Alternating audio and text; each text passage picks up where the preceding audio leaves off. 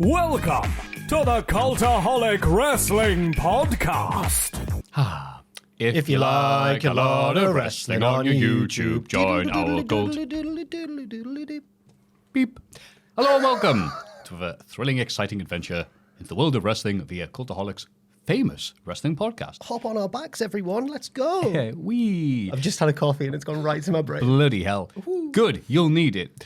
You're listening to dulcet tones of Maffew and Jack and Puppet Jack and Shagger Joel, but no Ross because he's in Tunisia. He's in Tunisia. Looks like He's supposed to be there. He's not lost. Looks like he's having a really good time. I saw his Instagram story, and it was just the temperature. You know, you can put the temperature on your story, and it was like 31 degrees, which, for those who use Fahrenheit, I don't know what the equivalent is, but it's hot. It's hot. Especially for a lad from Newcastle. Right. And he just put, oh dear. I thought, yeah, he's having a good time. Bless him. He's going to come back all pink. Yeah, and it's great because it's also really bastard hot in Newcastle as well. I'm sweating. Yes. We're in the old setup, but slightly new.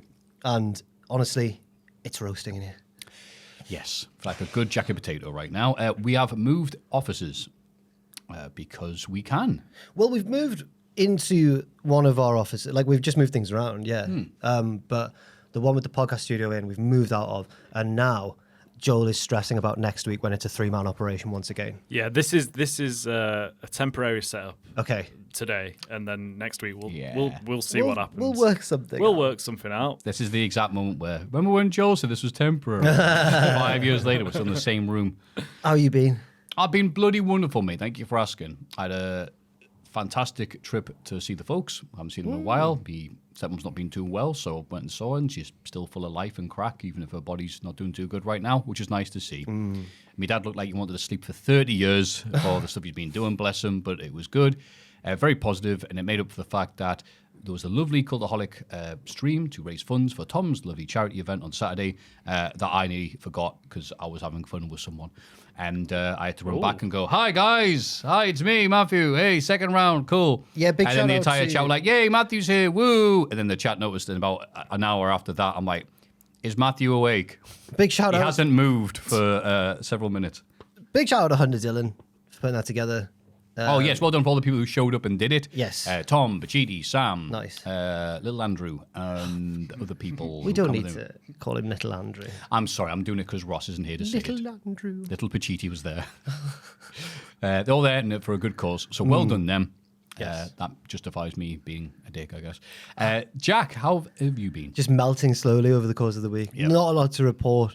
Although, because of the way my week went, I did all the podcast notes yesterday, apart from Dynamite or Grand Slam Mexico, which I did this morning. So yesterday, do you know when you just watch too much wrestling in a row and you start to question like the very conventions of a wrestling match? I was like, do they have to do it in this? You start to see the structure too clearly. Yeah. Now, but then Grand Slam Mexico came along and I watched that this morning, and there's just lads flying all over the place. They do that in Mexico. Who knew? Who knew? Some of them do. It was quadruple R on Wednesday. Yes, it was. But no, apart from that, not much else to report. That's fine. And how about you, Joel? Substitute Ross. I'm good. Vincent. I've got nothing to report either. Nothing's been happening. Listen to any It's good just music been- recently? You know what? This year as a whole, I haven't been listening to new music at all. Really, it's a bit sad. That is a bit sad. I thought I'd listen to more, but you know when you just get in the habit of like when I'm out and about, I just listen to podcasts, Right. and then when I'm at home, I listen to music. But I've rarely been doing it. Well, I'll recommend you some, don't worry. Go on then. Later. What about now? Because you put him on the spot and he doesn't like that. You possibly heard of a band called Green Day? Oh yes, yes. Oh, yeah. Oh, very good. They're new, but they won't be green after all. Oh, why do you even bother opening your mouth and saying that, Matthew? That was horrible. Hey, look, news. WWE haven't booked Omos in a pro wrestling match for over a year, but that hasn't deterred the company from signing the Giant to a new deal. Good. Things are going very well, says Omos. Can't complain. I'm really excited about what is to come. I've been training really hard and working on some new things, and I think it's going to be a really fun ride ahead. Oh, bless him. He's very positive. He's someone who, if you've got him on your roster, use him. Look at him. Well, Just they see didn't want the to do size that. of him. They didn't want to do that until another company started using him. As soon as they put the tag belt on him, he goes, no, I want you now. Was that Noah Yeah. Anderson? We'll get to the producers later on, but yes. During the whirlwind of news over the last 2 weeks, that was R-Truth's potential WWE exit and then coming back. Also, Carlito has quietly gone. Right. Which kind of sucks the way it's written. It's like, well, you just weren't as popular as R-Truth, so don't let the door hit you in the arse, I guess. Carlito posted an image with the words "back in business" with a caption including hashtags such as "fully available," "no contract," and "ready." So, I thought he'd gone back to the World Wrestling Council. I guess he can always pop in. Yeah, that's like going to your It's his mum's. family's business. Right. And a weird thing, a lawsuit has been filed against AEW and specifically Jon Moxley. Yeah. That's the sound, for those listening, that was the sound of me pushing. Ow! Nice. Yeah. I don't work here. By a former production member who was alleged negligence, civil assault, and battery. And it turns out this happened on TV, so everyone's able to find the clips rather easily. When Moxley took on Kenny Omega, I actually remember well. 2023? It certainly bloody was on Dynamite. He was there at ringside and he was shoved over by Jon Moxley. And he claims that he required cervical fusion surgery, shoulder surgery, and other treatment. The alleged injuries occurred after Jon Moxley went to grab a screwdriver and just shoved him because he was in the way. Yeah, that's quite bad if he has actually caused all that damage and he's not a bloody wrestler or whatever. Yeah. I know that people are like, oh, it's just wrestling and all that sort of stuff. But in a world where you've got so many people now who are willing to be extras and security, like trained wrestlers who are willing to do all that, if you're going to shove someone, shove one of them and plan it in advance, John. Yeah. So, even though I love Moxley, I think he's great and everything, can't really back him. Can't really back him here, Matthew. It's a hard one to defend. Yeah, I know people are like, oh, it's a coward generation. It's like, no, if you've been pushed over at work and you've had, want to be pushed over you've had by to Jon have two Moxley. surgeries, I'm like, nah, I'm kind of with the dude. And until you've stood next to an American wrestler and realized, especially one who's been in WWE, and you realize that every ex-WWE wrestler is about a foot taller than you imagine them to be. So Moxley is a big boy. Yeah, and especially if he's been in a role where it's just, no, I'm just at ringside to do the turn the knobs or whatever. And, if they said, by the way, you might get hit in the face, it's like, oh, okay, well, it's your own fault. But if they're not warned them, then yeah. It reminds me of Scott Steiner had issues in 2000, I think, in WCW, when there were a bunch of doctors looking at someone who, I think he'd just been attacked by someone. I wish I remember who the wrestler was, but it doesn't really matter. And so they're like, oh, God, are you okay? And Steiner just assumed one of them were like, oh, these are just wrestlers with white shirts on, that giant Jack Doctor. Yeah. Hello, it's me. Dr. Wrestle. And Steiner... You've just been doing a thing with Tom, haven't you? Yeah, you can Dr. tell. Wrestle. There's that voice that we do. And Steiner hit him for... not hit him for real, like shooting on him, but threw him around like you would a guy who's about to take a bump and ready. And he was like, whoa, what are you doing? And he obviously kicked off and got some money. And they're like, look, we're really sorry about that. I watched the It was one of the more sane moments of Steiner that year. I watched the Steiners match the other day. Him and Rick against Kensuke Sasaki and someone else. In 92 or something. Was it 91. Hase? Yeah, maybe, yeah. And Do you have a porno tash? yes. Yeah, that was Hase. And it was I was watching it thinking, these teams really don't like each other, which is the point of wrestling. Yes. But they'd all agreed to it, whereas Moxley's guy didn't agree to it. Yes, you don't agree to We'll see take how that pans out. a head first German suplex, courtesy of Scott. The Steiners were doing some crazy double team moves. They had some amazing matches doing that. But then I think at one point Kensuke Sasaki gets a bit sick of this and hits the best lariat I've ever seen on Rick Steiner. I was just like, oh, Jesus. No, but I think that was the thing with the Steiners. They'd said, look, we'll work with you, fine. We're going to hit you hard, you're going to hit us hard. That's absolutely fine. They would take issue if you were like, oh, I don't know about working with you. You're not very professional. They're like, how dare you? We're really professional. And we're going to prove that by kicking the poo out of you. I feel like the Steiners wouldn't like me. Very much. I take a guess and say probably not. Someone's achieved plenty of success in TNA over the years, James Storm, recently recalled incidents on Insight with Chris Van Vliet where he was fined for speaking his mind about the lack of opportunities received by the younger talent. He says he got into trouble. He was doing a promo and he was fined for saying, quote, the days of someone coming out here and talking for 30 minutes and taking up time for the younger generation is over. He went backstage and Bischoff went up to him and says, why would you say that? Blah, blah, blah. I'm like, well, you asked me to speak from the heart. This is what I believe. And he went, well, that's not what we meant. And you're fine. Yeah, I was thinking, what sort of era of TNA was this? And then when you said Bischoff, I was like, right. Yeah. We need Hogan to go out and do that every show. Yeah. Yeah. Okay, cool. Good bit of news. There wasn't a lot of news this week, I've got to be honest with you. Right. And we'll end on the thing that is interesting just because I saw the Netflix documentary about it. American Gladiators is coming back on Amazon Prime. WWE's The Miz has been announced as the host of the show. Rick Boogs, former WWE talent, will be there. As well as... a huge pop for Rick Boogs. Bit of Boogs for lads. As will AEW's Wardlow and Camille. and OVW's Jesse Goddard's and J-Rod. And I think people have been, the news sites have been like, oh, there's tensions, there's issues. And it's just come back like, nah, no one's got any issues really. Oh, I thought there would have been. I'm sure I saw a headline like last week saying potential issues. That's what I mean. Right. Potential And the issues. potential issues means there's The no story is there's no story right now. Okay. WWE has said they've not heard of any issues. The American Gladiators, talent associated with the American Gladiators, were reportedly caught off guard when The Miz was announced as the host, as they fear AEW would have issues. Tony Khan said, we haven't got any issues. What was it called? It's actually nice. They're like, nah, it's all right, mate. What was the Rock's thing? Titan Games. I remember watching Titan Games during lockdown. What was Titan Games? It was kind of like World's Strongest Man sort of contests where two people would have to race to pick up all the stones or whatever. And Ivy Nile was on it before she was Ivy Nile, before she was a wrestler, which I'm guessing is where they scouted her. And Robert Stone was on it. But they were open on camera about The Rock was like, I know him, we're both in the business together and stuff. And then he's doing like a tug of war or something against the other guy and is losing. And The Rock comes down into the arena and starts like encouraging him, come on, Rob, you've got this. And then he loses. And I was thinking, that's a bit biased from The Rock. What are you doing? I was going to say, that just sounded a bit crap.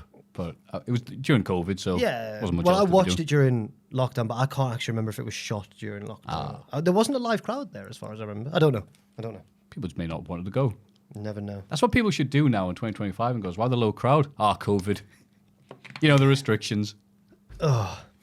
Sorry, I'm trying to Oh, breathe. bless you. Don't worry. It's hay fever season. It is the season. I've been getting it bad this year. I I've ain't been got in a getting while, it but- not as bad as usual. Yeah, And me I neither. don't know why. Yeah. What? Wait, what? I've been getting it not as bad Oh, as usual. sorry, I've been getting worse than usual. I thought we had another Tears for Fears situation there, which I've not stopped talking about. Kid Icarus on Twitter Oh, yeah, he's defending me. has multiple times now tweeted saying, can I just defend Joel? The question was, what's the best song? Not what's your favourite song. And he's not There wrong. are two different things. To Yeah. which I would correct. say, in my view, it's both the best song and the great. I don't think it. I think. Okay.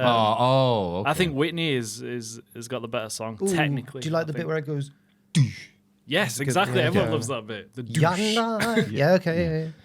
We've all longed to make that sound effect. I listened to songs from The Big Chair in full. I was like, what an album. Is it? 9 out of 10. Wow. What would make it 10? Probably if it had Basket Case on it. Yeah. By the band Green Day. Yeah. Who are sponsoring this week's podcast. That was the news. Not a lot going on. Don't worry. Plenty of wrestling. Everybody get excited for the Cultaholic Hall of Fame! Hall of Fame time. In condescending order from I last can't week, believe these results, by the way. Mr. Iguana, What? 17%. Oh my god. I know. That is a shocker. Glory is fleeting in wrestling. That was Ross, I believe. Yeah. Yeah. And I thought, well, I didn't think he'd come last. If you don't believe us, remember Pearl Jam guy at the start of the year? Exactly. No. Pearl Jam. The Pearl Jam wrestler. Oh, Yeah. Stephen Flo. Stephen Flo. There we go. Yeah. Yeah. Did he not win? No, I was just saying, like, remember I was up? Oh, he was so cool. Oh, he's still cool. Then a week went by. Oh, he's still cool. Sure he is. Wade Barrett discussing nipples. 18%. Wow. The clear winner by far. I feel cheap. Pacitti spraying Bucks Fizz into his own face. 65%. So last week we agreed we can't just nominate Pacitti because it'll be a That's landslide. right, that's very cheap. And then I said, can I nominate a Pacitti moment? And you guys said yes, and I was shocked. It was an open goal. I genuinely thought Mr. Iguana was going to win. So did I. I think I did as well, actually. Yeah. Can't trust that bloody internet, let me tell you. Imagine if Pacitti is Mr. Iguana That's why he's leaving. to be Mr. Iguana full time. He's about to get signed. With Puppet, I knew. Yeah. It all comes together in the end. Puppet Jack's just got the remnants of green paint. It wasn't me. No. I've been painting Yeah. my face. So well done, Pacitti. Oh, me. Well, that's glory, but it was ye via Pacitti. So what have you got for us this week? Is it another Pacitti moment? No, it's a band. It's another band. So I've been listening to a lot of albums recently. Some which I've never listened to before. Initially, I started off just whenever I wanted to listen to an album, instead of listening to one that I'd already know and love, I thought, I'll actually listen to new music for the first time in a decade or whatever. Wow, you weirdo. Not new releases, but like just classic albums I've never listened to Okay, before. so it's never been easier to listen to old music. Of course. But then I relented this week and I just put on The Strokes, Is This It? And I'm just nominating The Strokes, Matthew. Just The Strokes. They saved rock and roll. No, they did. Because by the late 90s, Oh, okay. we had all these wank bands like Radiohead and Neutral Milk Hotel. Ooh. Get the distortion back on the guitar. Oh, yeah, no, I agree. And the cool thing about the Strokes is that they try and act like they're really not trying and they don't care. But apparently, at the time when they were, you know that famous live set in the Red Room? In like it's where the Last Night video is shot, I think. Where it's like, you know, it's very square. I don't know if it's red, but it's in a very square like stage. There's a bit where one of them like messes up a chord change slightly, and Julian Casablancas goes like, "Tighten up." Like, so they put on all this slacker cool. I just like to, but actually they were a very like the demands were high for the live performances. They're an amazing band, Maffew. They've got so many good songs. Are you a Strokes guy? Great album, great record. I didn't like Last Night, and I was very put off by them as a result. And then every other song they had after that as a single, I was like, oh, that's really good. So the one after that, they did Someday or something. What was the name of the second album? Reptilia. Oh, which Mr. is Reptilia. see the logic there. Yeah. So Someday. hard to explain because that used clips from Kaio and Skatsi. By the time they released like, Oh, does it? Yeah, That's funny. by the time they released Juicebox, people had gone off them. I'm impressed you know what that is. But Well done, Juicebox Joe. is a brilliant song, I think. But people had started to not like them by then. People were like, this sounds like a rejected Bond theme. Like doon doon doon doon doon doon doon doon doon doon doon doon doon. Everybody sees me. I don't quite remember that one. What was the one that was a time?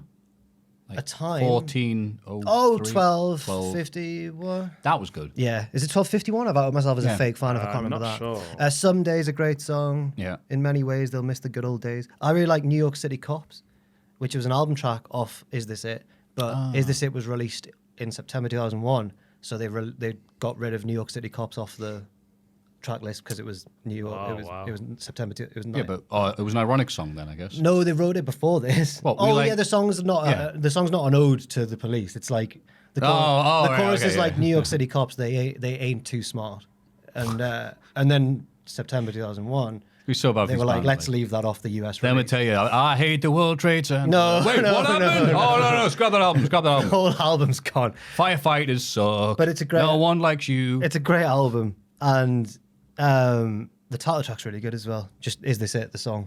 Yeah, they're a band that I appreciated the more stuff they put out, and their popularity dwindled, which was the same for me with Andrew WK. Because his first Yeah, they're much album... better than Andrew WK. His first album's... Stop that. That man's a charlatan. I'm ignoring you. He's a bloody fraud, is that? I've gone temporarily deaf. Must be the hay fever. It had an all right first album that everyone bought and marked one out with over. when he's bleeding. Yeah. The second album, so much better, but everyone was just like, look at this novelty act. Look at this Mr. Blobby of rock. Sure his songs don't all sound like one song? On the first album, Which you one can of make his- that argument. which one of Second his- album, no, much different. Oh, I love all of his song. See, how dare you? How bloody dare you? Because I was talking to someone who was like, no, you've not heard She Is Beautiful. That's a much better song than Party Hard. And I thought I was listening to Party Hard. She is beautiful when it's time to party. Then we party hard. Party hard. She's beautiful. I'm with you. I'm with you. But my argument goes, but then the second album is much better, but that by the time everyone would just throw them off. But Jack, he's a nice guy and he's so positive. And I'm like, Oh, no wonder you don't like Although I it. think he's married to Kat Dennings. So good for them both. Oh. I was about to go good for, and it sounded a I bit. know. I can hear the pause. Yeah, good for both of them. Well, they're both attractive, I hate you, Andrew, but good for both but of them. good.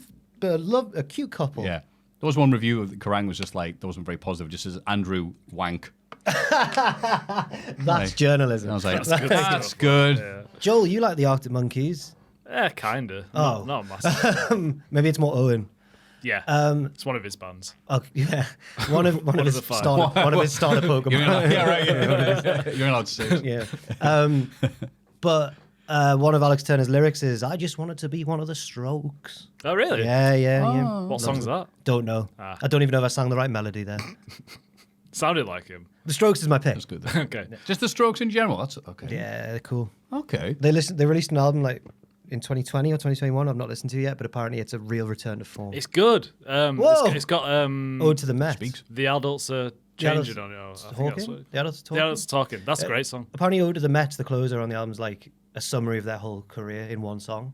I'm like, ooh. I can't remember. I've listened to that album though.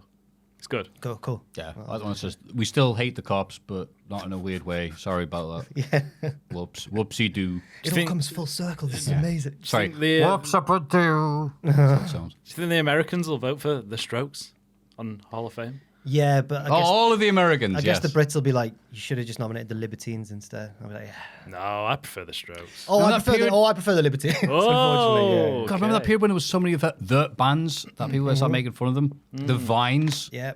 The That guy Maccabees. ended up being a loon. Yeah. The loads, absolutely loads. The Von Bodies? I reckon it was. The Von Wagners? I reckon it was a callback to the '60s kind of era, wasn't it? Probably. Yeah, Yeah. I'd say so. Anyway, that's my pick. Ooh. Now, do I go with that one, or do I... Well, no, that's my pick. You probably don't. Yes, I missed out a keyword. I do apologise. Do I go with your theme there, and go for a band that I saw this week, or do I go and try and make like the good people of Toronto and try and re-elect the mayor, Rob Ford, because the brand new Netflix documentary came up about him, and I watched that on the way back home. Good. I mean, just an amazing person. Did you see the band that everyone's been seeing this week? 9 Inch Nails? Yeah. Yes, I did. Did you as well? I went to go see him at walked Manchester. I walked past Maffew and went, Sam, how were 9 Inch Nails? Sorry, I didn't Oh, no, realize. that's okay. Well, I figured I'm going to be talking to you about this anyway. And I don't like the idea of, wow, Matthew, let's make it look like the first time we've had this conversation. Fair. Like, tell me more. Do like tell, that. do tell me more. Oh, okay, I will. I've got very basic knowledge of 9 Inch Nails. Though. Fair enough then. I went to the Co-op Arena, second time seeing something at that giant big blue cube. Is that the MEN? No. It's way out. It's next to the Man City Stadium. Oh, the Etihad. Yeah, okay, that's right. it, right. So it's right there in the middle of nowhere. It's not the easiest thing to get to, but I think it's, bloody hell, are you all right? That was He's broke your neck. That's the back of my neck there. I don't know if you could hear that with these amazing microphones, but like, I didn't hear it. It was I a went big, to- big crack. Probably good. I went to the Probably good. Co-op Arena. That was Jack's neck, if you heard I mean, I that. feel great now, though. Oh, wow. Yeah. Ooh. It's only Jack starts doing backflips. It's Ninja Jack. Yes. Anyway, yeah, went there. It's very nice. The audio was amazing. I mean, it better be. It's brand new. So, and missed Sam because he was at the other side and had the lights off. And this big red cube. Quite popular. A lot of people there, I guess. You Oh, couldn't yeah, see yeah. Sam? A All right, lot of fair people there. enough. So right near the bloody back. But they've got this thing now because I guess it's a flat, completely flat floor. So they've got something in the middle. Right. So he did some quiet stuff there and then went to the main stage stage, with yeah. all the big lights coming on and be all ambient. And then he went back there and did some more quiet stuff. It's a nice way of varying it, I guess, and to make people who can't see a bloody thing go, look, there he is. I hope they did the two songs I know. Which 2 songs? The only 2 songs that very non-fans of 9 Inch Nails know. I know Hurt, Yes. their wonderful cover of Johnny Cash. Yeah. And Closer, the song that... They did not do Closer, which annoyed my mate. Ooh. That's the noise he made. Where they're trying to weed out the real fans. Right, he was so annoyed. It's like, well, the curfew's 10 p.m. He's just done Hurt. There is another. can't follow Hurt There with is another Closer. 10 You minutes. can't That's be what we said. Like, you follow Hurt with the sex song. Everyone's so depressed. Yeah. Come on, guys. I think I associate Closer with like whenever that came on in Rise, I would kind of just sort of edge into a corner because all the goths started feeling really sexy and I get quite scared. I'm Yeah. like, what's going on? Me and my mates went, I was complaining, why they put the song on? It goes on forever and you can't rock to it. And I'd like, no, this is the point where Everyone's if you're with getting off with someone, each other now, yeah. boom, boom, boom. Yeah, but I was in the corner like, Yeah. go away. Yeah, it's like, well, I'm going to go to the bar. So, I've heard that the frontman of 9 Inch Nails is the Robot Wars robot Razor, actually. So, that's crap. That's absolute crap. That's so crap. But I'm just All right, well, picturing- 1 for 1 for but I'm bad just lines picturing- there. I'm just Let's keep a picturing- tally. I'm just picturing the little keyboard to play Hurt on, but it's just Razor. Just ding, ding. The needle. Craig Charles, I hurt myself today Oh, fantastic. to see if I can still feel the Robot Wars. Bye-bye. They're not playing close. This is a great bit. This is really good. Yeah. You've done really well. Yeah. Razor was my favourite robot. Sorry, 9 Inch Razor Nails. was your 9 Inch- favourite? Yeah, Oh, Matilda was mine. Well, she's a house robot. Oh. I mean, Oh, bollocks, yeah. Dead Metal was my favourite house right, robot yes. because he had a cool design. Yeah. Sorry, we were talking about 9 Inch Nails. We were talking about 9 Inch Nails. You cruelly talked about something Is he else. still good, Trent? Yeah. He's still able to do it. And beautiful band, amazing ambience, blah, blah, blah. Afterwards, we sat down waiting for the taxi, which took forever to show up. And my brother was doing it on on Uber, and he was getting mad. And as soon as it came up, name of driver of taxi is Ronaldo. Or whatever. I was like, oh, yay! Okay. For some reason, that made him very happy. Like the other guy. I'm like, yeah, we get it.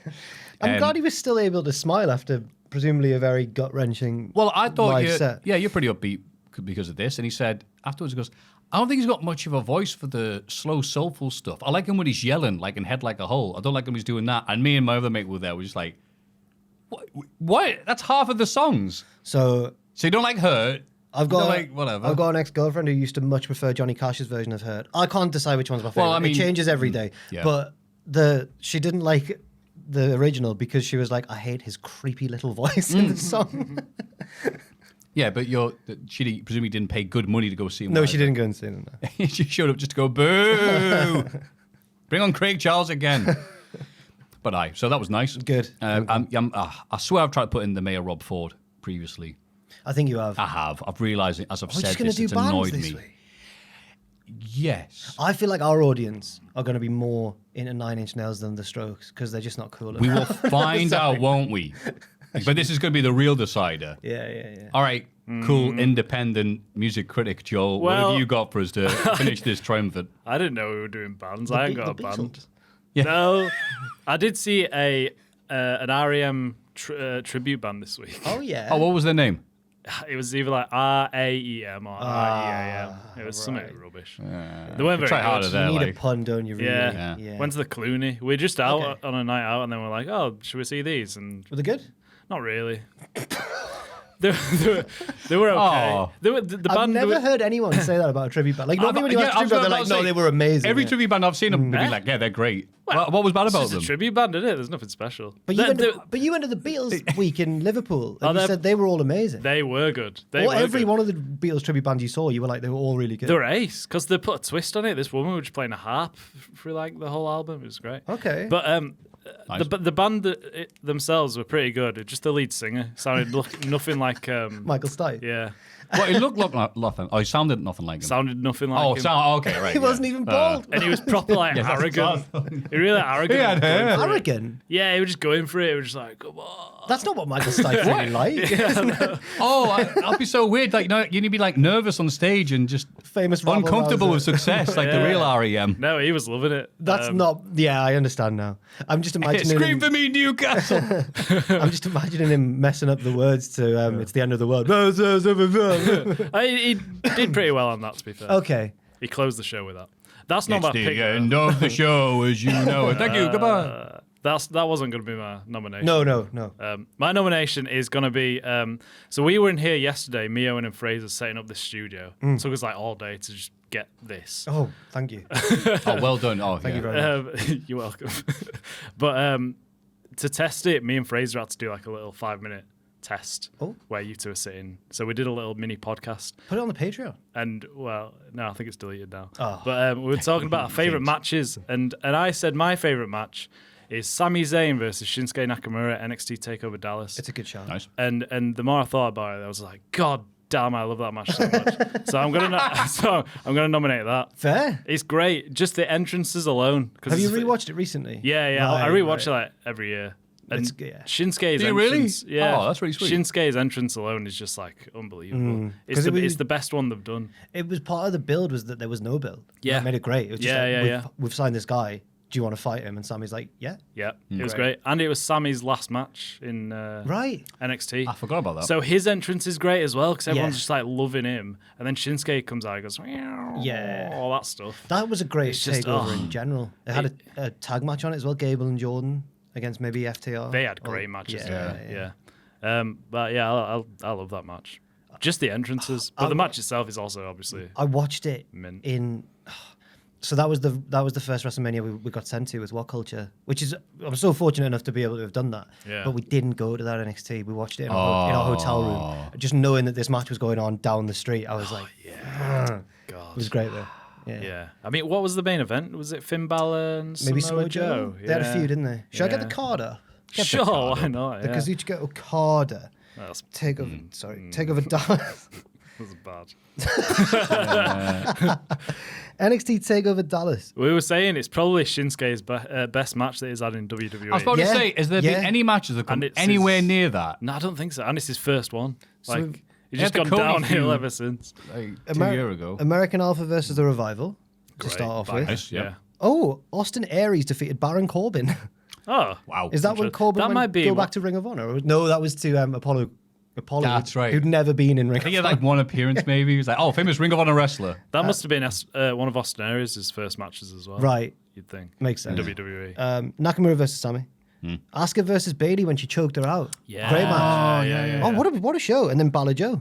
Wow. Bloody hell. Yeah, no. Maybe that We were eating good back then. I think that might have been the Balor Joe where Joe got cut open. He got caught by like a fingernail or Yeah, I something. think you're and right. he's just, I think he's you're right. bleeding Yeah, everywhere. it and slowed the down guys the are trying match to a mop bit, him up didn't and it? he's like, get off away away from me. Yeah. That's the period when like NXT started to become really good. No, on this it was like in the podcast, we middle of prefer it. for some reason 2.0. Yeah. Yes. We also suffer from massive head injuries, and we love 2.0. Yeah. Okay, well, that's nice. That's a There's good pick. 3 Thank great you. bands. I've not watched that match in a long time. I need to rewatch it as well. Yeah, should. I will rewatch it now, just because your enthusiasm, which is what we want from Wrestling Podcast. To be Hell honest with you, it yeah. can't be Let's do negativity. Let's do like a book club for the audience where we all I'd recommend them love one that. match a week. That's to good. watch. Yeah. And an album to go with it. Well, me and Owen have been doing the Listen album to the album exchange, as you're watching the match. Yeah. All right, listen well, to Is This It while you watch. No, that's too dreary. They'll be like, Yeah. Well, let's just not do that Okay. idea. Then instead, let's run down the Hall of Fame, which is The Strokes, the band, Nine Inch Nails, the band, not Nails the same height as Adam Cole, and Joel's pick of Nakamura versus Sami Zayn. the match. The match. Yeah. Yes, the match. Yeah, she said the band. Match. Oh, one of my little jokes. Those are your Hall of Fame picks. You go to patreon.com/Cultaholic and sign up, Oh, vote, do all the things. And one of the things you can do there, whilst you're putting your votes down, is become a magnificent producer. And we'll have these. Oh, it's just going to be the 3 of us, bloody hell. Reno 2200. He's from the future. Whoa. Ow. Wow. Ow. It's like Noah you're shooting me. Anderson. Noah Anderson. Anderson. I did it. I That did was his first name. different. Anderson. Levi. No, you're supposed to cut me off when I'm saying that. Anderson. Thank you. Levi LaRue. Going in for the kill. Look at my posture. Oh, God, how's Ross do that? Jimmy Gillen. Gillen. The best a man can get. You're looking good. You're You're looking looking sharp. sharp. You've come so We just kind of fade And out you there. know how. make the most of who you are. Okay, it's okay. Kendrick. Bum bum. All top. Hey now, Kendrick Allsop on the Patreon. Oh, somebody Tear of Grace. feel those tears on your grace. Grace, no one else can feel them for you. Only Brett can let them in. He likes cats. He likes cats. Bloody loves Everybody's doing Ross impressions. Yeah, you've got to kind of channel the spirit of Josh Fair. It's coming up. It's coming up. It's coming up. It's coming up. It's coming up. Fair. It's coming up. I I thought we were going to do 6. Are you? I forget what it is every time. That's why I point with my finger. Parsley say. On the Patreon. I was doing the Futurama version of Simon and Garfunkel. Tay 2. Nah. Na na na na. Na na na na. Tay 2. Theo de Havilland. Whoa, it's Theo de Havilland. Whoa, it's Theo de Havilland. Haven't learned how to Bam, bam, bam, bam.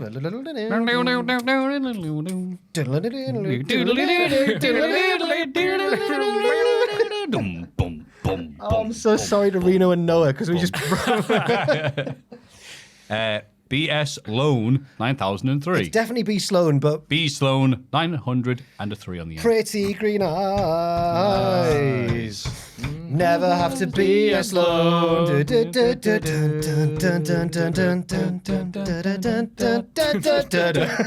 think I'm doing Heaven by DJ Savage. It's getting there, isn't We're it? in heaven. Be a slow. And finally, Dakota Ham. Now, Ham Dakota. Ham Dakota. Ham Dakota. Money well spent. Do the full 4-minute guitar solo. It's so tempting to go on some of these, isn't it? Yeah, we choose some great records. We do, and then we ruin them. We're about to ruin This Week in Wrestling. This is This Week in the Wrestling. It's this bloody week in the wrestling. Cool. This week in... Stop singing. This Week in Wrestling, SmackDown. Put that cigarette up. John Cena opens the show and calls himself the Mount Rushmore of the pro wrestling. All of the 4 of them. That's right, all of them, so many. There'll be other greats, but Cena is better than them all. Not because he never gives up, but because he's smarter, point at head. He planned his final run in advance and claimed to use Logan Paul to buy some time and prepare for CM Punk. Triple H is backtracking. I know. Now, if Punk wants to win the title, he has to admit he's a hypocrite. I can't believe they're making that part of the story. He's not worried about Seth Rollins because he knows Seth would rather cash in once Cena has left, making Seth the only remaining world champion. Some logic there. Yeah, it makes sense. Seeing John Cena live. Damn it, they look exactly the same. Seeing John Cena not dead is the greatest moment of the crowd's lives. But to Cena, they're just a mathematical equation. It's just Tuesday. Yeah. Nobody will be worthy of holding the WWE title ever again. Cody Rhodes interrupts and admits everything Cena predicted has come true. But he didn't mention that Cody pinned Cena last week. Randy Orton arrives and says he had Cena beat at Backlash. Now he's willing to do whatever it takes to win the title, even if it means taking out Cody, his way to becoming King of the Ring. Oh, no. LA Knight interrupts and admits he's the sore thumb in this segment, but he likes it that way. He'll beat everybody to win the title, including that balding bitch, John Cena. Cena leaves and is ambushed by Ron Killings on the stage until they drag him away.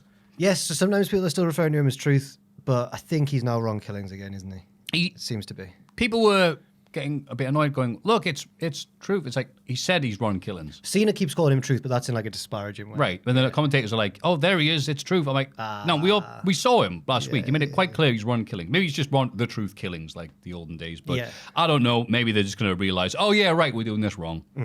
What do you think? I wish I would enjoy these segments more if they weren't in the 3-hour SmackDown. Big news. Apparently SmackDown, yeah, right. That's big news. Apparently SmackDown's going back down to 2. Yeah. We're not just complaining because there's more wrestling to watch. Like, it is a better show when it's 2 hours. No, it's not just because we're content creators. And I think we want to, like, I'm always conscious, that's a word, of not sounding like, oh no, about so much work. Yeah. Because I know people are riding Alvarez hard because he's like, oh, come on, Dave. But I'm 50. I think it's a better... Dave's like, no, you're not. I think it's a better show when it's 2 hours. It feels less stretched out. Absolutely. Yeah. So there were bits of this I liked, but then it's amazing how ordinary heel Cena is, and has been for a while now. I know. Here he comes. Oh, here comes everybody else to go. I don't think you're the Mount Rushmore, you silly Billy.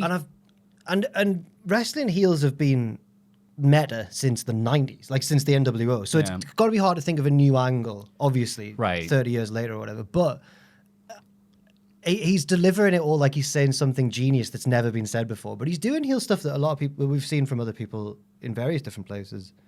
It was supposed to be this, like, I think we all had such high expectations. Like, this is going to be amazing, he could do this. And it's just, yeah, I'm glad you never turned heel before now if it was just going to be this. I know.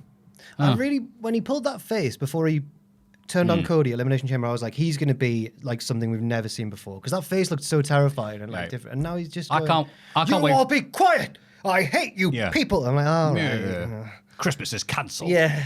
I can't wait for people, smegheads more than likely, to be going, do you think that Cena purposely bombed or tanked this just to spite all those people that wanted him to be heel all those years ago?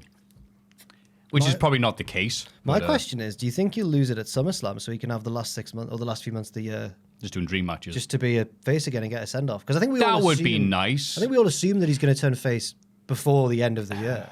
I think they've really said, look, he's going to be, they count all the days down, and it's like, can he have the title taken from him until then? If business stays high, they're probably going to do that because that is the storyline. But they've not been doing it as much as I thought they would. This is the positive thing I will say about this segment is that we had, I know we don't like, carousel segments where everyone comes, it's my turn to talk and now it's my turn. But at least we finally got a sense of multiple people going after Cena at once. Because it's getting quite urgent now, lads. Someone probably wants to beat him for this title before he leaves. Yeah. The heat is on. Yeah. I think the biggest thing I took away from this segment was, wait, so has Randy always been that taller than Cena, or is he just getting smaller? I don't know. He was towering over him. I'm like, wait, hang on. Do I have to go back and see the size comparison? It does feel like Randy gets taller and taller, doesn't it? Yeah, he's definitely getting wider. Yeah, he's huge. That I can explain. But I'm like, I swear they were the same height. But he's wider. But he's in more muscular shape than he's ever been before in his career. I don't know. I mean, Randy has always been one of those wrestlers where you're like, whoa, he's actually tall. Like Foley, where you're like, actually, he's really tall. Yeah. It's like when you see Foley stand next to The Undertaker, you're like, it's not that big a difference. Look how proud you are of your boy McFoley. He's so tall. He's so big. Who's that big boy McFoley? Were you wearing that as well? Oh, yes. And also just the fact that Orton came out and go, well, Cena, blah, blah. Like, oh, no. I was all right having them the last Orton match. Don't do it again. Yeah. Don't even tease that. How dare you? I'm offended. I'm upset. I'm going to go cry in the corner. I reckon if it's Cody at SummerSlam, then... Because I don't think Punk's going to beat Cena. But I think Cody... If it's Cody at SummerSlam, I think that might be the title change and then Cena will turn face again. It's a weird one. It is weird. We'll get more into the Punk stuff because it obviously comes up on Raw. And it's even funnier then. We see Cena screaming at Nick Aldis backstage before the opening match. Have you heard the Strokes? In the ring, first round between Orton, Knight, Carmelo Hayes, and Aleister Black. Knight is in control towards the end of the match, but gets attacked by Bron Breakker and Bronson Reed. Bron. Mello tries to take advantage with a frog splash, but Orton hits a mid-air RKO to win the bloody match, which is very nice. Yes, I wanted the replay to show more of his approach into the ring for that finish, but it didn't. Because I don't like the idea of Orton just stood there watching. But Orton always manages to... I don't know if you know this about Randy Orton, Maffew. He's actually got quite good timing. He does. Yeah. He knows when to take a year off. Sorry. I enjoyed the match. It was fun. Yeah. It was a very solid match. It was more than just two guys and doing stuff there and two guys outside going, I'm recovering from that Irish whip you just gave me. And it was all well. But they did do that. What was it? Oh, Randy had the double DDT set up and then LA Knight hit the... what's it BFT? called? BFT. And I thought, that's the finish. That's the finish. It wasn't the finish, which let me know that LA Knight was not winning this. And I thought that was such a great finish. It should have been. But it wasn't. And so we got a very nice-looking RKO. Yes. And it solved the issue of when the heel does like a flying nothing, and you're like, why did you just jump at Randy Orton? Because he was going for a splash on the other guy. So Orton just happened to be there. Yeah. And he still splashed him. Yep. But it worked out because gravity. Well. Yes, because gravity. Yeah, and Knight's boot actually came off from Breaker's spear. So he speared him out of his boots. Looks good. What a professional. Yeah. So, yeah, got a big old spear. Some nice counters. Can't complain about this. Whose shoes pop off famously when... Oh, it's Terry Funk. It's Terry Funk when Undertaker chokes. What a pro. Jacob Fatu is in Gorilla before the break. We head to the ring and he cuts a promo on Solo, who interrupts him on the Tron alongside JC Mateo, who has his sunglasses on because he's asleep. Before Solo came along, Jacob was in Sacramento doing nothing with his life. Oh, Not Sacramento. Oh, no. Solo brought Jacob to WWE and made him a star. You were working a cocktail waitress in a... You were working as a waitress. I completely bollocks that. Okay, that's 2-1 me. Next week, Solo wants to meet Jacob in the ring and forgive him. He just needs Jacob to say he loves him again. Solo brought Jacob into this world and he can take him out of it. Don't you want me, baby? I think that... Well, I was about to say I think Solo's going to get his head kicked in. But no, I think Solo will get Jacob's head kicked in first. And then at the pay-per-view, you know. Yeah. Well, yeah. I reckon we'll see a nice bit where Jacob's like, all right, you know what? And just so we could see more of Solo's hammy acting, which I'm really appreciating now. Good. It's like, no, JC Mateo, I can trust him. And JC's like, are you kidding me? Yeah. If you've never seen it, all right, I'll say it. And then just does it. And then, you know, JC will beat him up or whatever. But just Solo being camp. That's all I'm here for. I've realised that all of Rikishi's children are just quite funny. Have you ever seen the Usos out of character just being interviewed? They're so goofy. I saw him. I saw one of them out was Gord with Cody after that post show. Yes. So maybe He got a world title off of that. I don't look at that sustained push after yeeting everywhere. That was that. Look at Rikishi as particularly funny. A talker. He was obviously like charismatic and stuff in the ring. Let But his ass do the talking. yeah, but his children are all hilarious. Yeah. Fair enough. Yeah, and I think Rikishi is funny because he complains non-stop about any time one of his, 101 sons doesn't get the win or is world champion forever. Yeah, well, That's funny. That bit Rikishi's did- doing where he's complaining about everything. That's one of the funniest things in He wrestling. did that in Vegas. So I went to interview him at StarCast. Yeah. And he went, on camera, he goes, I think on camera, I can't remember if it was on camera or not. No, before the interview, he goes, I'll do you one better. And already my brain's like, it's a wrestler who's working me. What's this? He went, you don't just interview me, interview my whole family. Yeah. And they all just emerge. Yeah. And I was like, in my head, I'm like, but I just wanted to interview Rikishi, really. Yeah. Not knowing that who I interviewed were the men who would go on to be Jacob and Solo and stuff. But in the video at the time, I don't know what to ask them because I didn't watch MLW. Like, I didn't really know what was going on. So I just came up with some questions. Yeah. But I really want to interview Rikishi. Looking back, I should have made more. Yeah. The video's really funny. They're all towering. Yeah. It'd be good if you do like Narwhal or whatever doing all this. Yeah. Oh. So is there anything else to do in Samoa other than become a wrestler? Or is there, are there any American? Is there someone shopkeeps, for example? Or we've brought you a gift, Rikishi. It's the truck. You got chokeslammed in. He's like, how do you? That's sawdust. I remember it. How do you know? Yeah. We have to know. Here's the mask when you were the Sultan. It's hard talking like Nardwuar. Yeah. Whew. That's why there's only one of them. Yeah, man. Yeah. Fair play to him. I'll never forgive the drummer from Blur. Oh, he still has to apologise for that. Good. Ooh. Good. And Sonic Youth were apparently arseholes to him as well. That sounds like Sonic Youth. Okay, fair enough. Come on, man. They're punk. Can't be having fun. You seen the one where he talks to Slipknot? Nah, they don't care. No. It was like 90s he tricks them. It's amazing because he Isn't it just like one of them's in the back. I forget which one it is. The clown? I think it's the clown. He's like inside, like, I'm so cool. And he's you're got not, like, you're not. You're remember when you did these other, Sorry. yeah. It's like, remember when you did like these other bands? And he's like, no. It's like, oh, okay. Well, what would you think if I said he does like the first half of a dopey song that he did in the band before Slipknot, and then the clown just instinctively does the rest of the lyrics, and he realizes he's being played. He goes, oh no, and this walks off, and it's it's amazing. You can see like, even though he's got a mask on, you can see like the clog. Yeah. The clog. I'd like to take back what I just said about Slipknot there, because Corey Taylor seems like a cool guy, and most of them seem really talented. But the clown, that's your job, mate. How dare you? That was Lars Ulrich's whole thing in St. Anger. Yeah. Yeah, two drummers. One who's doing all the work. The other guy who hits a keg. A lot of music discussion in this. Yeah, sorry about that, folks. No, it's all right. Well, we could be discussing the horrible music in NXT, but we will get into that soon, won't we? The Secret Hervis meet with Nick Aldis, including Chelsea Green, via a video call from poolside. Chelsea wants to postpone her Queen of the Ring match. Aldis says no. He gives Alba Fire the spot in the match instead. The heels storm off, and Zelina Vega arrives. She demands a match with Julia, but Aldis says she isn't here tonight. Right? I don't know why she isn't. Vega says she's the smallest girl with the biggest mouth, and she'll see Julia next week. Okay. Alba Fire had the best line of the segment for me. When he's like, you're going to have to wrestle instead. She's like, I've got to change into my wrestling suit. Which is the same as the suit she's wearing. Yeah. Good. I was just more surprised. Like, is everyone off this week then? I guess so. Yeah. It's only SmackDown. And then Pierce, I think, wasn't on Raw again. Yeah. But the league table is the same. He's kept his second place because Ava had a bit of a nightmare. So Pierce, not even being here, still better than... Ava had a bad week. What can I say? Aldis is far and away top, though. He's easily the best. Absolutely. In kayfabe. Yeah. He's working harder than Corey Graves was at Worlds Collide. Out of kayfabe, I find it hard to separate Aldis and Pierce. I like exasperated Pierce. But I think Aldis has a gravitas that they're both good. And Ava obviously is as every bit as good as those two. Oh, absolutely. We get a 4-way Queen of the Ring match between Jade Cargill, Nia Jax, Piper Niven, and Michin.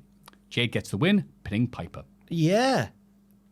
Which was cool to see her hit Jaded on Piper, because she's normally hitting it on way smaller lasses. But Piper's a more similar sort of size to Jade, and she hoisted her up there still. I was like, fair play. Yep. Piper's great at... When Piper sells, she's really funny and good at it. She's just a great wrestler. I can't remember much more about this match. I think it was good. I think I enjoyed it. Yeah, it just felt more of the same as we'd seen earlier. Yeah, right. I mean, turns out, that's a good formula.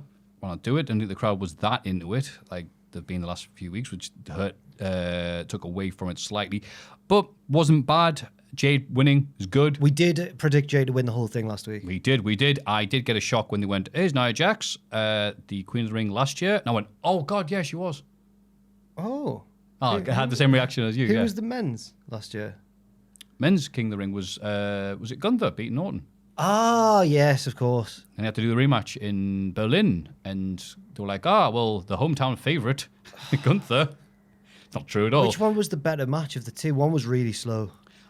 I think I like the... Oh, the King of the Ring one had the weird finish with the shoulder up. Yeah, so I do it again. Yeah. I thought they were both okay, but if I had to pick one, it was the King of the Ring one because I watched it with you and Sam. Yes. We're outside, and the DJ was playing stuff. I wasn't songs there. I hadn't heard in decades. I watched it in the office. I thought you were in the office. Oh, sorry. You watched that with Sam and Luke. Luke, that was it. Yes, I did not because I was working. But yeah, the band, the DJ saw Nia Jax came out and she played Hole. Dunna, dunna, dunna. I'm like, and that's why I'm like, it was an alright show. It wasn't alright. It was a crap show. I'm all I wanna be. Dunna, dunna, dunna. Oh, walking still. Okay. Yeah. Sorry, let's sing the entirety of Hole because we haven't said enough 90s bands. But yeah, this is okay. It's just the build up to King of the Ring is always like this, isn't it? And Queen of the Ring is just like, okay, there's some matches and then some person won. Yeah, but at least the Fatal 4-Way format means that it doesn't take up too much. Like, it should just be this week, really, and then the semis. We're already in the semi-finals next week. Exactly. Naomi heads to the ring and brags about becoming Miss Money in the Bank. Tiff Stratz kept getting in Naomi's way when she held the briefcase, so now Naomi is going to get her revenge. She can't wait to bash the champion's head in with the briefcase. Tiff interrupts and wonders why Naomi isn't cashing in right now. Naomi says, I'm not stupid. I'll cash in when you least expect it. Naomi heads up the ramp while Nia Jax ambushes Tiff from behind, hitting her with the Annihilator.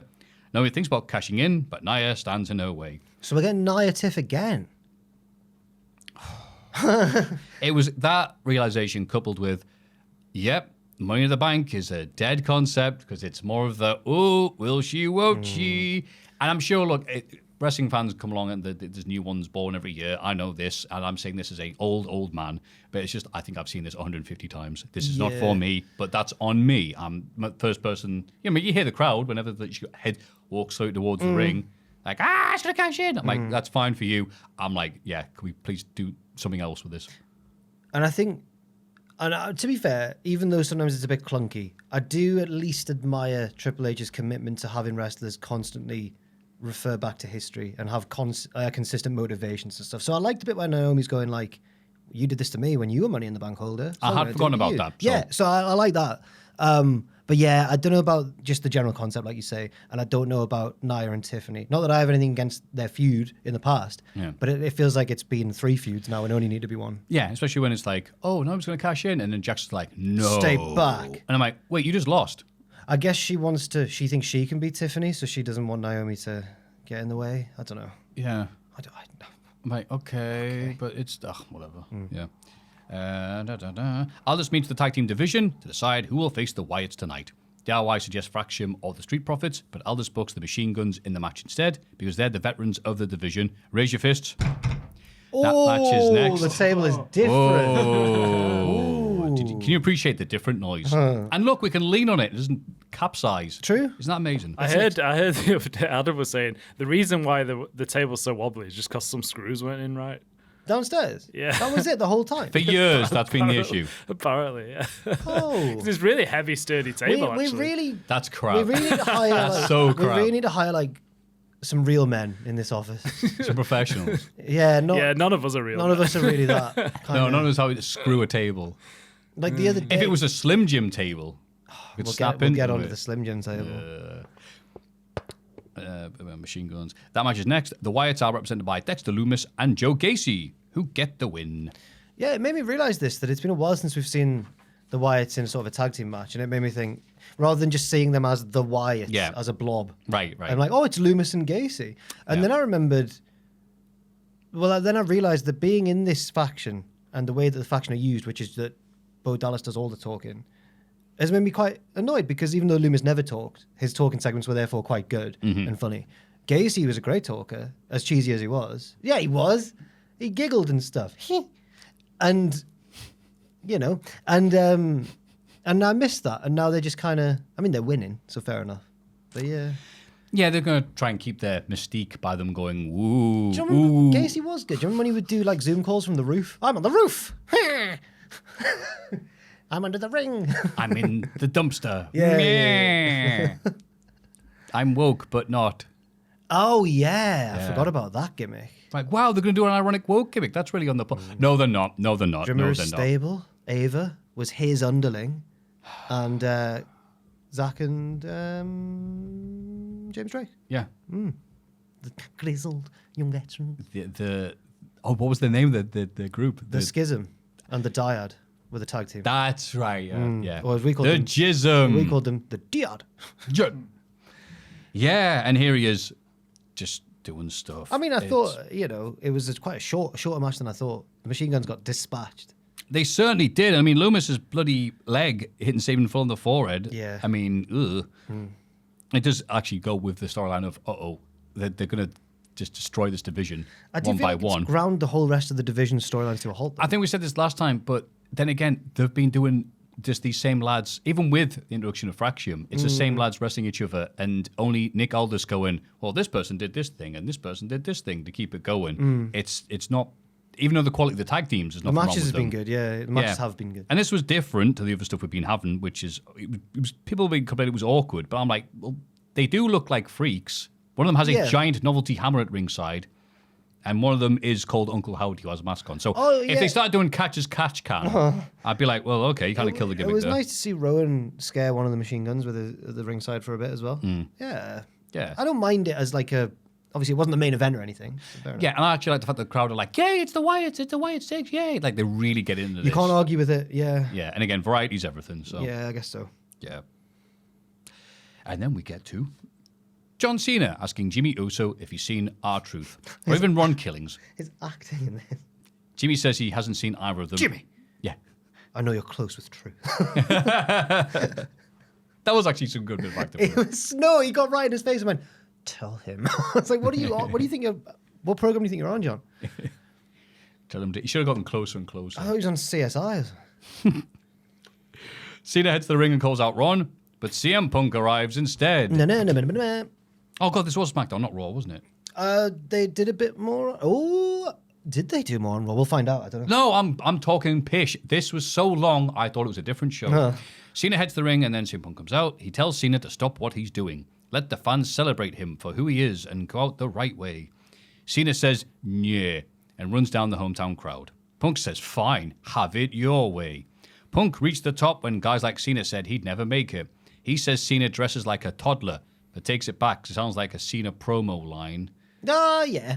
Yeah. Cena may talk about leaving with the belt and ruining wrestling. He's stealing Punk's best material. Yeah. Punk will follow Cena anywhere to beat him. He's going to make his retirement tour watchable. Okay. Cena's the GOAT. Punk will spit roast and sacrifice to the gods of wrestling. How dare Cena put himself on the Mount Rushmore of wrestling compared to people like Harley Race, Terry Funk, Bret Hart, Heidenreich, Snitsky, Rob Conway. No. He said Eddie Guerrero. I'm only reading what's on the page. No.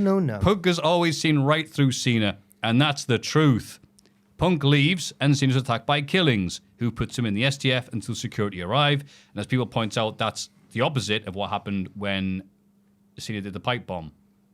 And it was Cena over Truth, and it was Truth over Cena. It was Truth who just put him through the table. So, wow. While he was lying there Cinnamon. as uncomfortably as he possibly could be. That's right. I didn't even clock that. Wow.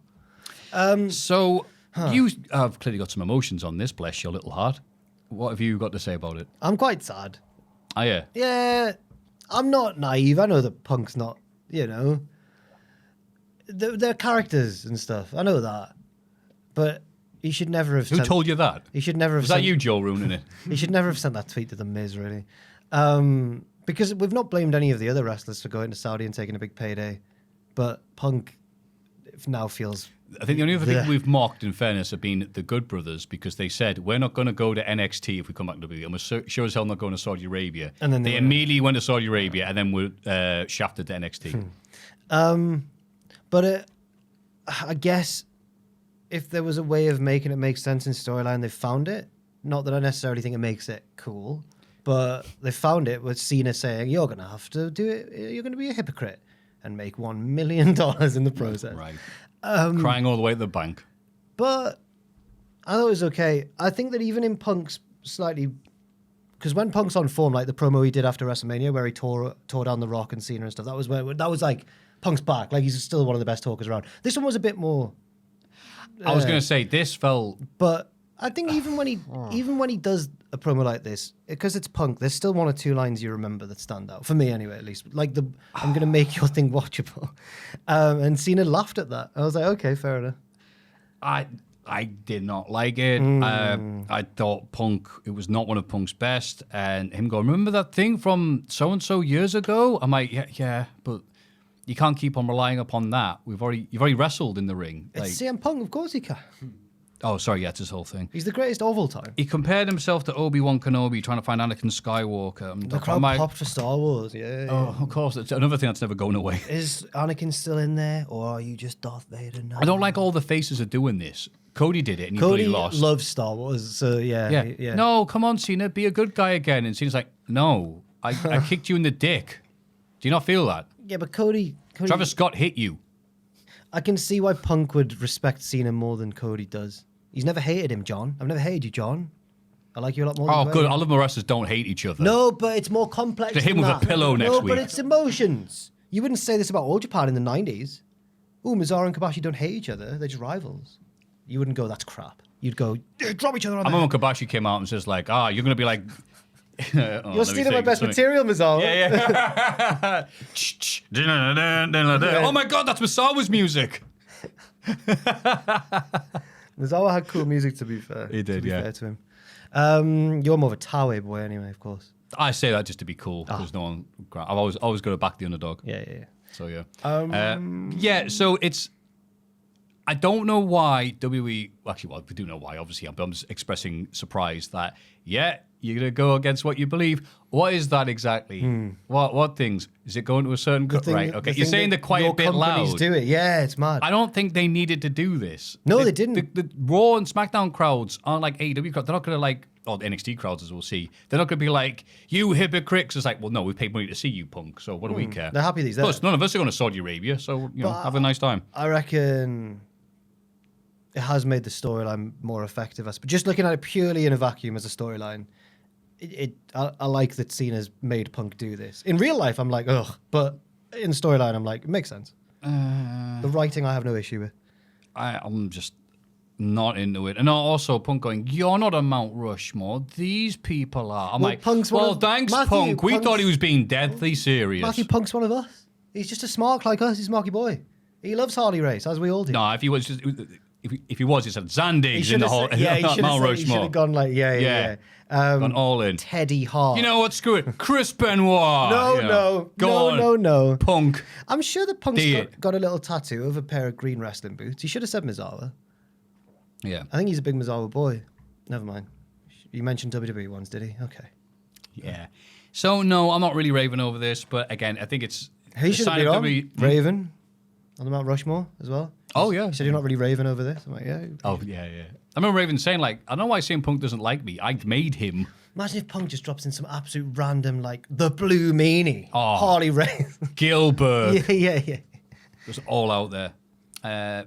So, yeah, this entire period, every year, it's not being negative for the sake of being negative. It's every year WWE grinds to a halt so they can do bloody Saudi stuff. Oh, I don't know if we're grinding to a halt quite yet, though. We'll see. Let's find out. Brian Saxton interviews Alexa Bliss in Gorilla. I like to just put in Gorilla, not Gorilla position, so people who will not use that expression, just like, is there a big gorilla at Well, Matthew, I've worked backstage at a wrestling show. We call it Gorilla. So I think you should know. Alexa Bliss in Gorillas. She's happening. She's feeling fine. She's got sunshine in her bag. She went off one at Money in the Bank, but she'll become Queen of the Ring. Charlotte Flair interrupts and says there's only room for one queen. She makes her entrance for the next match, but Bliss cuts her off and walks past her on the ramp. Finally, someone let me out of my cage. Yeah. That's what Sting said when RoboCop helped him. Aldis is very cross at Killings backstage. He asks what he wants. Ron wants a match with Cena next week. Aldis agrees and storms off. Ron says he's driving now. Oh, Aldis, didn't show great leadership there, Joel. No, the league table is... I'll maintain what I said earlier. The league table is the same. He was kind of mildly annoyed at Truth. He's like, what are you doing, Truth? Oh, come on. Come on, guys. Aren't you the funny guy? No. No, I'm serious now. Oh, okay. Don't hurt me. The next Queen of the Ring match is Charlotte Flair versus Alexa Bliss, Alba Fire, and Candice LeRae. Charlotte locks Alba in a figure 8, but Bliss pins LeRae just before Alba taps out. Charlotte glares at Bliss as she leaves. You know what? A good thing this show did, actually, was mixing up the finishes of the matches, because I think it was NXT this week where like every finish felt a bit samey, or at least a few of them did. But on SmackDown, the qualifying matches all had quite a different finish. The RKO stuff. Yep. And then the first women's one had quite a standard finish with Jay Cargill hitting her finisher. Yep. And then this one, I thought I had quite an inventive. I quite like that because you're both racing to get the fall. Who's going to get it first? I liked it. Yeah, I'll say this. This made the earlier women's match look a lot better. Because It's a bitchy thing to say. It's a very bitchy thing. This was really, the crowd were just not into this, but they really liked the finish. Yeah, so I'll say it was a nothing match, sadly, considering most of the talent in this match. But the finish was like, okay, yeah. Yeah. Can we just skip the end? And Oh, it's that was a nice weird finish. Because looking at it, like on the indies, it's people like Kaylee Ray and Candice LeRae and stuff. You think that this match would be the more, like if this was in an indie, this would be the one everyone would be like, oh, it's just weird how. But yeah. I know what you mean. Yeah. But the finish was cool. I did like that. Yeah. So well done. Good finish. And Cody Rhodes and CM Punk bump into each other backstage. I forgot how to speak. Let me try that again. Rhodes and Punk say hello. Cody says they can't run away from each other forever. Punk wishes him luck tonight and mentions that they will face each other for the title if they both win at Night of Champions. This was like Luke Skywalker and Han Solo. Punk's Han Solo, Cody's Luke.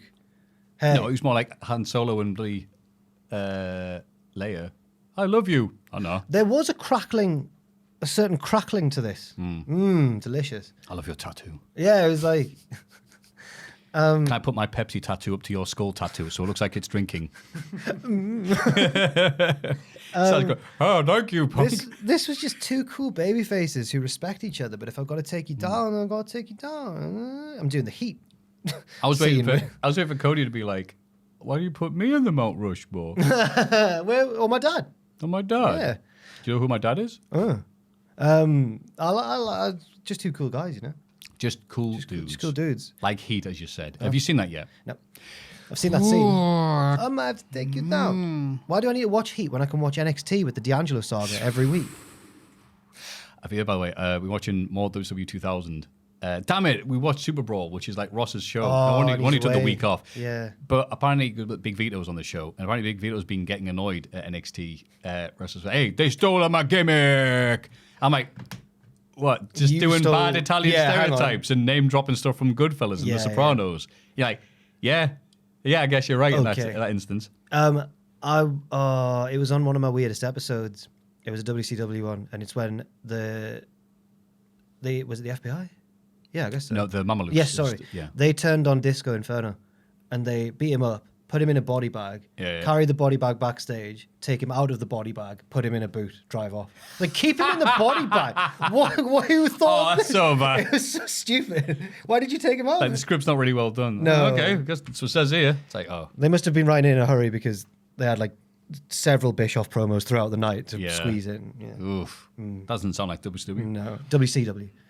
What did I say? I think you said you might not have done. I thought you said WCPW. I think I do the think superior of that. promotion. Of course, that never would have happened No. in WCPW. Would have killed the dude for real if it required. Very, my. very professional. Yeah.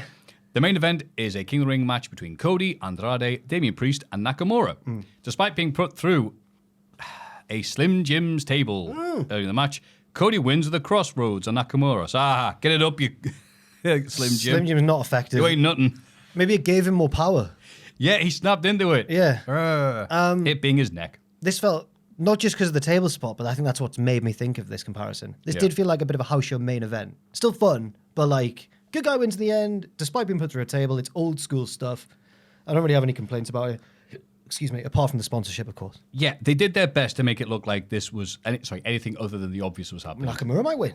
He might do. It might be 2016. It wasn't. Great He lost. match, Joe. Yeah. Was it 2016? Yeah, maybe. Yeah, it was. The Dallas one. Yeah, it was, yeah. Yeah. And it was just good. It sucks. SmackDown being long and stuff and it being King of the Ring season just means it's not bad per se. It's just when you're doing stuff like this, it's like, try and make it sound interesting. It's like, I don't have any interesting things to say. It's nothing against the show. I'm just a dull individual. When there's 4 four-way matches and I'm like, some of them good, some of them bad. You're right. Maybe you're right. Maybe this week it has slightly ground to a halt. But at least it's, like I say, by next week, I think the semi-finals they've set up, once we talk about Raw, are quite intriguing. Yeah. me. I think the only other thing I could say about this match was like, okay, Cody won, that's expected, but Priest is just, what's he doing right now? He's going to go after Jacob once Jacob's done with Solo. That's what I mean. Jake, He's waiting. Priest is having to wait. Yeah. Like an awkward moment. Like when if you're in an airport or public place and two people are having a rather public like argument, but you're behind them in the queue and you're like, he's waiting. well, I'm just going to look at the ceiling then and wait for this all to pass over. He's waiting like when it's like he and Jacob are a couple and Jacob's bumped into like an old friend on the street and they're catching up and you're that's just stood there another like, one. Yep. oh, come on, introduce me. Yeah.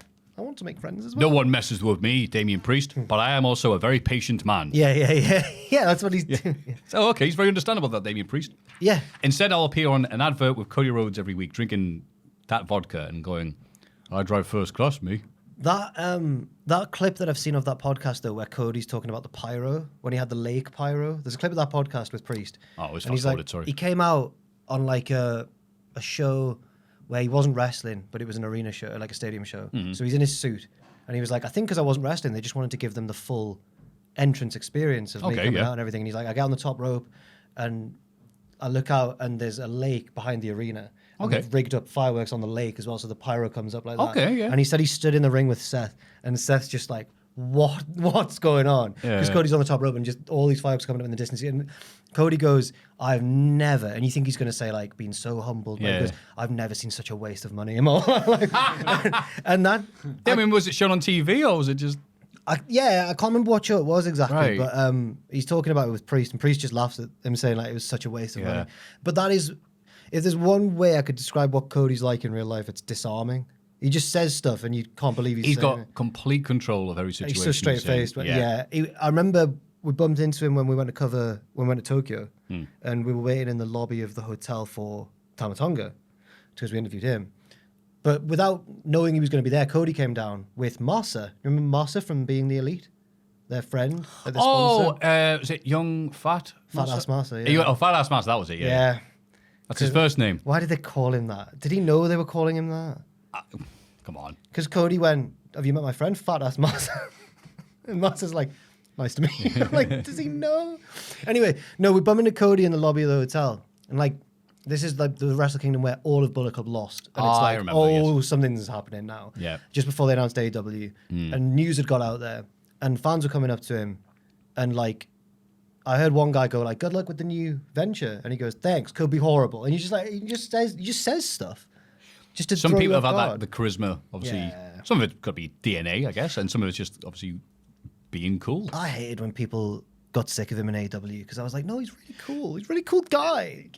He's my boy. Was, and then he wasn't, painfully. No. Brian Zane does a wonderful summary because you go, what happened? Oh, right, that, and yeah, okay. No, he's cool. He's cool. I'll always be a Look, Cody boy. sometimes it's just time for people to leave, right? And go, okay, I've outstayed my welcome. He is easily, of all the big wrestlers that I've been fortunate enough to interview or whatever, the coolest one. By a mile. Oh, wait, Joe Hendry counts now, though. He's one of them. Ooh, coolest wrestler? That's a good question. That you've met? That you've met. It's him or Nash. Nash? You met Nash? He did a Q&A in Gateshead a few years ago. I'd be so scared of meeting Kevin Nash. Oh, he was just like, had his hand in his pocket the entire time, even though he was sat down. Hey, he was what's just good, like, man? hey, how you doing? Yeah, okay. I was like 7 foot tall when I was 12. I've got unlimited confidence. Yeah. And I'm genuinely one of the funniest wrestlers to ever live. Yeah, fair enough. I did an interview once when I ate past. Apparently he's nice to fans. Because he's like, these are my fans. Oh, Why would I not be nice to them? Again, I said this a few weeks ago. It was something I read. Or something Nash had said ages ago, but it's just like the Click, obviously when they were doing whatever they were doing with the drugs and the this and the party and hating people, they always went, look, any fans come up to us, any kids, adults, whatever, we're nice as hell to them. They're the reason we're buying here. our merch. Yeah, and I right, think yeah. it's because they'd also seen, the Warrior. first stand. Yeah, I was going to say Warrior. Everyone says Warrior, don't they? Yeah, and there's probably other wrestlers as well, but he's the poster boy for it. He goes, no, without them, we've got nothing. If that kid has a bad time, he's never watching wrestling again. Yeah, it makes sense. So apparently there's not any stories about them being dicks to fans. They're always like, just, no. Just their peers. It's great. Everybody else is like, screw you. But it's like, Yeah. well, we'll do anything. We're hardcore. Oh, hello, small child. How are you doing? Yeah, fair.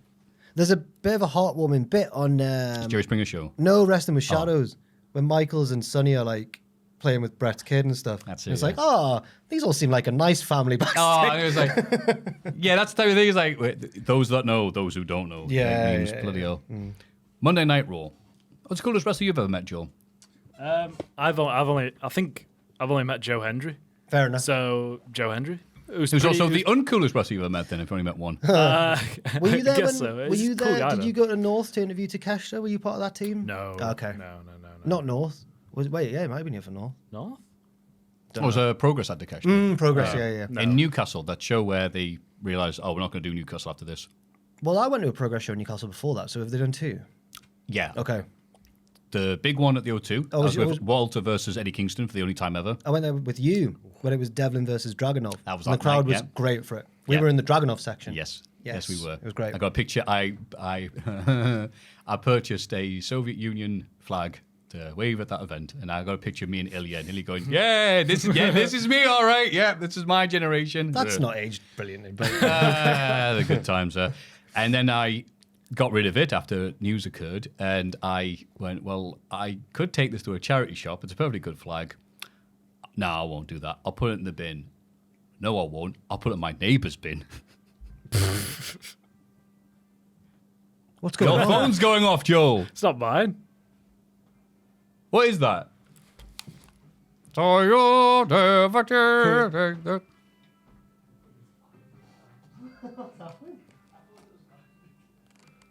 Sorry, a really loud thing is playing. It's okay. You probably won't be able to hear it through the mics. It was either Adam or Sam's phone because they're both downstairs. And when I walked in there was a panic with the editors going like, "Who's this?"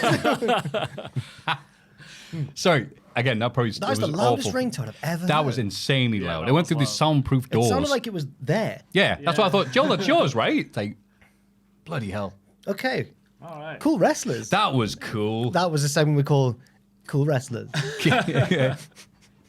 Carlito says, Nash. that's cool. Nash, Cody, Dragunov, and many more. Yeah. Cool wrestlers and their ringtone. Cool wrestlers. It's the Cool Wrestler ringtone. Down. Last night, she said.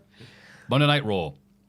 Liv Morgan and Dominic Mysterio open the show. Oh, Liv. Oh, Yeah. man. Just knowing what's going to happen. Liv says this week, Nikki Bella is watching the show at home where she belongs. Yeah, get her. Yeah. Drag her ass.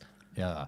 Nikki didn't pave the way for Liv. Nobody did. Go on, Liv. She's demanding respect and wants a rematch for the title against Io Sky. Io arrives and is not happy about Liv disrespecting her. Oh, Nikki. Oh, shut up, Io. Shut up, man. Well, it's the writers, but shut Yeah, up, of course. Io. Shut up, writers. If she wants to fight, they can do it right now. Liv only wants to fight for the title, but if Io's scared, she can just hand over the title. Io has a little think about it, says Liv has to earn it. She can't just steal the title like she stole Dirty Dom. And Dom's got like, what can you say? Yeah. I'm very stealable.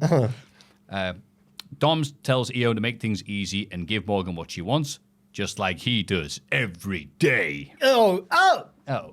yeah. Oh. Sex. Andrew Dice Clay. Oh.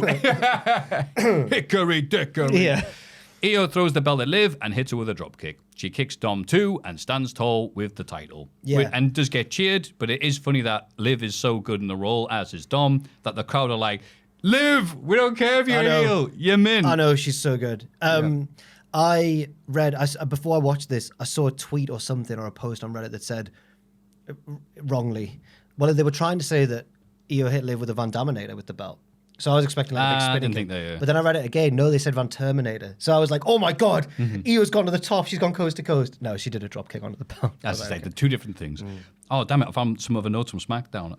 The Jade Cargill match. Wade took a bump from Jade being tossed over onto him. And his, moaning on commentary on the thing afterwards was fantastic. The rest of the match was okay. Oh, do I have any other modes? Was that it? it was worth it. Punk is silly. Okay. Match by numbers. Damn it, why have I put the notes at the bottom of my notes? That's so stupid. Hey, Monday Night Raw is right here. In Gorilla, a seething Liv tells Raquel come on, Maffew, one more time. Raquel to win her Queen of the Ring match tonight. Raquel takes on Stephanie Vaquer, Ivy Nile, and Asuka. She almost has the match won, but Rhea Bloody Ripley pulls her out the ring during a pin attempt and hits the Riptide. Yeah. Asuka takes advantage to pin Raquel and win the match. She's interviewed in the ring afterwards and says, the fire didn't die, it's still alive. It still burns. Yes. Always. That's exact quote what she did. She made those noises with her mouth. She will be Queen of the Ring. was destiny. Sorry, I love that entrance music. Bless you. It was better than Cult of Personality. Now, Cult of Personality is in a sort of Whitney Tears for Fears situation. Cult of Personality is the better song. How long are we going to talk about that? Cult of Personality is the better song. But in that context, I preferred that for CM Punk. Apparently they played Newcastle, didn't they, recently, Killswitch? Engage? Or are they going to play Newcastle? It's not Howard anymore anyway. Doesn't sound very likely for a band to come up here. But yeah, I think it fit his mystique and the persona he was going for at that time. Oh, just a sexy emo. Little sexy punk lad. Oh, do you need a hug? Yeah, that's exactly what his gimmick was. I'm CM Punk and I hate my dad. Oh, you'll be all right. You can't say that about him. That's his gimmick. But yeah, nice match here. Hey, Mom. Yeah, it was a good match. I don't think I mind Ripley feuding with Raquel for a bit because everyone was getting sick of Rhea in a sort of Charlotte way, constantly being in the title picture, getting title shots, like in the Build of Mania where she didn't really deserve them in storyline, which did her character no favors. Again, not her fault.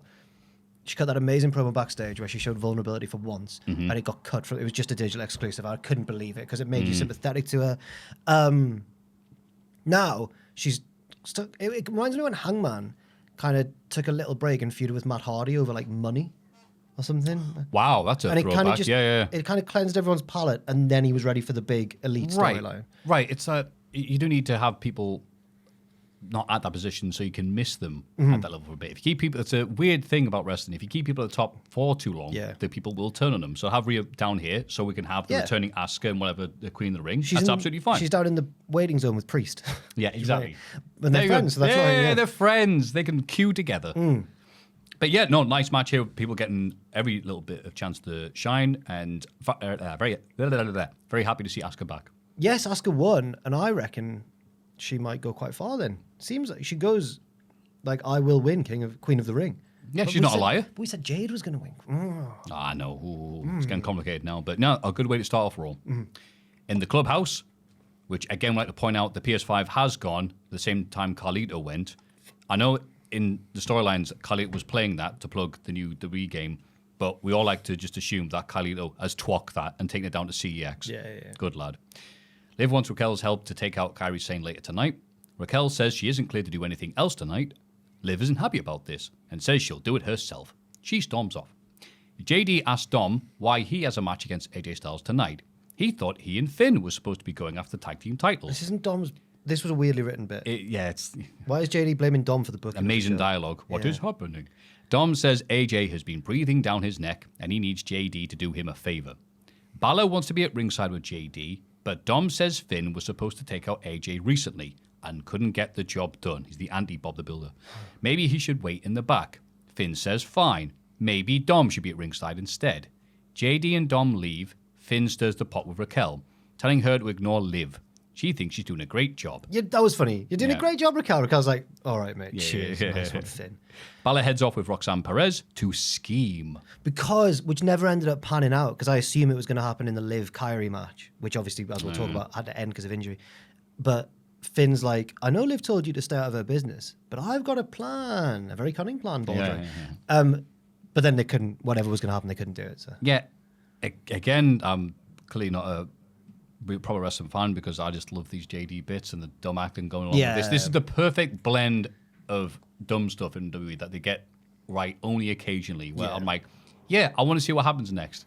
These dummies. So just the dumb dummies. They're funny when they're arguing. They're funny when they're working together. Yeah. And especially when Roxanne Perez shows up looking like she's 3 feet tall and just like an evil mouse. There's nothing wrong with that. What? Look at her face. I'm like, it's great. It's such an ensemble performance. Yeah, they're not. Like Heat by Michael Mann. They're not. Yeah, she's quite a short lady. That's fine. That's allowed. You often find short wrestlers funny, I've noticed. No, it's how they're framed. I mean, Zelina Vega's been done completely dirty by the production people. No, she's just that short. You see the top of her head, and it's like, and how you doing? And then Byron tears his shoulder, reaching down to interview her. She's just small. Never would have done this back in the day. You put a box near her or something. Roxanne suits being short because she's like an evil mouse, like you say. So yeah. Evil mouse, Roxanne Perez. She makes Liv look tall, which is saying something. Yeah. Yeah, that's crazy, actually. Yeah. That is cray. But yeah, just Balor. This is all the old shows you'd see about, like, what's it, the Palace Drama or whatever? Like, I want to be the Sultan, but I need to take the... that type Game of of stuff. Thrones. Yeah, there No, we I know go. what you mean. Yeah. Like I Claudius and stuff like that. South Park parodied it, that sort of thing once, where Cartman's like, come walk with me in the garden. And then they just walk in the... Yeah. It's this, but with a bunch of big lads and small lads. Yeah, they're scheming. Yeah. Gunther arrives for a we skipped this. Are you worried? Are you scared? Are you scared about... I thought he was the best wrestler in the world. He's going to win, Maffew. It's fine. Gunther arrives He's for a wrestling one of the most famously beatable wrestlers in wrestling history, so it's okay. Gunther arrives for a promo. He admits that Jey Uso was the better man at Mania, but on every other night, Gunther is untouchable. Fantastic line. Good. I'm glad that Gunther's trying to make some sense of the structures of the matches they've had, which is, instantly tapping out to Jey, but whatever. Gunther's a transitional champion now, so it's just hard to... He is effectively Ivan Koloff. Sorry. Wow. Here's where it really hurts. Now he's turning his attention to the holder of the briefcase, Seth Rollins. Seth may have labeled Gunther a target, so he's standing right here. But Seth doesn't come out. Goldberg does instead, as has been rumored for about half a year. And I'm like, why are people talking about Gunther versus Goldberg? And it turns out, okay, finally they were right. Great. No. Great. One of the best entrances in the history of wrestling. Great Goldberg. The fade into that stuff between the two songs is incredible. Yes. Amazing. Yeah. Goldberg hates to interrupt Gunther's title celebration, and he's proud of him. But a few months ago, Gunther started beef with Goldberg and his family in Atlanta, Georgia. Atlanta, GA. Now he wants to end things in the same city at Saturday night's main event. Goldberg! I'm like, oh, it's Saturday night's main event. Oh, thank God. Right, so it's only be like 5 minutes long then. All right, phew. Well, Goldberg doesn't need much longer to beat Gunther, so... But this is rumored to be Goldberg's retirement. Yeah, will it be? But they've not said that yet, so I think... And also, I don't know why I'm trying to fight the tide here. Like, I know everyone else is saying it, but I'm just like... Ugh. But obviously, Tom did a video on the channel recently called, like, every time WWE hit the Goldberg button, and this is kind of what it feels like. They've done it a lot, haven't they? And he always comes in, like, kind of like The Rock, and just messes up plans. Yeah. Just, because he's Goldberg, so he can't lose very often. He beat Kevin Owens. He beat Bray Wyatt. The Fiend, yeah. Brock. Oh, yeah, but that was cool. Okay. That was cool when he beat Brock. Because then Brock beat him back. He had the feud with Lashley. Yeah. Lashley beat him, I think, at one point. Yeah. I think Braun beat him as well. Braun beat him at WrestleMania, Braun, that was your one, but that right, was meant to be Roman, but he took that maybe off because of Yes. COVID. Yeah. And there's probably another one. Oh, Dolph Ziggler. That was a cool moment. Oh, in hindsight. hell yeah. Fantastic. Well done, Dolph. That was great. When he's doing the Black Knight. No! Get back here, you coward. Oh, no, this is America. Yeah, it's so good. But when it's been spots like that, cool. But when it involves like the world title, when it involves the Fiend or Kev, right? You're like, as a part-time thing, not part. Well, yeah, part-time, but as a sideshow attraction, Goldberg's fine. Saturday night's main event, I'm all right with, but I was astonished because I just assumed it was a Saudi thing because as we've established, the Saudis stopped watching wrestling in 1998, so that's all they know. Yeah. Certainly. It's a Goldberg match, not in Saudi Arabia. Is Gunther going to beat Goldberg at Saturday night's main event and then going one last time in Saudi? Wait, when is Saturday night's main event? Is it before the Saudi? It's confusing. They're building to like 3 shows at the same time. Yeah. Plus there's Evolution. Yeah. I think that's on the same day as Saturday night's main event, it is. which is on the same day as All in Texas. So they're counter programming Oh, AEW. bloody hell. Bill Goldberg. That's why it's on. Oh God, I've done a Bret Hart. I've called him Bill Goldberg. He never just calls him Goldberg. Yeah. That's why they've got Goldberg in for this, I think, because AEW's big shows on that night. They're like, who's a draw? Bill. Bill is a draw. Who's a big draw? Goldberg is a draw. We can't argue that. It's just if he beats Gunther, don't. I wouldn't. Why? I wouldn't worry too much because I think he will then lose the title at SummerSlam. But SummerSlam's still away. Actually, it's a month away. If there's all the people that don't need one last run or whatever, like Gunther can get a good 5 minutes out of him and then that's it. But I know they're not going to because they'll always still rely on him. If and when Goldberg does lose or does have his retirement, if he loses that match, I think you'll be like, thanks Goldberg, pal, for all the memories. I think you'll be quite appreciative. Oh, just to make it clear, I love Prime Goldberg. Yeah. It's just when he's been, as you said, like pressing the Goldberg button. I'm like, well, that was Tom's video on the channel. Yeah. I'm have to watch that then. And it's like, no, that's not what I like. It's an old man from 98 because we can never run away from our childhoods. I'm like, can we not move on? I've moved on. Is this because it's Gunther? It is because it's gone for years. Yeah, fair. I'm morbidly quite excited. Oh god, imagine if Goldberg beat CM Punk for the title. I understand how you feel. I know how you feel. Yeah, just sit there and imagine that, Jack. Okay. Just close your eyes for a few seconds. There's no way CM Punk would beat Goldberg. Goldberg has a case of being in kayfabe. We talked about this before, I think, at What Culture. We were like, who is in kayfabe the strongest wrestler of all time? It might be Goldberg. In terms of wins and losses, absolutely. But... Yeah, or like in a match, who's going to win out of like Goldberg and like Warrior? Right. Or like Hogan or Sting. It's one of them, isn't it? Well, he beat both of them. But Goldberg's the most unbeatable wrestler of all time. One of the few people Hogan ever got his victory back on.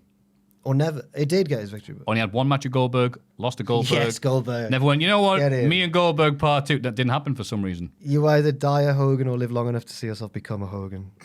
Wow. Very deep, but very real. Well, he's going to beat Gunther, I'm afraid. Shut up. I hate everything you say.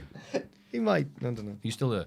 Despite distraction from Dirty Dom, AJ beats JD with the Styles Clash. Yes. Dom tries to attack after the bell, but AJ fights back and sets him up for the phenomenal forearm. Finn Balor arrives to drag Dom out the ring, so AJ steals the IC title belt. That's not bloody his. He returns it later in the show. Oh, that's all right then, yeah. But yeah, they've in the past couple of weeks, they have been making AJ look strong. He's winning despite things that would normally cost a wrestler a match, like little interferences or distractions, which is good, because it's AJ Styles. Yeah, he beat Chad Gable last week. Yes, despite Chad Gable hadn't worked hard enough that weekend. Yeah, bless him.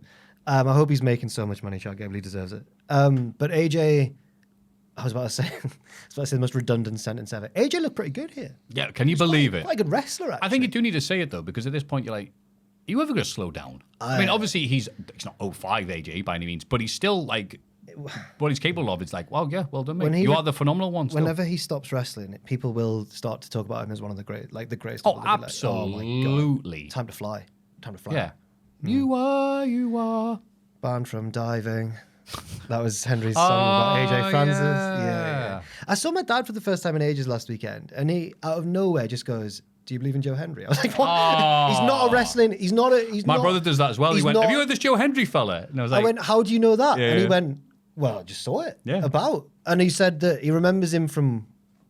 He's never met him, but he remembers when at What Culture. And he was like, my dad was like, he's never seen it. He doesn't watch wrestling. He went, "He's very clever, isn't he?" I was like, "Yeah, he is." Aww, yes, that's nice. Yeah, it was out of nowhere. Well done, Joe. Well done, Joe. Yeah, you've even breached the non-wrestling parent market now. Yes, yeah. That they've got money. So well done, mate. Yeah. Backstage, AA wish Sheamus luck ahead of his King of the Ring match tonight. Which is always fired up, man. Also involves Rusev. Mm-hmm. Elsewhere, Bayley walks past a confrontation between Austin Theory and Grayson Waller. Waller appears to have sided with the New Day.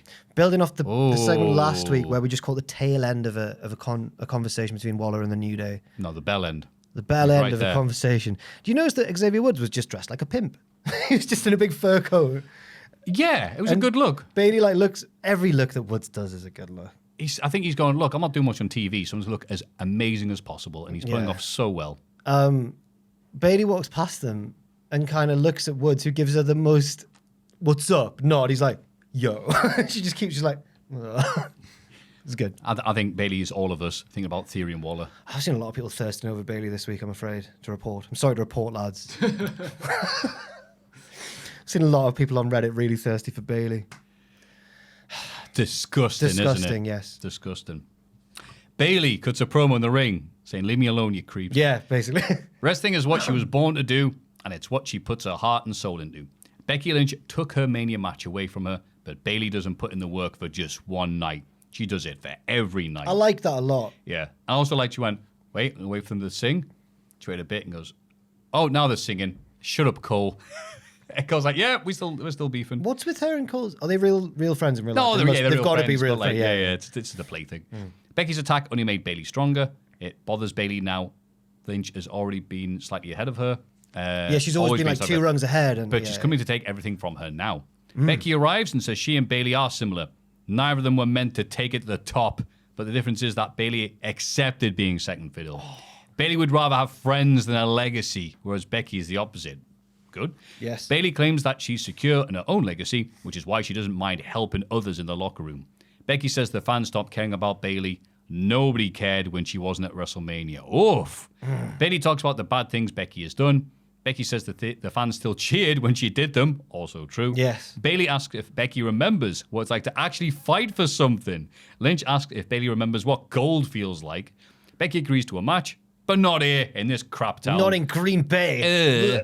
And not for the title. She cheap shots Bayley, who drops with her right hand. Becky retreats to the ramp. I really like this. I knew you would like this because it was petty, and you love petty feuds. Petty and heat and hate and beef. Give me it. Yes.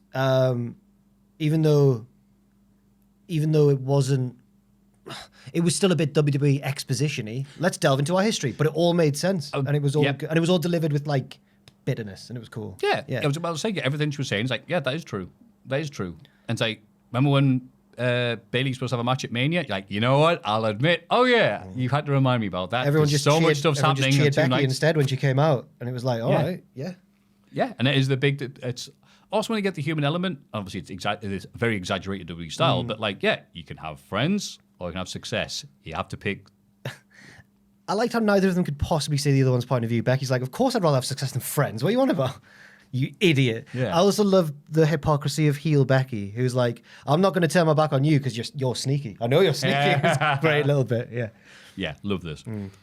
Jey Uso is interviewed in the locker room. He wants a title back. If he has to win King of the Ring to do it, then fair enough. It didn't sound how I thought it was going to sound, considering his son was like, Dad, get up. Last week he was like, oh well. Well, he's Time to get to the old dusty trail. Let's go get back back to the on world that title. horse, yeah, really. yeah. Like, oh, is this what we're doing? Oh. Well, this might be a consequence of the Goldberg return. We've got to shove everyone down a little bit, and he's a bit further away from the belt than he was previously. Oh, friends with Jey Uso Beating Goldberg, which is never going to happen because we're all going to wake up afterwards. It'd be a horrible, horrible dream because WWE would never do that. Would you be happy if Jey Uso pinned Goldberg? It's not Gunther, but, you know. Yeah, because then Gunther can go, oh, all right. I'll just beat Jey again. Yeah, I'll beat you again. But like, I can't beat like rock, paper, scissors. You can beat Goldberg, but I can beat you. Yeah, Fair. fine. AJ returns the IC title to Aldis, who is in charge tonight because Pierce is in rehab. Pierce was away. He books a title match. No. He books a title match between Styles and Dominic at Night of Champions. Bayley arrives and Aldis makes her match against Becky a title shot. Bayley bumps into Lyra and apologizes for not returning her calls. Lyra understands Bayley was doing what's best for her, but if she wins a title next week, Lyra will do what's best for her. The other her, referring to me. Like, okay. Because Lyra, that Becky attack awoke something in Lyra, or the loss to Becky, and now she might be a bit more ruthless, which is needed. Every week, she's improving. You right? Is the women's If you crash your division neck again? Is the women's division back? It feels a bit back. Oh yeah, as soon as they get out the tournament setting thing that's taken up loads of time, I think it's absolutely with Becky, Bayley. I hope this isn't just because we're building Lyra. towards the all women's pay per view and it carries on after that. Yeah. Yeah. No, we're loaded right now. It's pronounced Becky. But yeah, I'm glad that Lyra's like, yeah, cool, but I'm not daft. I'm gonna say something controversial right now. Oh, I don't God. think NXT does have the. I don't think NXT does have the best division in the best division in wrestling. I think Raw has the best women's division. Hang on. Ooh. They've all gone to Raw. They've all moved up. Whoa. The storylines are We'll firing. come back to that plot. Yeah. Yeah. We will. Liv Morgan takes on Kairi Sane, This was so but unlucky. immediately dislocates her shoulder, and the match is called off after literally the first bit. It was where like the it's first- a snapmare, kind of, but Just then like- she just landed flat, very hard on both. One of her shoulders. Yeah. They showed the replay a lot. It's absolutely crap. She's been one of the best things about WWE in the past, in 2025. Absolutely, but I don't think this is as bad as the thing as it could be because her character is what's over as hell now. She's still gonna be able to do the stuff backstage with JD. In like a Britt Baker's heyday when she was injured but kept on. Right. Every week she was cutting promos. I'm gonna have the and- two of the JD lasses going, I should defend your title for you. No, I should. They really need to keep Who her said on. that? Oh, it's you. If she's all right doing it and wants to, then they should absolutely keep her on TV. Yeah. Or at If- least be sending in promos and stuff. I think she can still be over. She's not going to lose anything Yeah. because there's so much importance on the show of all the backstage silly bollocks, which is going to be all right. She's class. She's so good. And also, it does need to be said, we've probably said it loads of times beforehand, it's so good that we're in the timeline now of, oh, I've hurt myself. Cool, let's end the match. Everyone knows it's fake. Yeah, and just go, look, this stuff happens. I hope everyone's okay. The show kind of stops, but then gets back on track. Rather than, grit it out. We don't care if your head's falling off. Put it back on, pussy. It's nice of Triple H to be at the head of this. Sorry, am I allowed to say that on YouTube? I don't know. Yeah. I'll say it again then. Nice of Triple H, who was bad for that, doing that himself. No. But it's nice that he's not gonna. It's nice that he's in charge when this is now the accepted thing to do. Yeah. Because he would absolutely not have wanted it. He Yeah, was right. the opposite, but yeah. Yeah, because again, I remember being there for that Gargano match he had at Evolve, where it was the main event, and it went on for ages, and it was crap, and we were booing it. That's nasty. And the Matthew. fans That's a came nasty out at the story. end and were like, the wrestlers who came out at the end were like yelling at the crowd, like, shut up. And they looked really pissed off. And I'm like, why? Turned out Gargano got injured early on, and it was the main event. So, and he taught this interview years later after the fact. And I'm like, oh God, I was there for that. And he's there like, well, I'd hurt myself, give myself a really bad injury, and I carried on because I had to. And I thought I can get the crowd into it. 15 minutes in, I'm in agony, and the crowd are going, boo, this match sucks. I'm like, ugh. I'm like, that's a horrible position to be Relish in. he's telling this story with, though. And we were like, No, that's not the point. Smelly Gargano. Can't wrestle. Who was he wrestling? I wish I could remember. It was the main event of an Evolve show, so Who's maybe decided to Ricochet. drill during the... Sorry, sorry.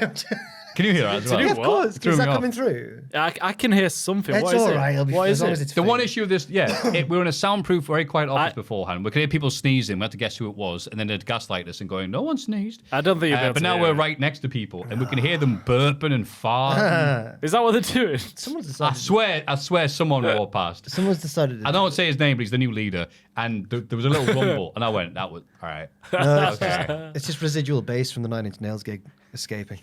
He's still got some bass on his Yeah. But yeah. No, that's not me going, ha ha, I'm so happy. No, it's good that they're able to go, look, Yeah. let's get this person the help they need. I think so. Sami Zayn is interviewed backstage. Bum, bum, bum. He's gone after world titles before, but this time feels different. Karrion Kross interrupts to another big pop Yes. from the crowd. Not from me. Sorry. Were you No, doing I an was impression happy- I was of? happy You doing an to- impression of me there? Was that you doing an impression of you? No, it's just me. Oh, okay. No, I like him. I don't know what I'm saying. Oh, and says Sammy always does exactly the same thing and fails every time. Orton will eliminate him from King of the Ring and become a 15-time world champ, while Sammy will stuck on zero. Sorry. Sammy says, "Shut up! You're a coward. You talk in riddles because you can't back up in the ring. Once King of the Ring's over, Sammy's going to have a match with Cross and end things once and for all." Cross says it's about time. ... that he's been released from his contract. Is that the implication? A lot to talk online. If it's Really? well, yeah, like because he did that promo a while ago. They didn't get rid of him. It's like, well, what are the plans for him? And then Sami Zayn comes up. This, all right, shut up, you. Shut up, Right. Mr. Exposition. And guess what? It'll be a loser leaves town match. Do you think it's going to be that kind of thing? Yeah. And he'll come back next week with how he looked like during lockdown with the red mask. He should come back as the mysterious and handsome stranger. Yeah. Yes. Oh, what was Dusty Rhodes? The Midnight Rider. Yeah, Who yeah, rides yeah. at midnight. Love that. More of that in wrestling, please. Get out of here, Dusty. Who is Dusty? But yeah, it could be complete bollocks. They're just getting Karrion ready for a push, and they're doing what they're doing, which is they've got so many shows in advance. It's Yeah. like after King of the Ring, there'll be this, and then there'll be this. As and long there'll as, be blah, blah, because blah. I find Sammy's quest for his first ever world title quite a compelling storyline. That I just don't want this to be. I want him to be Karrion Kross basically, and I like Karrion Kross, but I wish he was doing this with someone else. He was doing it with AJ for a bit, and then that all stopped. But and then, yeah. yeah, not Sammy. Anyone but Sammy. Do it with Logan. I don't know. Yeah, it does it the opposite. It does it, and Logan becomes a nice, normal human being. Comes You're right. What have I done with my life? Butters from South Park. Yeah. Oh, gee. Kind of looks. Hi, everybody. That's me. Who's the boy? Right. Who films the dead? Oh. Who's the boy who fills the audience with dread?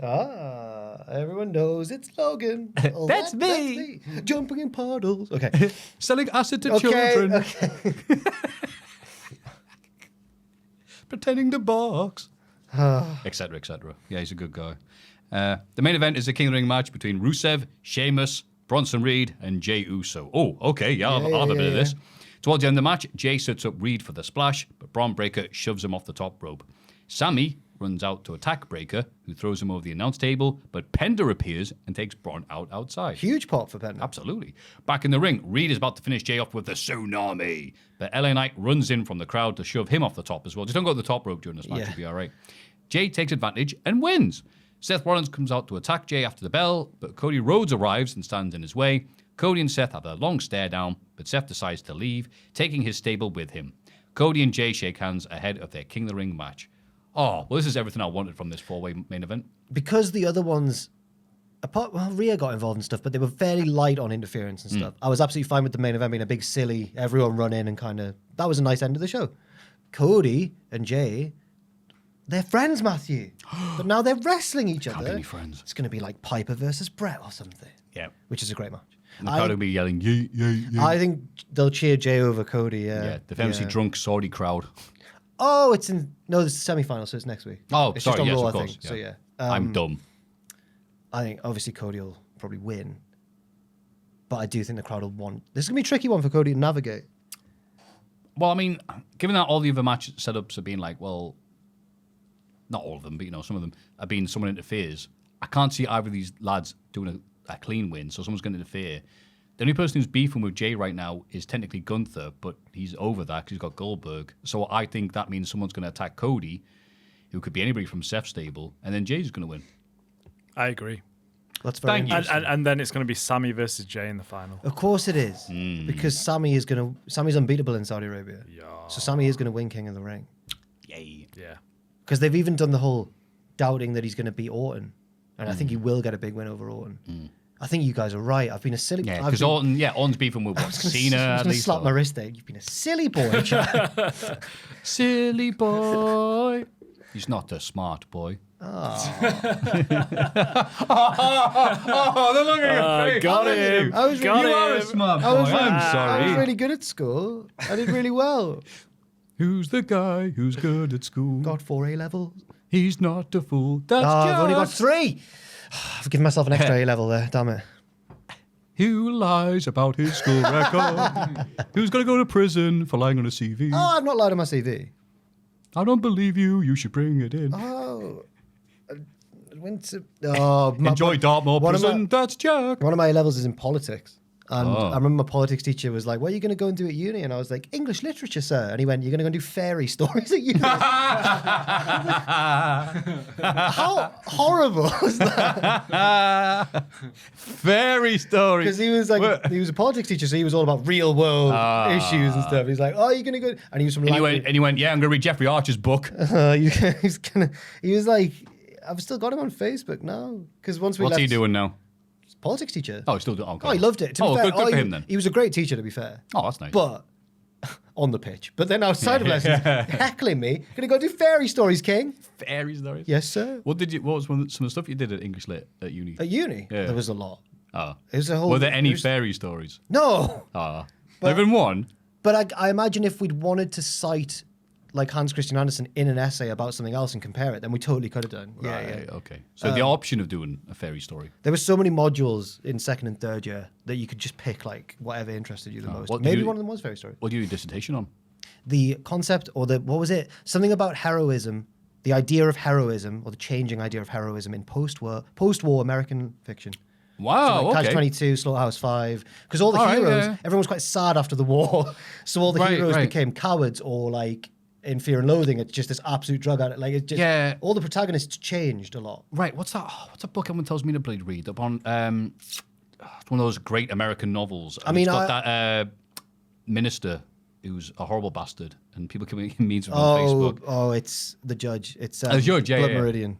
That's it, yeah, yeah. Oh, That keeps on coming up quite a lot online. I might have to read this book. I read about half of it. Oh, have you read it? It's I've read about it. half. It's tough, isn't it? I read it. Oh, Like, good. That's what I want for my books. yeah, but the author's been kind of cancelled after his death. Was he? Yeah. Oh man. wait. Cormac McCarthy. I like a little him. bit. Yeah. Oh, what did he do? He had like a young mistress. Ah. I don't know how much younger, but when he was an old guy and stuff, yeah.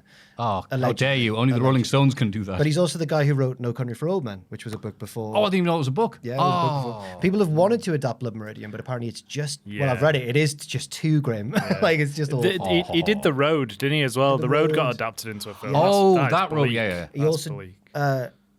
Johnny Knoxville just grew up in the same place as him and said, yeah, I know a lot of people mention his novels in Suttree because it's just where we're from. We're from Tennessee. So, fair. That's nice. That wasn't on my course, but it's gross. It's good, but it's... Oh, you just made me want to read it now. Thank you. It's The encouragement I needed. It's really... It was disgusting and meaty as this bloody match in the main event. Rusev, Sheamus getting a tease just to give you a little moosh-boosh of what they're capable of Yes. doing. And good. It looks like, I know you're prepared for some shocking takes here, but Rusev and Sheamus, good chemistry together. Yeah, they're going to have a banger after banger. Probably several bangers. hopefully. Even 4 bangs. I'm quite glad that they gave us just a little bit, like you say, because we know we're going to get the big singles match. Yeah. But when they were both in this 4-way, I was like, well, I hope they don't give us too much, and they didn't. Yeah. So it's good. Yeah, no, this was the bells and whistles. Look at other people running in, main event that I wanted and the crowd wanted. And this was a perfectly fine Monday Night Raw. Lovely stuff. To watch on Netflix. And then I watched the Astroworld documentary.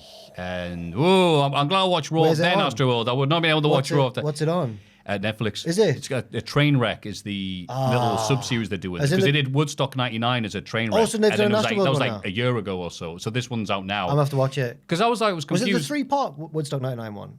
Yeah. That was really well done. Okay. It was really well done. Then the Astro one, it's grim. Yeah. Woodstock 99's got a car crash quality about it. No, this Astro World is not. It's not a. It's not a nice watch. No, but I was always confused why Travis Scott was getting all the blame about it. And I'm glad they go, well, obviously he was performing and blah, blah, blah, and encouraging people to, like, come on, storm the gates and whatever. But it's like, wait, hang on. He didn't set up the event. He's not the presenters and stuff and the host. So thankfully they go, yeah, we can't just blame him for this. It's not just him. Yeah, I'm not like defending him entirely, but I'm just saying it was him and him alone. But he put out all the chairs at the start. But he definitely didn't. He definitely didn't do all he could. He wasn't, because I always. That's it. They do show him contradicting himself and give him enough rope to hang himself. But they also go, well, it's not just him, you know. It's the organisation that did this. We're still managing events around the world. So I always felt really bad for. I think everyone nowadays feels bad for Limp Bizkit because at Woodstock 99, they got blamed for a lot of it, even though everything was going perfectly fine until this event. Fred Durst even like, whoa, can everyone chill actually? Yeah. It's like, It's Woodstock 99 is just so, I don't want to go off topic, but it's just so hilarious. So much music chat this week, I love it. It's just them going, you know what, we want to pay tribute to the old Woodstock, so we've got to have, candles. Candles. Willie Nelson and some other hippie bands I can't quite remember off the top of my head. They will play on this stage. And on this other stage, Korn, Limp Bizkit, Kid Rock. It's like perfect crossover, mate. Yeah, no issues whatsoever. Exact same genre and fans. They pass out the candles. Oh, no. And then whoever's playing is about to play a song that heavily mentions... It's something about fire. Do a cover of Fire, yeah. So obviously they set fire to the wood, everything wood. Yeah. Oh, dear. Woodstock 94 looked like a laugh. That was the mud one. Oh, yeah, just because you see the footage of... Yeah, everyone Green Day just had a ball. Yeah. Although Billy Joe Armstrong's since come out and said, actually, I was quite scared. Oh, bless him. No. Well done for keeping that hidden for all those years. He's just trolling the crowd. It's funny. That's the one where... It's a great set from Green Day. Bill Hicks, I swear he plays Woodstock 94. And he's there going... doing his comedian stuff, and goes, by the way, I've lost my contact lens outside, like this giant field. He goes, if anyone sees it, you can let us know. And loads of people start going, that's good. Looking around, you can see like one contact lens on the floor. At the end of that set, like there's like a bit of a stage invasion at the end of Green Day's set at Woodstock 94. Mike Durnt, the bassist, has taken his bass off, I think. So the security guy just tackles him. I've seen that. Knocks his teeth out, apparently. Yeah, I think it was a law school or something like that. Goldberg's speech. Yeah. So what you did? Yeah, I'm the bassist.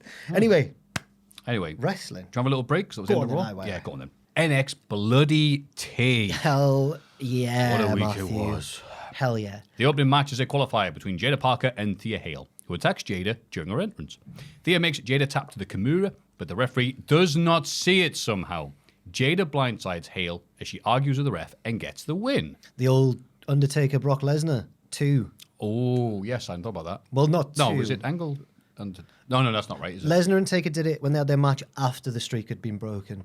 And then Taker tapped out to the Kimura.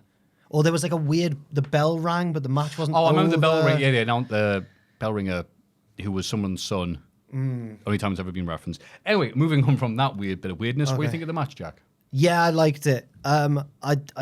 I always think that they never pushed Thea quite as far as maybe she should be pushed, and this was another example of that. But as a match, I liked it. I thought they had really good chemistry, like the clash of like the bigger sort of power hitter versus the scrappy submissions lady worked really well. I don't really have much more to say. Yeah, it was a unique finish, but it worked for their characters: naive Thea and ruthless Jada. Yeah, I should point out a lot of these matches I've prefaced by saying this was a qualifying match. This is. Ava last week announced a women's tournament to decide who'll face JC at Evolution. Yes, because it's tournament mad at the minute in WWE. God to the Shed, love Jada Parker. Oh, Miss Parker. Yeah. Miss Parker. Very solid in ring and a good hand because she's dependable with pretty much everyone on the roster. Charisma for days. Exactly. If it's the first time watching this show, you'd think she was already a multi-time champ or something. The way the crowd love her. It's a bit of a damning insult to NXT referees that after a few bad/missed finishes in the last few weeks, they're using it in their storylines. Well, The pinfall last do week. you think that's right? Yeah, and a few others on the bigger shows and stuff like that. So it's like, yeah, these refs can be a bit crap. It's now kayfabe. But it does give their excuse to go, rah, and still be scrappy-do and stuff like that with keeping Jada Parker Parker-ish. Yes. I think I was going for a better expression in my head, but it just failed. But Jada could be plugged into the main roster now and it'd be fine. I think so, yeah. Yeah, she's great. Yeah. They're both great. They're both great. Look at us being diplomatic. Backstage, JB, Inamura, and Elijah can't wait to take care of Trick Willie and First Class. Elijah leaves, and Hank and Tank arrive. They offer JB and Inamura a title match if they win tonight. Obafemi walks past, and they congratulate him on his win over Jasper Troy last week. Trick Willie walks past and talks some trash with Oba. He makes fun of JB and Inamura for wearing so much leather. A lot of crosstown traffic going on here. Yeah. So hard to get through to you. Yeah. So much music. I love Hendrix, actually. Do you know he lived in Newcastle for a while? I did. He bust on Chili Road. Everyone talks about it. Yeah. But yeah, because he was friends with the animals. What, the dogs? Yes. Sorry. He loved all the cats in Heaton that roam the streets. Boo, boo. I can hear the downvotes already. No, it was cool. I think it was just a build up to various other matches later on in the show, so I don't have much more to add. Yeah, it says, Trick says you're going to be a broke ruler then. Fraser's posture, he's got tremendous posture. What, just sat down, you mean? No, he was stood there, but just chest out and that. What a tremendous young man. He saw a mirror. The vanity of youth. You know, you're just there like that and you catch a look at yourself, like, you know, all try right. it. And then, I'm Yeah. always like this. Yes, hello. We get another Blake Monroe vignette. She picks out a dress for her contract signing tonight. So they're keeping the name for now, Yeah, I don't think they'll be changing it. just because do you know the story, the news story about the name? Honestly, when people looked into that, she hadn't done anything for bloody ages. Okay. It's not like she's active. Fair enough. She's just, it happens to have the same name as somebody. You're like, okay. Okay, If fair you're looking for every name ever, if she was still going and active today, sure, that'd be a different I thing. didn't but realize. Fair enough. I do my research very thoroughly when it comes to this topic. I'm okay with her being a slightly different version of the AEW gimmick she was going for, but the use of the cheapest, lowest level AI art for the images really goes against the luxury appeal they're going for. Maybe not the only use of AI on the show. Oh, yeah. We'll get to that. We'll get to it. Yes. But yeah, so far her thing is Sabrina What's-Her-Face seems to be the gimmick they're going Everyone's for been now. saying that this is Sabrina Yeah. Carpenter, but isn't this like Big Vito saying that you've ripped off my thing? Because Sabrina Carpenter's doing the old Hollywood thing. That's it. Right, okay, But fine. at the same time, you could make, and it does need to be said, because WWE does not always keep up to date with what's happening with current trends. In fact, they used to famously avoid them and be completely aware because 20 years they were later. ran by a maniacal, crazy sex pest. Yes. Allegedly. Allegedly. Well, I'm going to sue us for that. Don't think so. But now, sorry. to make sound effects. like so- you as if you were burning. Sorry, a viper just entered the studio, sorry, started spitting at people. sorry, please. What was I going with that? Yeah, They don't so always now keep up to date with current trends. so now that she is currently in the what's the word I'm looking for? What do they say about things that are happening right now? The zeitgeist. Thank you. That's exactly what I was looking for. Great word. It is a great word. It's a brilliant word. I might have to go. Well done to me for being up to date Being in and the by zeitgeist. doing a nostalgia gimmick. But I guess it's what is old is new, as they say. Lash Legend wins a qualifier against Kalani Jordan. I didn't know what else to put. Lash won clean. Any other thoughts? Just Kalani is. We always make fun of Kalani for a line delivery, but in the ring, I think she's absolutely fine. And Lash, they've got big things for Lash in the future, but we've been saying that for a while now. yeah, I'm with you. Kalani is improving every bit. Sorry, in the ring, I should say. There's no issues she needs No, to at all. fix. It's Yeah. just She's an athlete. She's just one of those old action figures. You press the button, and goes, "I am this person. I want this title." But then she can do action figure things in the ring, so it's Yeah. trade off. It's trade off. Lash is big and intimidating, and she will always be handy because of that. Yeah, it does feel like she's just kind of there now. I don't think they have plans for her. Which is weird because they definitely did. Yeah, Like her and Jakara Jackson were like on the main roster a lot and stuff. yeah, and now they've got rid of Double J. It's know. like the other one. It's It's just I think she's just in that match next week in the 4-way just to take the pinfall. Do you reckon? I don't think. I don't want to be like that because she still has a little bits where puts their head between the ropes and bounces around. I think that's a great spot. Yeah. But it's like listening to Limp Bizkit, what Wes Borland. It just feels like there's something missing. Wow. The rest of the metaphor will Wes Borland. Nice. Pretty much. Okay, yeah. Fair. Has Noam Dar been on the show since the split? Yeah, he won the Heritage Cup back. No, that was the same show, wasn't it? Oh. He won the cup. Yeah, and I was has he been on this? because he shows up later on in a vignette, and I was surprised to see him. So you might be right. Yeah, he might not have been. He came back, which is crap because he's brought the cup and he's dropped it. We find him so entertaining, but how much of that translates to the American audience? He gets good response. No, he gets good reception. Yeah, no, he really leans into Hear me his now. daftness. Yeah, he's great. Yeah, he's a wee daft. He is. What's he like? Luca Crucifino. Oh, this storyline this week, Joel. This was bad. I can't see you as well this week. You're behind I know it's a weird setup, innit? I feel like I'm talking to the Wizard of Oz. Hello. Oh, it's Joel. Hi, Joel. Whoa. Yeah, no, if any, all the weeks for Ross to take off.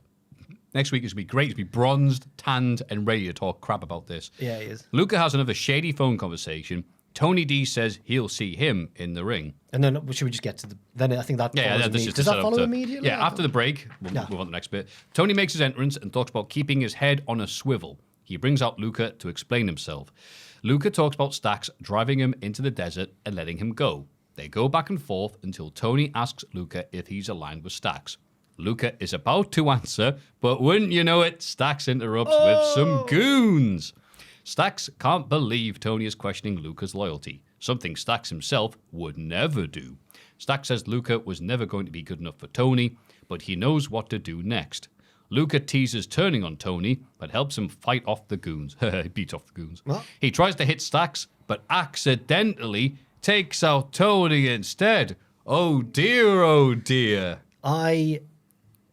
This is missing something so crucial. I just can't work out what it is, but I think it's that Tony's meant to be paranoid now, and we're meant to sympathize with him as the babyface because he's so paranoid. Mm-hmm. But I think we're also meant to. But everyone's saying to Tony, "What are you so paranoid for?" Luca's like, "What? Why are you paranoid about me?" Which would be a good story if Luca didn't keep doing irrational things. Exactly. It's not even as simple as like Luca's being shady. We know he's going to turn on Tony. He keeps doing things that make no sense either way. Yeah. Stax is like, I guess, Luca, you were never going to be good enough, but you know what to do now. And you're expecting Luca to then jump Tony. Yeah. But he just stares at him. Yeah. And doesn't do it. And then in that match they had when Luca made his return from the desert, he didn't do anything. He just stared at him. He just off-put Tony. And then keeps going like, Tony, why are you so confused? I'm like, I'm confused. Yeah. I don't like this, Sean.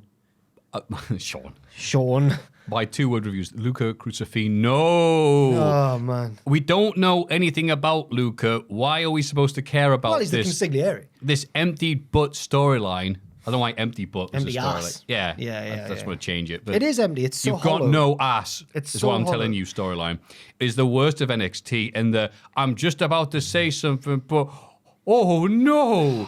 And then coupled with the don't worry, oh no! I accidentally hit the guy I don't want to. I'll just put gash. Space gash. It was a good right hand. Looked really good. Yeah, but again, the issue is Tony D and Stax. Why are we spending all this time with Luca? I don't care about Luca. Yeah, why is Luca the main character in this? Yeah. Huh. I don't know. That's what the crowd are asking. What about Luca? He was dead, but then he isn't. Where's Rizzo? Yeah. She's in hiding. She's hiding from the storyline. Yeah. She's going to join Chase U. It's like, aren't you in that thing? No, I've moved on. Anything's better than that. I don't know if Chase U is better than that, but we'll get to Chase U. I'm sure if we do like storyline or feud of the year, Ross would be like, yeah, the Mafia. No, he wouldn't. He wouldn't. He would blag and say it's like Godfather Part 4. In the locker room, AJ Francis tells Trick Willie that Casey Navarro injured himself in training. He can't be in their 6-man tag tonight. But AJ has a replacement lined up. Wes Lee arrives with High Rise. Trick apologizes for past transgression against Wes, and they all make friends. It's like, I'm down with high rise. Yeah, yeah. And he goes, sorry about being a dick. And they go, that's okay. They were all funny. It's the classic problem that when the baby faces all get along, it's all edgy and mistrustful. But when the heels are all friends, you just want to cheer them because you're like, they're so funny together. Especially after what we just saw. Yeah. I don't know if I can trust you anymore, Luca. You was me brother. And then Wesley it comes to the two bad guys. Remember we tried to kill each other a while ago? Sorry about that. My bad. Yeah, my so bad. good. Trick's really funny. And when he's healing it up, it reminded me of when he was Mello's henchman. He's a great babyface, but when he's a heel, he is really funny. I find it strange they've turned him heel when he was the hottest babyface in NXT, but he's good at it, so I don't mind. It's working. He's the TNA champion, of course. Yes. Booker T is his manager. Booker T was annoyed later on. He was cheering the heels openly. Yeah. He's like, again, Booker's improved almost as much as Ricochet, but let's not kid ourselves here. And then Mr. Chase welcomes Cale Dixon and Uriah Connors to the classroom, even though they've been there before. Why are we acting like this is their first time in the U? I'd just like to officially welcome. Yeah. And all the other students who we've never seen before are like, oh, new people. But yeah, did this air out of order? We get a slow motion studying montage. Joe, they're opening books and stuff with like 80s music. That was the NWO. Girls in cars. Yeah. And they're all like, there's one where he blows pencil shavings off his book at another student. He goes, Yeah. Life is like a pile driver. Yeah. You know, all this stuff "We're is the gonna reading rock books. America. Is it supposed to be sexy or No, it's going to be funny. Reading sexy books. Do you remember when AW started to get criticised for it? When Cole and MJF every week would do like a slow motion. We're on a boat in slow motion. It's just exactly what they're doing now. Yeah, but it was almost like, oh, it's funny, they're doing a parody of these things. And you go, oh, they're not. No, This isn't supposed to be funny. The problem with NXT's parodies is that they don't go all in with them, and this just They're being serious. it's so weird. It's so weird.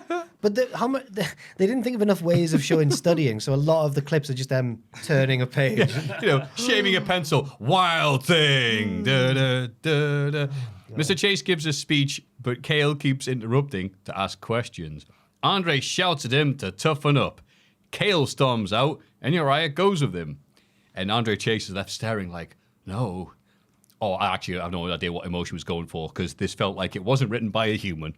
I put that. Yes, and thing, I thought yeah. I'd add to your point by stressing it with It emotions. really didn't feel like it was I think written I'd by a use human. more emotion in my delivery of that line than was used in this entire segment. We've gone from them vowing, right, Mr. Chase, we're going to go back to the classroom, we're going to really knuckle down, and we're going to listen to you. And that's lasted a week. And I think as well that Andre's at fault, because all Cale was doing was asking questions. And he just kept going, shut up. And then his advice that he needed to give him was that you've just got to do everything he says, and you've got to embrace the Chase U way. Well, what have you ever won, Mr. Chase? Well, the tag belts. Yeah, and it's... I was waiting down for them because reading books. We go, goodbye, Mr. Chase. I said, good night, Mr. Chase. Mr. Tom. Oh, that works as well. That's a different connotation. Yeah, sorry. Oh, God, it is, right. Anyway, yeah. Chase is confused, like, what? There's no war on. What's happening? I'm very confused by that reference. I didn't like it, Matthew. I didn't like it at all. But we'll just do a brief pause. Immediately afterwards, Booker tells Joseph Grace, no one likes Andre Chase.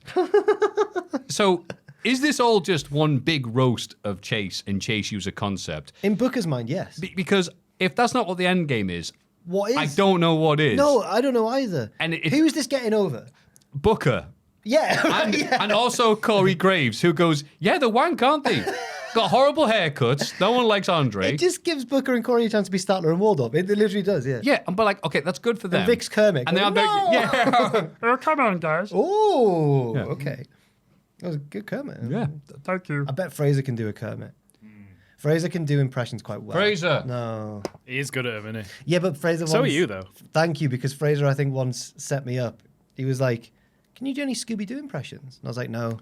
And then there was a bit of silence, and I was like, can you do any Scooby-Doo? And he just did a flawless Shaggy impression. I was like, yeah, but he knew the characters most people don't know because his thing is Scooby. I'm not saying this to mock him. I'm like it's really cool that he's like a massive Scooby-Doo fan. Not just like new Scooby-Doo that he grew up on, like 60s Scooby-Doo. Scooby-Dum stuff. Scooby-Dum is his cut. Are you all right? I nearly swore. Well done. No one noticed. I pulled it back. You brought it back. But he knows all his. Yeah, he knows about Scooby-Dum. Yeah. Was that the name of that, the grey one? I think I said, do you remember, I think I was telling you or Ross, remember when Scooby-Doo had a cousin whose name was Scooby-Dum or Stupid-Doo or something? And Fraser went, no, it's Stupid-Doo because Because I know everything about Scooby-Doo. He does. And I'm like, do you really? Like, like- because he thinks someone's BS. Some people have the confidence to go, I know everything about the subject. And you go, really? He goes, of course not. Be like, oh, you've got such a dry wit about you. I thought you were being real. Fraser is like, no, I know everything It's like about his Scooby-Doo. mastermind subject. Yeah. He knows. So what if you see Fraser in real life, just go Scooby-Doo. Don't even be sophisticated. Just yell Scooby-Doo and you'll cheer him up. The highlight of his day. Yeah. Yeah. And I bet Scooby-Doo have better written episodes than this bloody bollocks. Yes. 100%. Some of Scooby-Doo was fantastic. There's that one bit where they're trying to get the key. Oh, you know, to explain it would be boring, so we'll move on. But yeah, good old. Now it's talking about Scooby-Doo because it's better than this crap. We learned that Ricky Saints will be cleared for return to action next week, which was surprising to me. I assumed that he was being written off the show and he was going to show up on Raw and SmackDown. Yes. What does he need to be on NXT for? I don't know. Last week, Ava told him when he couldn't talk back to her, she told him, go home and don't come back until you're cleared. Yeah. And he came back. He came back this week. She's got no authority. Yeah. All the storylines are written poorly. Ethan Page in the Vanity Project laugh about his injury in the locker room. Saints arrives and quietly threatens them 'Cause he can't his talk. yeah, like, like doing the Kane thing of I will set myself guys- on fire. You guys shut up, right? And they all go, Yeah, of course they do. This was the coolest guy in AEW. What have you made him? What have you done? Yeah, Lose a throat, no voice. no throat. Yeah. You're not the throat goat. You're the opposite to that. Oh, no. That's a good song. Like that one. Ashana the Adonis tries to join in, but the other heels leave without him noticing. He tells Ricky the odds aren't in his favor. Saints point out that he's got no friends and they'll meet in the ring soon. He's like, the odds aren't in your favor either because they've all just left. Meanwhile, Elijah sings his way to the arena because his match is next and there's no pop for him, which I was shocked at. Oh, I know. Like, of all the wrestlers, don't get a pop. People chanted walk with Elijah with him when he said that bit. He does that, but he just showed up and like, yay, it's him. And he said, hi, I'm Elijah. They're like, oh yeah. I was shocked when they let him go. That was like, do you remember when like every week footage would come out of him and Kevin Owens winding up crowds at house shows, and it was amazing. I think they didn't have any plans for him. They couldn't figure out what to do. And But you don't shave him and have him pretend to be somebody else that was was- good. Only with Kevin Owens going, are you crazy here? Yeah. And they just had him have matches with Seth Rollins, and the crowd are like, without mad Kevin Owens, you're just a badly shaved dude. And I think you don't. This is part of the reason there was such a kickoff when R-Truth got released, because you don't always need someone to be doing something in story. You need these comedic, you need these gimmicky characters to make a full wrestling show. Absolutely. In 03 SmackDown, which me and Tom are watching, Funaki has a match randomly with Matt Hardy, and he's generally just been the SmackDown #1 announcer. Yeah. But he's getting such big pops. They're like, we should probably have him wrestle now and again. And they put Matt Hardy over by having him beat Funaki. But because it's been Funaki's first match on SmackDown in ages, he's busting out reverse tornado DDTs. It's like, is his job on the line? Like, all right, mate. Was Funaki a real shooter, or have I made that up? Was he actually hard? He might have been. More than like wrestlers. Oh, generally there's tend to another be, but- Funaki. No, I can't I remember know, his first but- name, who did Yeah, Pancreas yeah, and stuff like that. So I think people think But that. I'm thinking of I mean, he's Japanese wrestling trained, so I mean, Yeah, he's, he can I wouldn't mess with him. No. Even, it's funny. He's SmackDown. No one else. I could kill you. Also, how weird is this? Elijah is on WTV using his TNA name. I know it's Can weird. you get your head around that? Yeah, strange. Anyway, yeah, that segment beforehand was crap. Mm-hmm. And as you said there, like, it's the coolest dude in the world, and he's getting laughed at by a bunch of children and Ethan Page. Yes, and Ashante the Adonis, Oh yeah. who Thank you for even warning the about other him. losers don't want to hang out with. The loser's this segment, loser. This segment got nobody over. Right. No one came out of this looking cooler than before. Yeah. Joey Abs would laugh at him. I saw a squared circle thread that was definitely shared by someone who works for WWE, because it was like, looks like Spoiler is gonna have to go through some trouble to get to Ethan Page now. I'm like, who cares? Oh no, Yeah, I was they wrote like that. Yeah, it was like How are you something- doing, fellow kids? It was like something you'd see on the WWE subreddit, not the squared Right. circle subreddit. Yeah, weird. Javon and Tavion Heights. Apologies if you're watching and you were the person who just really loves Well, NXT. that dude just types like Sorry that. if you just love NXT. I'm sorry, I type in a dramatic and exciting way. Sorry. I have the wherewithal to be quite frankly, nonetheless. They ask Ren Sinclair why she hasn't talked to Charlie Dempsey yet. Oh yeah, Javon's just now hanging out. He's just with the NQCC now. Yeah, he just hangs out. She's their friend. Friend. She says conversations with Charlie require nuance. Javon and Tavion don't know what nuance means. Jasper Troy walks past, and Javon congratulates him on his performance against Obafemi last week. Troy tells Javon, get out my face. Charlie Dempsey, all right. He sounds like the homeless dude in South Park. You know, get out of my way. Charlie Dempsey arrives and agrees to a compromise. If Tavion can beat Javon in a match, he'll let him leave the group. Javon's like, well, you're not going to be leaving anytime soon because I'm better than you. And Tavion's like, we'll see about that. And they kind of, they're still friends, but it's competitive now. Yeah. Don't know what I think of it, though. Why is Javon hanging out with these boys? Yeah. Do you think Tavion will beat Javon? No, I don't think so. I think the NQCC are dying in front of us. They've lost interest. I want more for Ren Sinclair. She deserves the world. Yeah, that's why she'd be out of the NQCC. She needs to be Charlie to get set free as well. Yeah. Yeah. Yeah. Javon tells Charlie that he needs a hug, which I found quite funny. Yeah. Charlie's in his really tense way goes like, if you beat Tavion, then he'll have to stay in the group. And Javon just, you need a hug, you. Yeah. It's good. Yeah, quite a good, nice pop from him. Yeah. So. Javon was funny with Jasper Troy as well. He was like, you did really well against Ober. I know you didn't beat him, but it was kind of RVD sort of. He's like, and you will get there one day, just not before the young OG and all that. I was like, oh, okay, cool. Yeah. I like Javon. Yeah. Cheeky boy. He's a cheeky, bouncy boy. It was very RVD. We're talking like he's 4 years old. I'm thinking about his promos with Sabu where he's like, it's me and Sabu as well, but it's RVD. It's okay. Yeah, there you go. Yeah. Thousands of people came to see RVD and, 3 people came to see Sabu. But that, Alfonso's holding him back as RVD's just like, yes, it's me. It's such a classic bit. It's just so good. He's holding up like both the tag back. These are both my titles. Sabu just holds one of them for me. So I was like, mad that he found a tag partner who was okay with that being the gimmick. I guess because when you're Sabu and your character is I'm a scary man, that's fine. Yeah. Yeah. I think you understood the concept of like, oh, cool. I just don't have to cut a promo and just try and stab you. Yeah, sure. Great.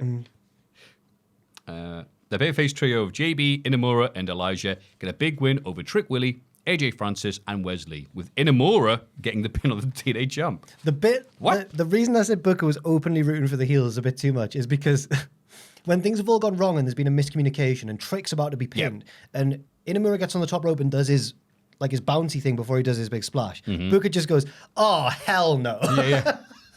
This was real for Booker. He realizes that the finish is coming up and he's like, no, no, you're not pinning Trick. This was a nice little match. Yeah, I liked the match. There was a few things that caught my eye. One was AJ Francis got called top dollar very briefly by Graves, but I mean, come on now. Looking pretty all right. Oh, yeah. Improved plenty, because I haven't seen his TNA run. About things we do in my life. But he looked much more impressive than the last time I bloody saw him. And the fact that they even did the tease where I'm gonna die, everyone went, ah! He went, no. I was like, okay, that's nice. Yeah, he's still got a bit of that. He's good. And a bit where, I forget who did the flying crossbody to Trick Willie, and then Trick Willie landed before he basically took a preemptive bump. Oh, yeah. And Graves expertly picked up and went, Trick Willie tried to dodge that, but I think he hurt himself in the process of getting out of the way. I'm like, he has been magnificent at covering for the little snafus that happen. And I think that's an underrated quality of it. I know that Corey's had a history of getting annoyed on Twitter about stuff. Haven't we all? But I really do sympathize with him because he is so much better than Pat McAfee. I know Pat's got his appeal and he's got that link to the mainstream audience and everything. And I understand why WWE have done it. But just for a wrestling audience, Corey is amazing. Corey's really, really good. Yeah, he's got that, like, I could commentate a real sport type of vibe, but I'm also not know enough what I'm talking about to be a bit of a dick, but in a way that usually helps the product. And he's a bit sleazy, like a heel commentator should be. It's great. Yeah, right. But he knows what he's talking about, and he's laughing with or complimenting with the... I say that, and I was like, you said that about Chase U, didn't you? No, yeah, but that's... I hate you, Corey Graves. But that's different. Chase U things, that's allowed. Yeah, you know what? That's going nowhere, apart from a small area for them to make fun of. That's the only place it's going. Yeah. But yeah, this was fine. Surprising to have... Obviously, I'm fine with Trick Willie getting pinned. You have to have him do something. He's a teenage champ. But it's like, oh, Inamura? Okay. It gets built upon a little bit later on. I was almost certain that... who was the other babyface in this match? JB, Inamura, and... it was Elijah. Elijah. Yeah, I thought he was going to get the pin. I saw a report that he might have gotten an injury in this match. Someone said he was wrestling one-handed. I didn't even notice this until someone pointed out, because, it's like, all right, yeah, do. And it's like, yeah, he just was using one hand. Yeah. And it's like, oh, bless him. Oh, he's all right, yeah. So considering that, Elijah had one arm, and I was about to say a cruel job at AJ Francis wrestling with 2 left feet, but he didn't, did he? No, so I can't even say that joke. No, he was good. How dare you? You've taken the fun away from wrestling. It was a fun little match, it was. Yeah. Where are we? Sol, Ruka, and Zarya are backstage talking about wrestling and TikTok. Two main things in life. Ooh. Sol hypes up Zarya ahead of her match tonight. Tate and Paxi climbs out of a nearby production case as they walk away. Foreshadowing. She's going to get involved in their match. Ava, Robert Stone, and Stevie Turner hear a commotion outside the GM's office. It's Tony arguing with Luca. Tony wants Ava to book a match between Luca and Stax next week to prove they aren't in cahoots. Ava says she can't because Stax has a Heritage Cup match against Noam Dar. Yes. There he is. And his Consigliere. Thank you. Already signed off on it. Why is Ava feeding into Tony's paranoia? We don't know who the consigliere is, but Tony's obviously going to think it's Luca because he's the only consigliere he knows on the roster. She's a horrible human being. Luca swears Ava isn't talking about him. Well, if this turns out to actually just be Luca, what was the point? What was the point of any of this then? Just have him turn on him instantly when he came back. Are they going to have to merge some of these storylines together for them to make any sense? It was actually Andre Chase. Oh, I'd love that. Inexplicable. It's mobster school for the next few months. Gambling debts again. Hey, write that down. Blowing up cars 101, you hear? I'm imagining the terrible segment's going to write. That would be good. Yeah. Ava is so bottom of this league table. Even though Pierce was off this week. She's not get relegated already. Yeah, she needs to get relegated. Replaced with Stevie or something. Yeah. Stevie and Robert Stone found a way to bicker still in this segment, even though nothing had gone wrong between them. That's their shtick. What are they like? Even when nothing's happening, they're arguing. You know how Stevie's the GM of Evolve?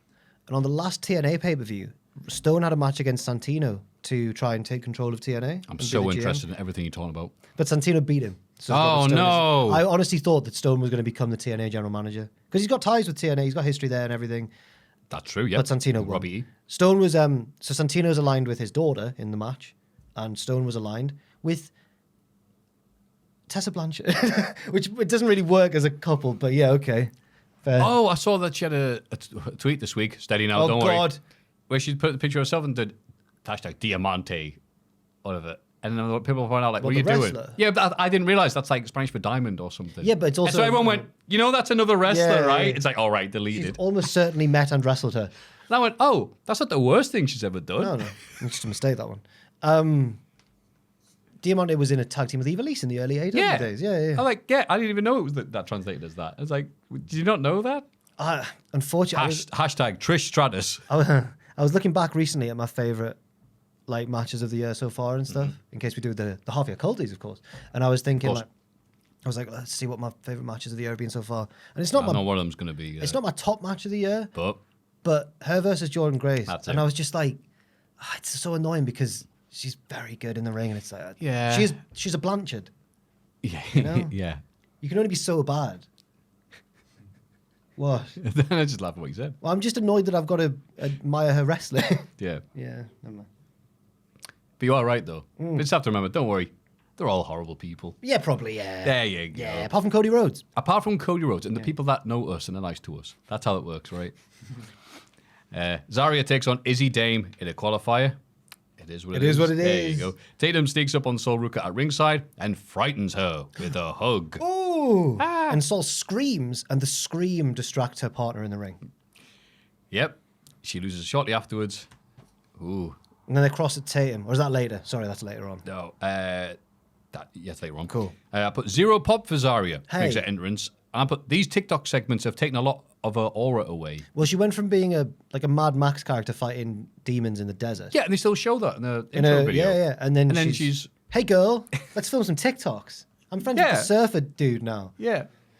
It's only in Shawn Michaels NXT. Could this be a thing? Crazy. Yeah. Izzy Dame's entrance, there we go. Meanwhile, is all aura. Love the Culling's The Carpenter Brute knockoff song is amazing. You love their entrance. Good. You love the Culling. I can't believe how good it is. It shouldn't be that good. They're your favourite stable in WWE. I love this song, and the rest has come out, and I'm like, oh. No, you love them.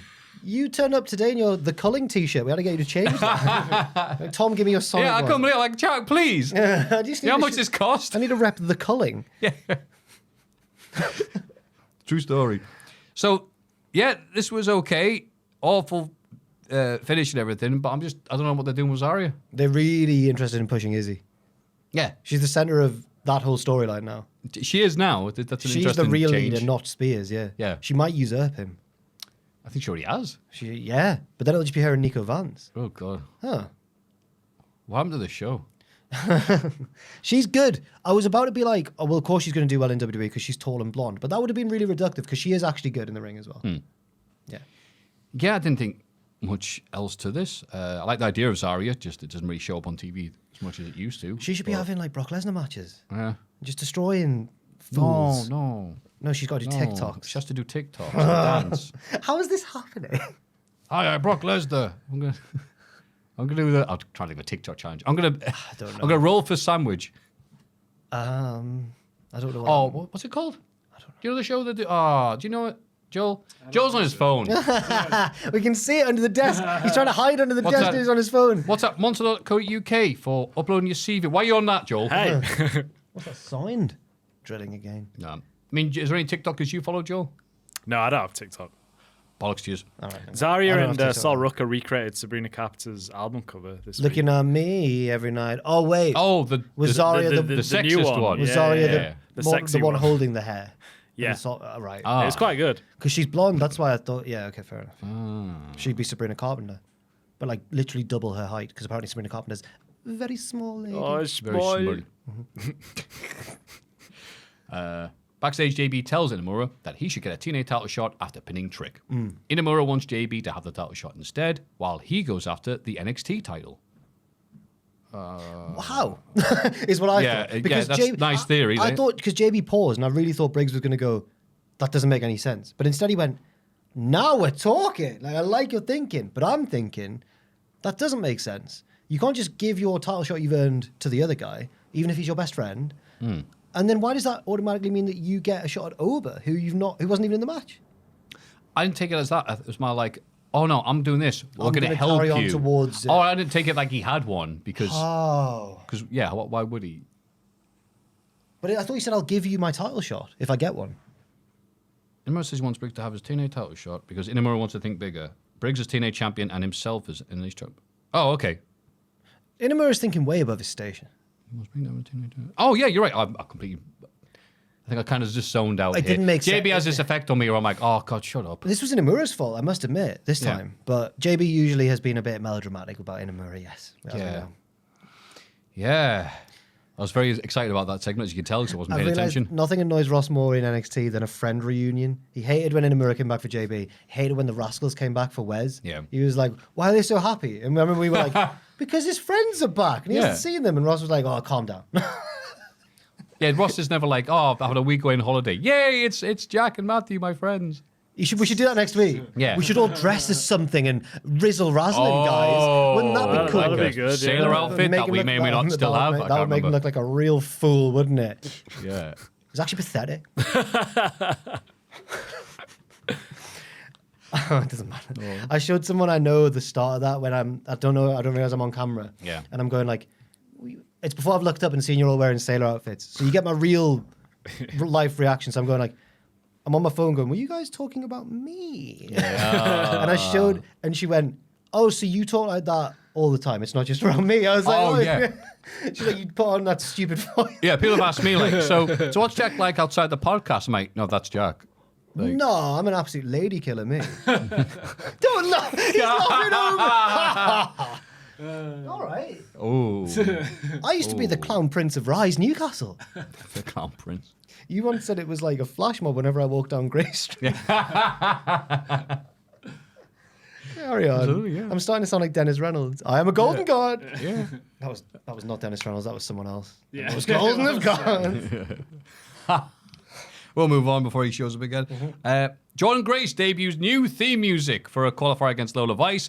The crowd chant, Fire Death Rebel. Oh my God. It was as generic can be. It was almost AI, perhaps.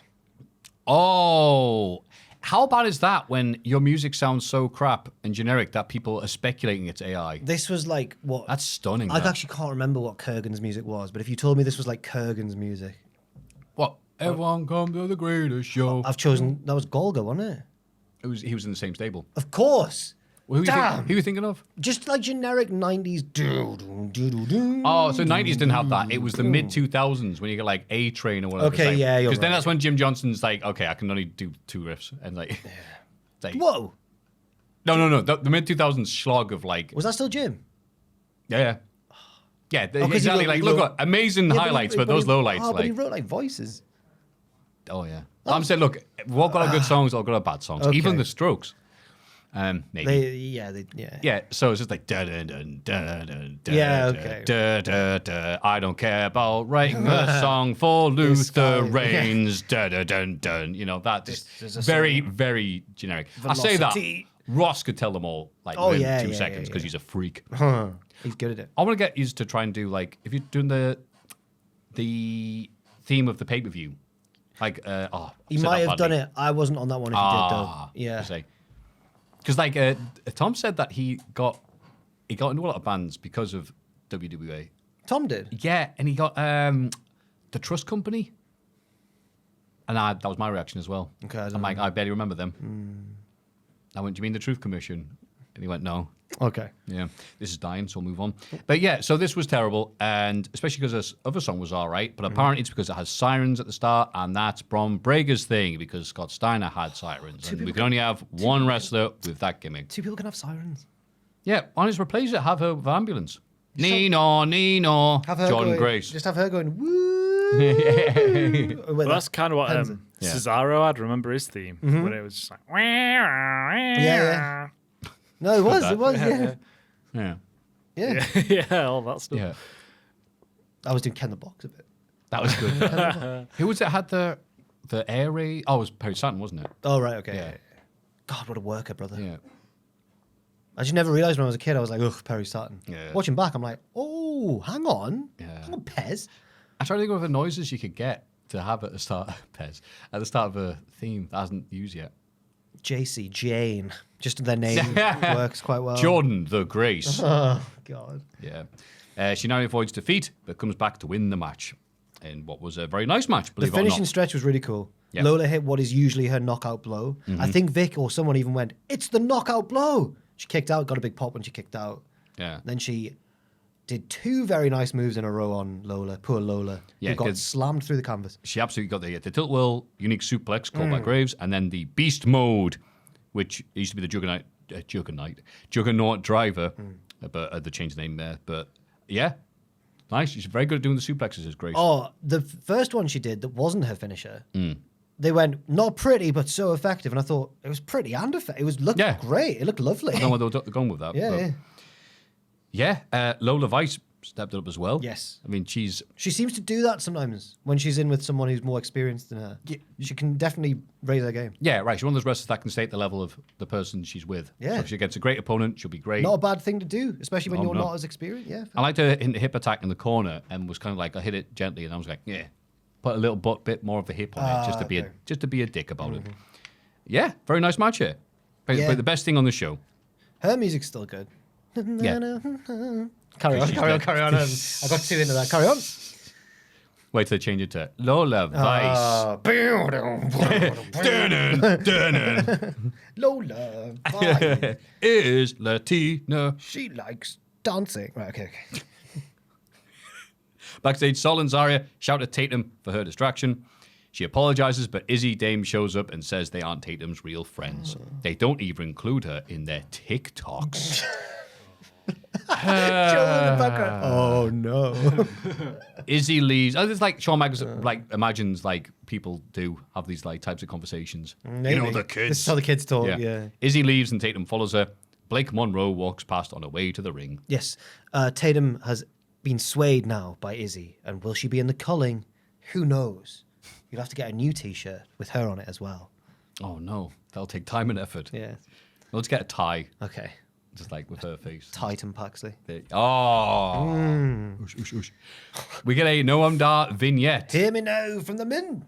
The Heritage Cup has brought a different style of wrestling to America. He's held the cup longer than anyone else and plans on keeping it that way. Oh, it was serious Dar. I prefer silly Dar. We all prefer silly Dar. I don't think serious Dar's going to last for very long. No. In the vignette, sure. But Yeah, but the silliness. I mean, of he's it in was- great shape last time we saw him and Oh. everything. It's not like he's like a little wee dafty. I think Dar's always been in sneakily great shape, even when he was like a young lad in ICW. But now, he's crazy. Yeah. God, he looks good. Well-timed throat clear there. Just imagine looking like Noam Dar. Anyway, sorry, Karen. Sorry. I'm just annoyed, actually. Ava heads to the ring and says the NXT Women's Division is the best in the world. Well, Jack doubts it. She said After these matches this week, I mean... Actually, you know what? Yeah, maybe. Yeah. But then... It's just Monday Night Raw is filled with some great names, though. You are right. But read what happens next. She brings out Blake Monroe, who says the NXT Women's Division is the best in the world. I was like, all right, okay. It's no secret, WWE has always been her dream, and now she's here. You didn't need to include that line, I think Sean. I think Sean was like, say it. Yeah. And now she's here. The Women's Division, which is the best in the world, is all hers. Yes. She signs her NXT contract, but fatal influence arrive. They're not happy about Blake trying to take their spotlight, so she calls them insecure. Bloody hell. Insecure bitches. She's in sync and also a bitch. JC Jane calls Blake Flavor of the Month. Blake attacks, but the numbers game is too much, and she gets put through the signing table, the signing Slim Jim, Logan Paul, KSI diss track table. Ava does absolutely nothing to help because she's rubbish. I think she bends down on her knees at the end of the show to be like, no, not Blake Monroe. Blake Monroe! Not Lenny. The best women's division in the world. So I know that when someone debuts, they're a babyface by default, if it's a big signing like this one. Yeah. But she's such a natural heel. I'm like, this is an interesting choice. Right, that was what I was thinking. But she is going to get cheered, so I get it. Yeah, obviously, yeah, she's newbie, so she's cool. She's come off Yeah. the momentum of the AEW stuff, but it was just felt like the wrong thing for her. It's going to take a while to change gears with that. And also, I felt like, when you're trying to do this with Fatal Influence, it's quite a bit different to... How amazing is this, where Tony Storm's brand of cheese is obviously completely over the top, dramatic, but then Fatal Influence is like, oh no, this is just crap cheese, isn't it? This is like... it's comparing Gorgonzola to that quid stuff you get at Poundland. It's still cheese, but it's like, oh, right. It kind of took away from Blake Monroe, I thought. Yeah, and I thought as well, the fact that it was her first segment and she was immediately the one left laying was unusual as well. That's not usually what happens. I think she'll win. I think she'll win the belt straight away, probably. That's a sensible option. Well, it would be. And then she can turn heel maybe then if she wants, if they want her to. I did, last week, I think we mentioned... or somebody mentioned that people had been accusing it of being a bit Tony Stormish, her gimmick now. But then we were like, but her and Tony were so intertwined. It was, of course. But she did say something this week where I was like, that's more of a Tony Storm line than a Blake Monroe line, which was, she was like, I can't wait to get into bed with all of the women in the division. I was like, hang on now. Yeah, it sucks when you go, that's not true, and then you watch next week and goes, oh yeah, they are just like taking bits from Tony. Yeah. But was Mariah always like that? A bit. But when she when she started beefing with Tony, once she turned went heel, really though, she into was it. like psychotic though. So it was. Yeah. But now she's just, hello, I'm glamorous. I don't know. I'm also doing this gimmick. She'll be good, man. She'll be. Great. She will be, She'll be but great, dude. for people who watch more than just WWE, you'd be like, you're not going to take all that stuff from Tony. You take the double entendres as well. Entendres. You're taking my kids. God. Anyway, AEW Grand Slam Mexico, which I watched live with my friends in America, so this was normal time for them. Well, I watched this morning, and since then the action has all blended into one because there were so many multi-man tags. Yeah, as I was don't thinking, remember. I don't remember anything, Matthew. I had a lovely time watching this, but this is going to be boring to listen to. Hey, after those 2 4-hour weeks, I was dreading this, and you know what? It was more like a mini pay-per-view. It was all matches. There was barely any. Normally I'd write like 20 segments. I get you. There was like 7. Yes. Yeah, I'll give you Wrestling. that. Hangman Page opens the show and cuts a promo in Spanish.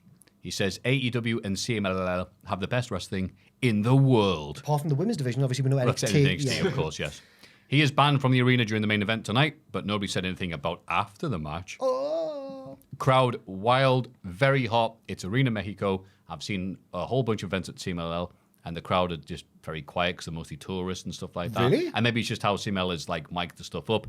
Completely different here. It was like, oh, okay, they were really into this, and it felt like a big deal thing. They knew the stars were, they knew the storylines. Because I was thinking, yeah. Are they going to be more into the Mexican stars, their regulars? That's what I thought as well. But then Hangman, Ospreay later on got a huge part. Yep. Yeah, they knew what was going on. They followed the product. Yep.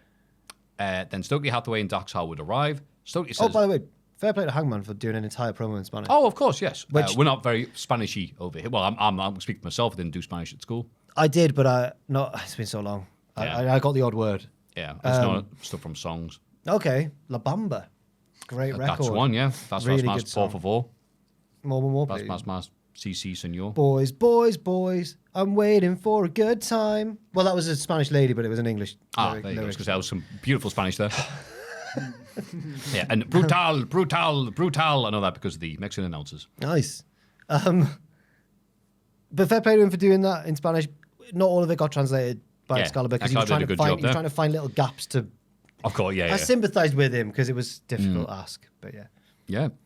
Then Excalibur says, yes, you'll be around the main event, even though he's not supposed to. The naughty boy. He grew up on a farm, and then he waits and he goes, the spirit of the people. I was like, what? Tell us what he said. Talk over him, Excalibur. Dax is part of a 14-man tag, teaming up with Volador Jr. and the Don Callis family. They take on the face team of Adam Cole, Bandido, Brody King wearing a Abolish Ice shirt. That's nice. Oh, was it? Yeah. He doesn't care. Yeah, absolutely not. Go Daniel for it. Garcia. Oh, bloody hell. My mate's mum from Bishop Auckland. She was in this? Shared a picture of, I think that Brody King was saying, like, screw ice, as a lot of people end up doing. I'm like, I'm not being funny, obviously. Yeah, I'm with that message, but how do you know Brody King? And she was like, well, the message is good. I don't care who they are. I'm like, fair play, but it's just amazing. Like, my mate's mum, who teaches violin in Bishop Auckland and piano and stuff like that. I've always wondered about She's very talented. She's a published author and stuff like that. What? I would thought she was dead cool. I've always wondered A about little secret thing about, can I get with her when I'm not a little lad? I'm glad I didn't tease that because my mate would have probably literally killed me. In my head, I've thought, is this where this is going? And it was. And it was where it went. I was so impressed how But I was like, talented she surely was. not. She made it clear she wasn't interested. She sounds amazing. Oh yeah, she is. But Did like, you try it on? not in a like Johnny Bravo kind of way, but in a just like, oh hello, what are you up to? And she's like, I'm doing work. Like, can you go away? I'm like, oh okay, this is made it clear. That's funny. Oh, God. Like step one, get rejected. Move And on. now All right, you've cool. found another way to slide back into a DM. Oh, Brody King. Yeah. How do you know who that is? Well, you free this Are weekend? you still happily married? To the John Cena meme. Are you sure about that? Yeah. I've always wondered about the violin, is what I was going to say. Because I can play the guitar. I've always wondered, does that mean I can just play the violin? Apparently the answer is no. Oh. No, it's solid, apparently. It's really Have hard. you tried to like strum I've a never violin held one. with your fingers? I've never tried. There's no frets. You've got to guess where the notes are. Whoa. I need to be shown. Yeah. Anyway, Yeah. that was funny, that though. That- That was yeah. great. I can't help but wonder what she looks like now. This magical woman. Yeah, shit, very nice. Everyone that you teach all day, but she's looking at me in a different way. It was just like I don't know. What I Just, go to school for. it's as soon as you tell someone like, or someone tells me like, oh yeah, I'm actually really smart. I'm like, oh. Oh, I'm like, hello. Hey, baby. Hey, mama. Atlantis. Cool. Daniel Garcia. Templar. Yeah. Can you do the monkey with me on the piano? how did that show get commissioned? Anyway, People keep on saying this. People, I know he's do the people not buffoon. I know remember he's the that? buffoon. I know- Johnny Bravo was the guy people laughed at. I know, And you but- do see people on that going, "You'd never make this today." I'm no, like, but it's a kid's show. yeah, we're Okay. laughing at him. Okay, fair. Okay. I mean, there's a few Why bits that is get he shared friend- now, and he's like, he gets tied up by Why that is he villain friend- S. It's like, aha, let's see what you do now. And he says, my mama told me about women like you. I was hoping she was right. Was he just Elvis, blonde Elvis? Is that what he was meant to Pretty be? much, Yeah. yes. And why is he friends with a little girl? Who's she? I don't think he doesn't want to hang out with her. She's No, he's just got to like pestered him. babysit her or something. He's Yeah, like, okay. oh, you're ruining my style, mama. But then, like, someone come like, oh, you looking at this girl? Yes, I am. Yeah. Actually, maybe it was class. I wonder Maybe it if there was is- really funny. I wonder if there was a generation of lads who went, I want to be like Johnny Bravo. Well, it's he turned- clearly gets all the women. Maybe it was class. Maybe it was really good. I loved it. Do you remember Johnny Bravo? I remember never watched? I didn't watch much. You're a bit younger. Maybe it Yeah, just- I think just the Were you like transition post period. like Ed, Ed and Eddie and Count Chicken?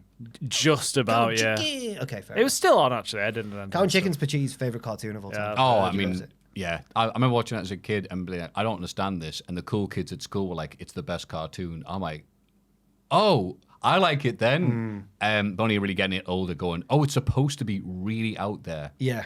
Like What were having they half parents. Oh, because they weren't just legs. They Yeah. were No, also- they were just legs. They- sorry, they they were, panned out yeah. one time and showed there's nothing They're above just them. legs, They're yeah. just legs. You probably couldn't make cartoons like that now because people are like, give me a bit more substance. What about the law of cow and chicken? That's one of the funniest triple jump moments I've ever. Ben and Peter is this Oh, yeah. legs. is this leg? Yes. because they're doing like creative wrestlers or something, like just mad ones they've not seen yet. It's all a surprise for them. And then a pair of legs walks out, and Peter goes, "Oh, is this legs?" And Ben can't breathe. He's like, "What do you mean? Is this legs?" It's so funny. Actually, this isn't legs. That's the joke. If it wasn't legs, Yeah. It's just like, "Oh, is this legs?" Like I've heard of legs. that's got to be legs. And Atlantis Jr. The crowd hate Atlantis Jr. The crowd hate Atlantis Jr. And I had to ask my friends in the chat, and thankfully they were very helpful there, and explained that. Please explain. They think he's a Nepo baby, basically. Okay. He doesn't deserve his position as Atlantis Jr. It's wrestling, though. There's so many. As far as half the crowd is concerned, you suck, Atlantis Jr., and you're a disgrace to the Atlantis name. He can totally wrestle. Oh, there was nothing in this match that made me think he was bad. No, it's not like a David Flair situation. The crowd were at night, nah. I don't know what, if there's more to the story there, I have to find out, but like, they were just saying, like, no. They're like, no. Imagine, we love you so much, we're going to hate your son for using your name. Yeah, I'm obviously not huge in lucha, but like, I don't think that's a thing for many wrestlers. I mean, obviously, the standard to be the junior or El Hijo has to be very high. Yeah, but there's so many of them in wrestling. Yeah, but they all generally very good, but... He was good enough. Yeah, I don't Not know enough to warrant this level of, I don't know. Hopefully we get more information out of Yeah. that. After a series of, it was very entertaining It was because funny. anytime he did anything, and it's been ages since we've seen crowds booing some like, nothing's like the days of Roman Reigns He's like on making top. the save, and they're like, boo. Boo. Doing nothing but face stuff. Then like Cole or someone runs in, just spiteful cheer. They're cheering Fletcher at one point over him. It was like, wow. Yeah. After a series of dives to the outside, Dax Howard is left alone in the ring with Atlantis. He beats him down, but the veteran rolls him up for 3 out of nowhere. Well done, Atlantis, son. A very anticlimactic finish, but it was just a whole bunch of spots and cool things, and the crowd booing one dude in particular, including Dax beating Atlantis down off the bell until Atlantis Jr. chases him away to further boos. Yep. Odd, but funny. Very funny. I think that AEW, you know what? I think they should be commended, actually, for... They really played into the conventions of Mexican wrestling on this show. And the matches were structured like a CMLL match or whatever. And I think that was for the benefit of the show. It felt really refreshing. Yeah. I liked it for what it was. Yeah. Yeah. A very good showcase of all the talent they've got there, all the cool things they can do. Kind of how WWE did it with Worlds Collide as well. Yeah. And then as soon as I saw Volatile Jr. get in the ring and he had a shirt on, I goes, why are you wearing a shirt? Get your shirt off, you idiot. Well, he's impossibly ripped. And then he got his shirt. Oh, right, you're jacked. That's the tease. Oh, right. Because last time I saw him, he was jacked. Like, he was in TNA. I was like, oh, is he fat now? I was like, no. I'm like, oh, right. No, he's in ridiculous shape. The building suspense. Yeah. I am dumb. As Mark Briscoe makes his entrance, we see an earlier promo from his farm. He considers Kenny Omega a friend, which is why he challenged Okada to a match tonight. And this is after a long recap of the feud. Okada making him bleed and all that. Yeah. Okada wins with the Rainmaker, of course. Don Callis gets the ring and helps Okada beat Briscoe down. Okada lays him out with the Continental title belt. Cool, yeah. Mark Briscoe's great whenever they put him in. Obviously, this wasn't like his bigger, grander matches we've seen recently against the likes of Ricochet or Kyle Fletcher. Yeah, or the Moxie match he had. Or the Moxie weeks ago, match. yeah. So he didn't get as much to do here, but it was just to further the Okada's a dick. Yeah, Okada's on the show. He's going to have a match against someone who can take a loss and still be popular. Hey, that is Mark Briscoe's MO right now. As soon as Okada gets the win, Okada stands up from the announce table to go in the ring for the beatdown, but he's not. The announce table's behind the barricade. Yeah. So he's got to go. The camera shows him like edging around the crowd to get to the gap in the crowd barricade, and he nearly. There's this person carrying like 1 million bags of popcorn past him, and he's like, "Get out of the way." It's good. The Briscoe Farm promo made me quite sad. I was just like, "Damn! Remember when the Briscoes were young and were like." Oh yeah, and they showed like the footage, and it was just like, I swear, for a few of those clips, it's like, that's off YouTube. That They used to. Hang on. For anyone who doesn't know, their Ring of Honor promos, Jay and Mark Briscoe from their farm, which was, I think, legit just their dad's farm in Delaware, their chicken farm, are some of the best. Because before that, they were doing promos like, yeah, we're from Delaware, and we're going to beat you up because we're really good. Yeah. And then just that second or third or fourth time they've been in Ring of Honor, it's like, we have to change it up. It's just like, we're going to chicken farm, and we're going to do all this.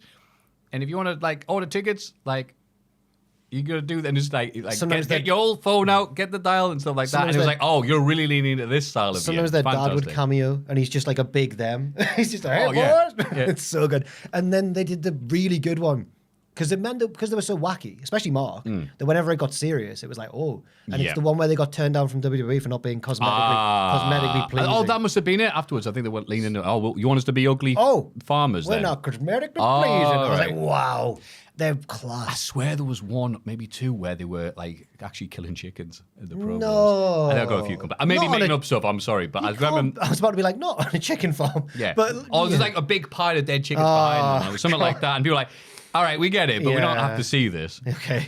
Yeah. Yeah. Anyway, Mark did fine here. It wasn't the He did. It wasn't the showcase match of the night or anything. Of course not, no. MJF takes on Mystico with the Hurt Syndicate at ringside. Mystico takes a tombstone on the stage, but makes it back into the ring and beats the count. Crowd, it's a known thing now, but Mystico's like the ultimate CMLL hero. Like, Oh, he's- they were singing his song, and it he's was so- beautiful. he's- It was, yeah.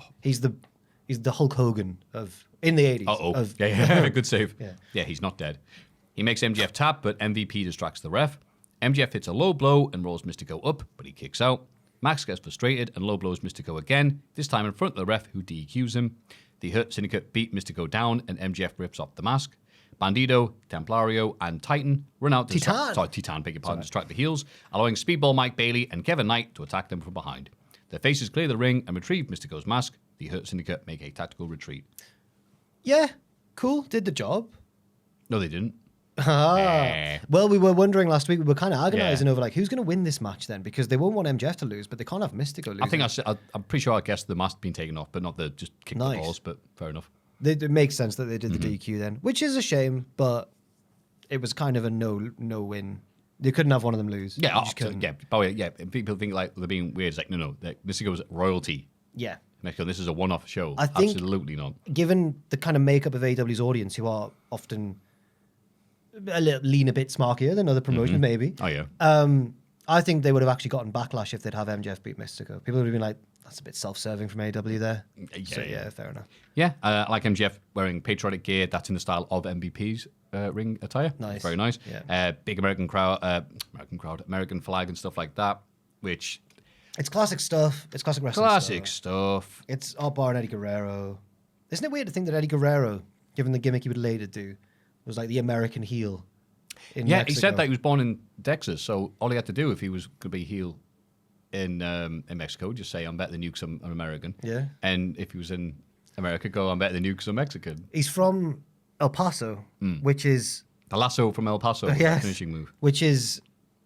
I looked on Google Maps, so I was like, wow, the border goes through the middle of the town. Oh, so I can't remember what it's right. called on the Mexican side of the border, but it's like Newcastle Gateshead. But Right. instead of a river, it's the border. actual border, So, like, wow. yeah, it's crazy. Yeah. But it's crazy watching him at when Worlds Collide in '94, and he's doing the motion of swimming to the crowd to imply they swam over here, and they're like wanting to legit fight him. It's like wearing all stars and stripes gear as well, Eddie Guerrero. doing the backstroke. Yeah. Like what? Like your name's Guerrero. What are you doing to me? I'd struggle to think of a wrestler who was, you know, when a wrestler's amazing at being a heel and a face. I think Eddie was, later in his career, he was amazing face. But Yeah. as a heel, Oh yeah.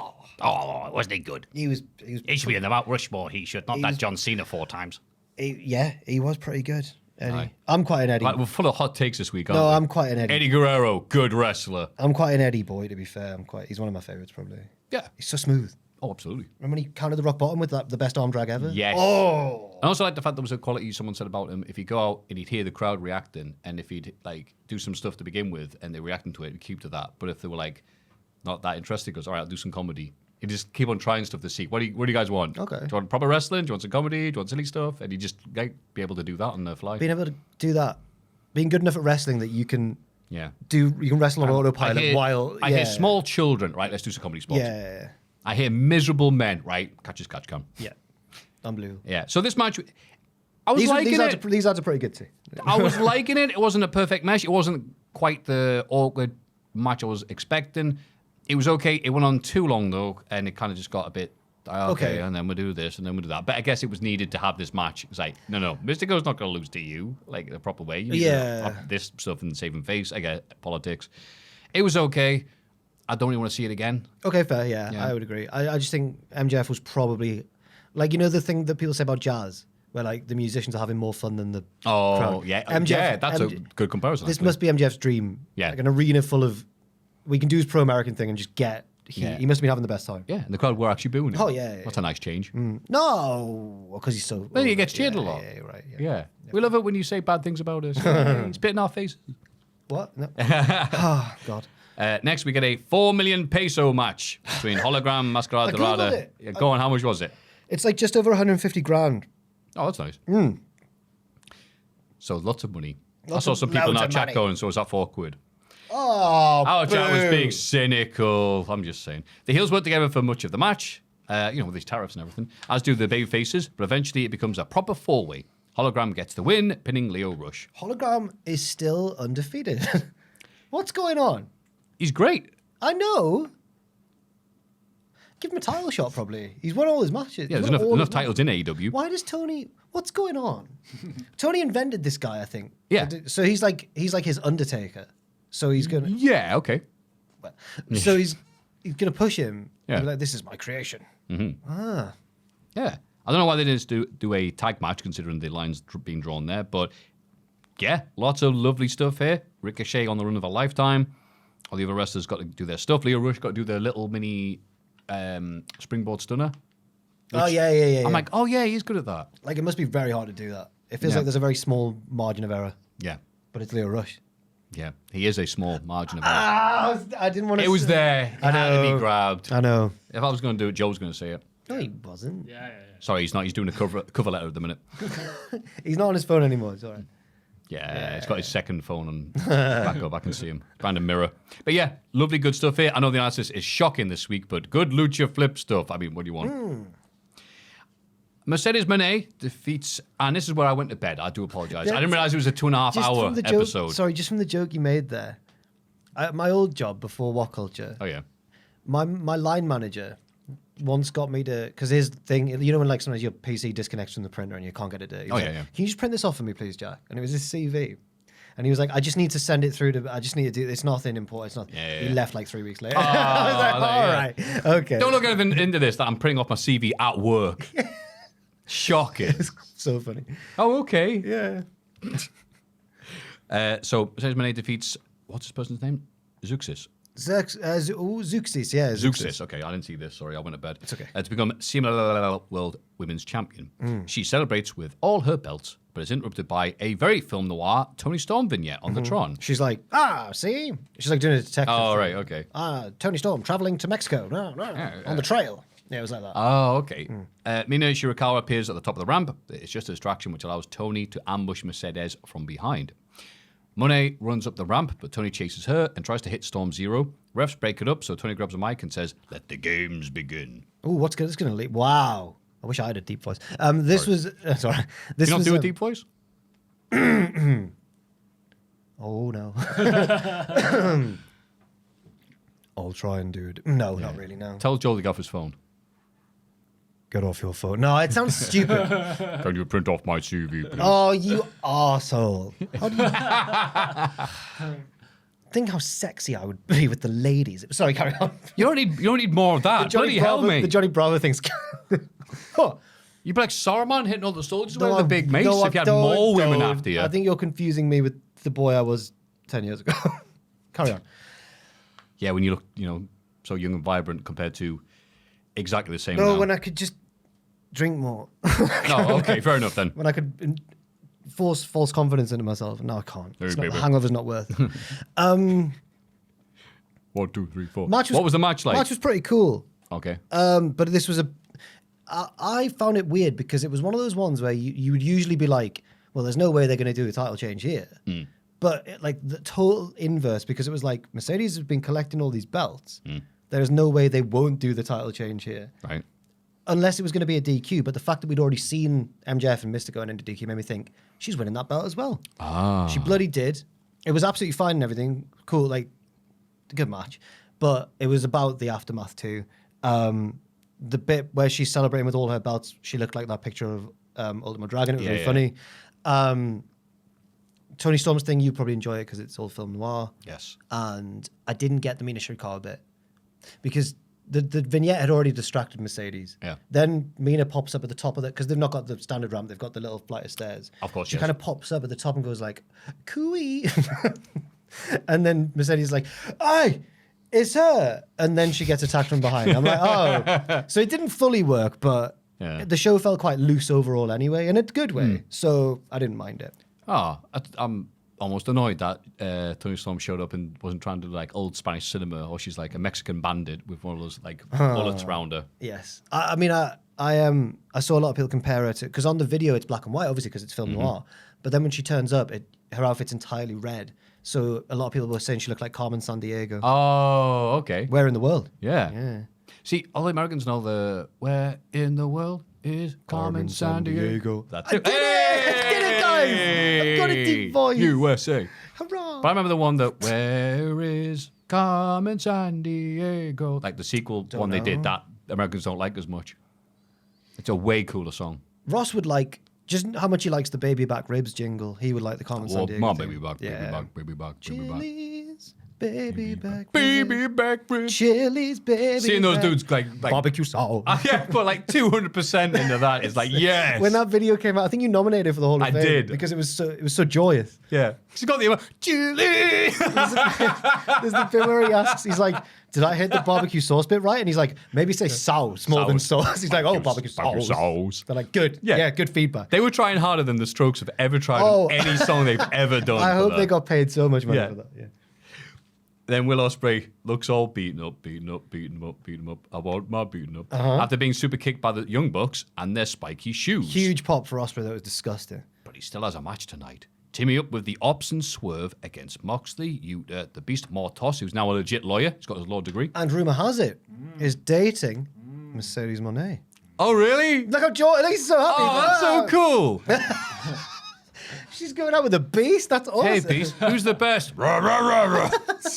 That's right, I am. I can't imagine him out of character. Yeah. And the Young Bucks. I think it was a TMZ report, and they quoted... TMZ? Wow, okay. I saw it shared on Reddit. I don't know if someone was joking, but I hope this is true.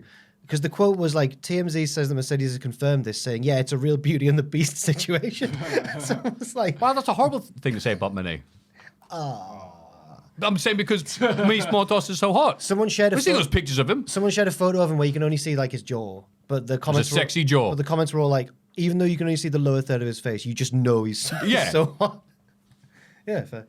Aw, I'm really happy about that for some Joe couldn't wait for me. For some stupid reason, that made me really happy. Joe couldn't wait for me to mention that. No, yeah, I'd seen it as well. When I started to say it, you went, oh, yeah. I think either Mercedes or the Beast Mortos put a photo on Instagram of them together, but his face was covered. Yeah, of course. With like a bull emoji.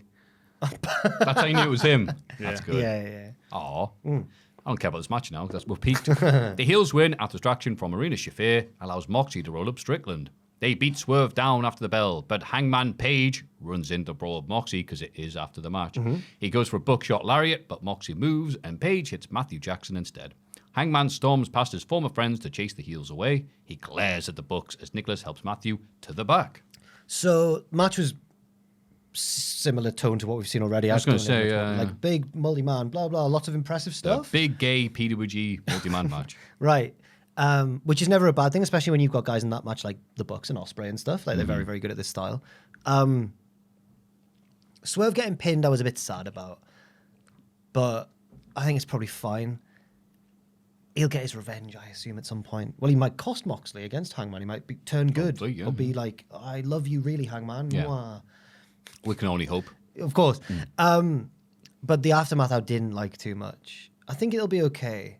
But it felt like, if Ross was here, I know exactly what he would complain about. And it's another case of, are the Bucks friends with this person or not? Because when Hangman hit Maffew Jackson, I just thought, so? But the Bucks did that whole thing where they're really offended. They're like, you're meant to be our friend. It turns into NXT, doesn't it? Like, I thought we had a thing. And it's like, I've made it clear that's not the case at all. And then Hangman just sort of ignores them for a bit and then glares at them as they leave. As like Nicholas is helping Maffew limp out because he's been knocked by this buckshot lariat, which they sell really well, of course.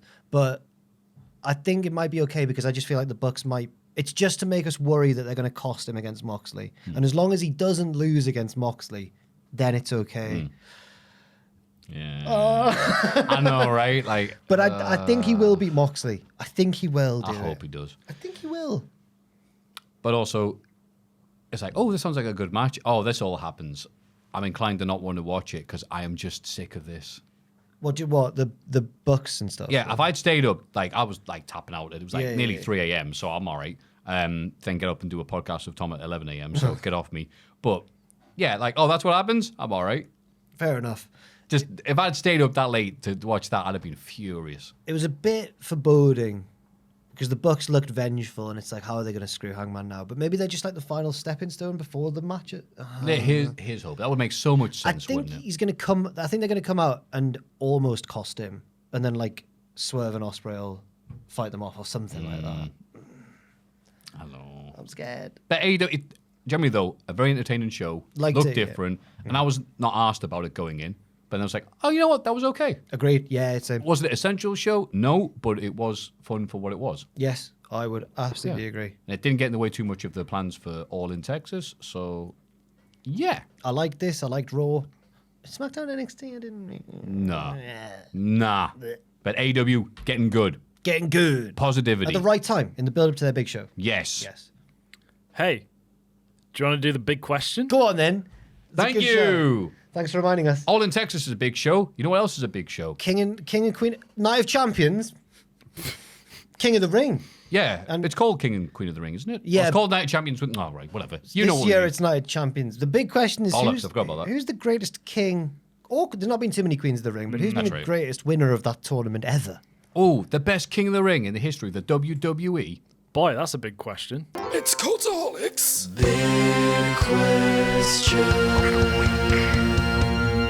It is a certainly is. big, fat question. Who would you say then? And I joked Don't off say air. Bret Hart. Don't say I was- Bret Hart. yeah. Don't say Bret Hart. It's hard to not say Bret Hart because he had such a great night of it. Okay. He wrestled 3 completely different matches, 3 major opponents, Were they overcame good them. matches? Yeah, the Bigelow match, was Kurt Hennig, yeah, That sounds like it probably was good. and Ramon, I think. Okay, probably it's been a while. Probably quite good matches. But yeah, definitely Bigelow. Which was year one of them. was it? 93. I'll have a look. For And you. not only did it do that, but then he was coronated and was given a crown, a scepter. Oh no, he didn't do a promo, did he? Oh, you bastard. I'm the greatest king ever. Why have I just? I'm Googled- better than Henry VIII. And then Jerry Lawler showed up and went, oh, you calling yourself the king? never-ending feud that And never that's how it ended. started. That's yeah. how it started. That's how it started in 93 with that. And he, beat the hell out of him with the scepter. Mm-hmm. And did some real damage to Bret Hart. And Bret was not fancying that. So when they had their first of many matches at SummerSlam, Bret Hart put Lawler in the sharpshooter and really wrenched it. Like, hey, you bastard. Hit me really hard, will you? Bret Hart defeated Razor Ramon in the quarters. Yep. He then defeated Mr. Perfect in the semis. And then Bigelow in the finals. Bam, bam, I bam. remembered. Yes. And just- it was great. Just after the IC title match beforehand, Shawn Michaels versus Crush. No memory of that. Okay. So, a great reign, a great man, obviously. But can you think of someone on the same level as that? Austin. It's not a very unique one. Do you remember who he defeated? Pillman in the first round. No, No, Mark Miro Mark in Miro, the first yep. round because he passes Pillman.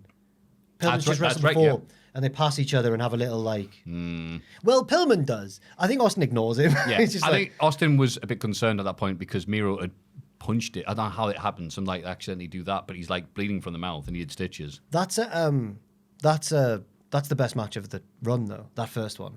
They go like 15, 20 minutes. Yeah.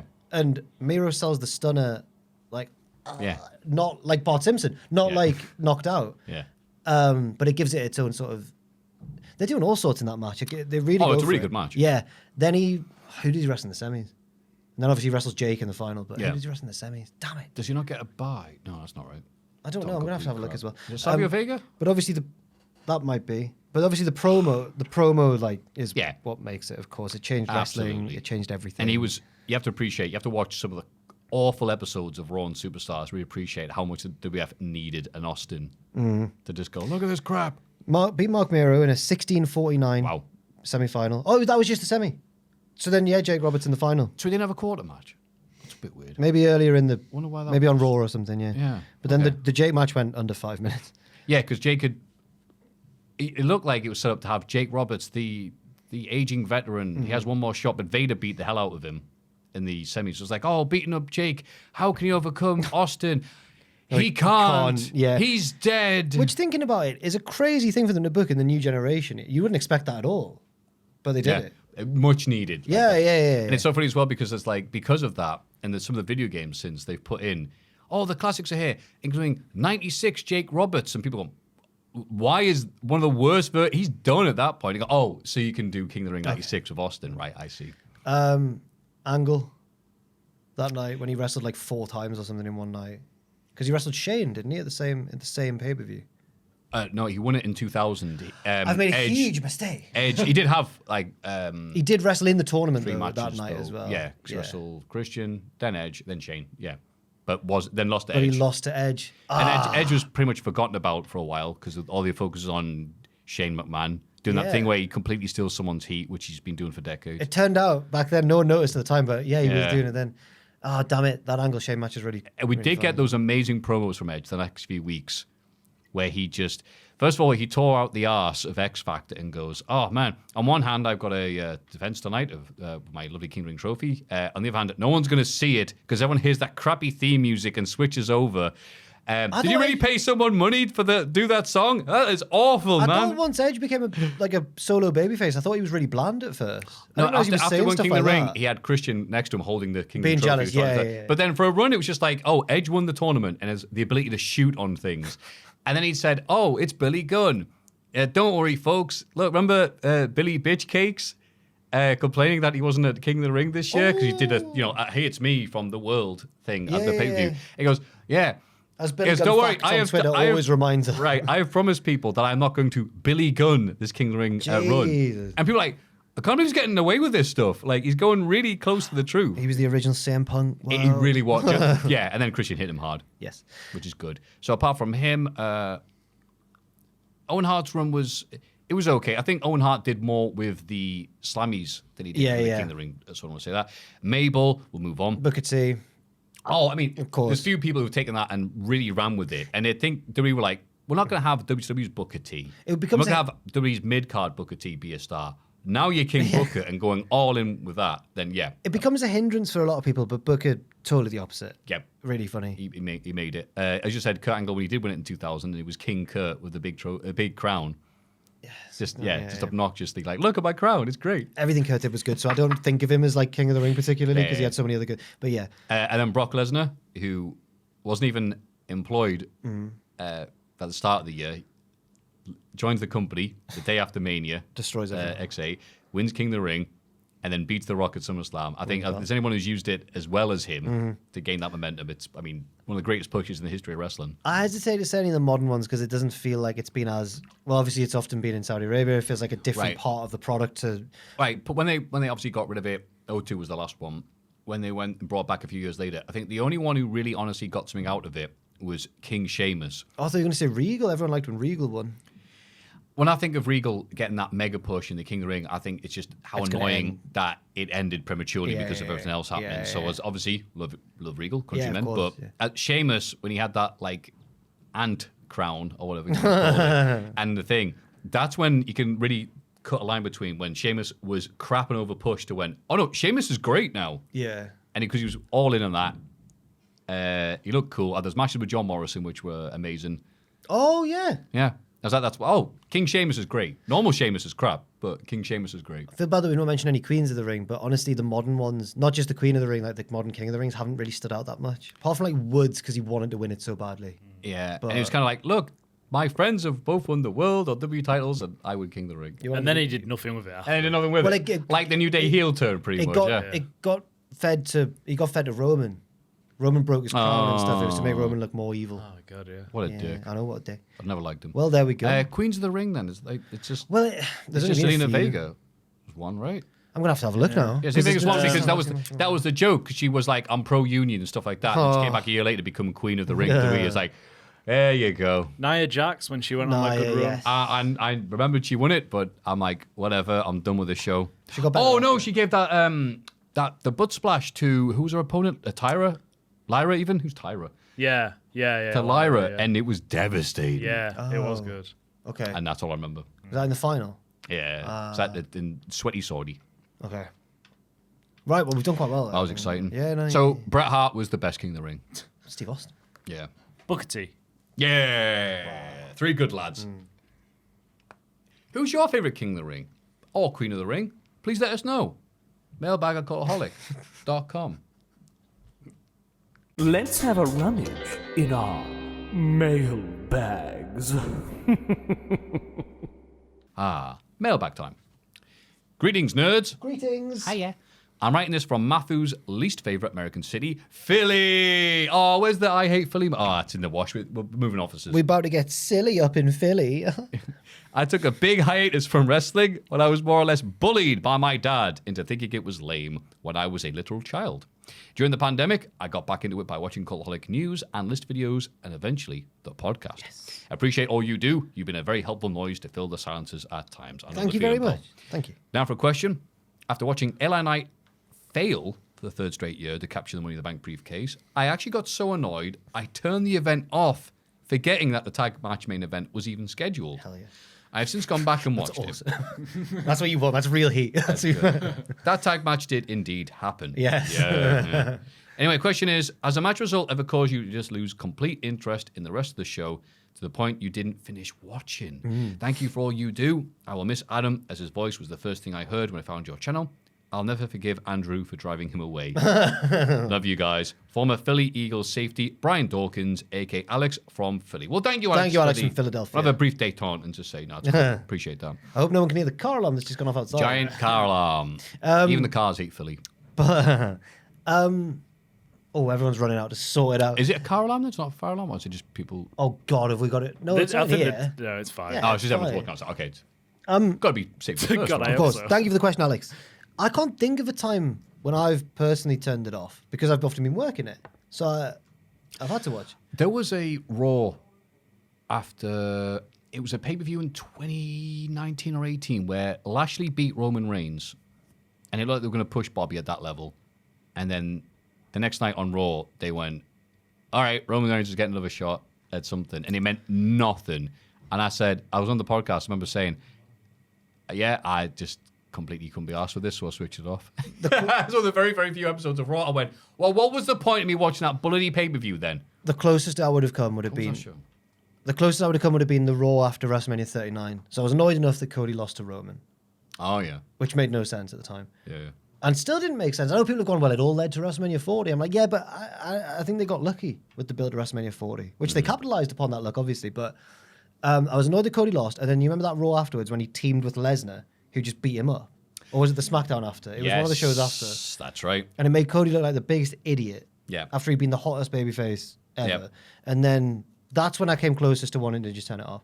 Yep. In Dallas for Mania 32, we were surprised that in the middle of the main event, when everyone's hating Roman and going, go on Triple H, yeah, which was mad at the time, we all were like, there was rumors going around, I've mentioned this before, where like there was rumors going around the city that weekend saying like, I've heard that Finn Balor's going to debut with Bullet Club on the main roster and like take over the main event and stuff, which didn't happen obviously, but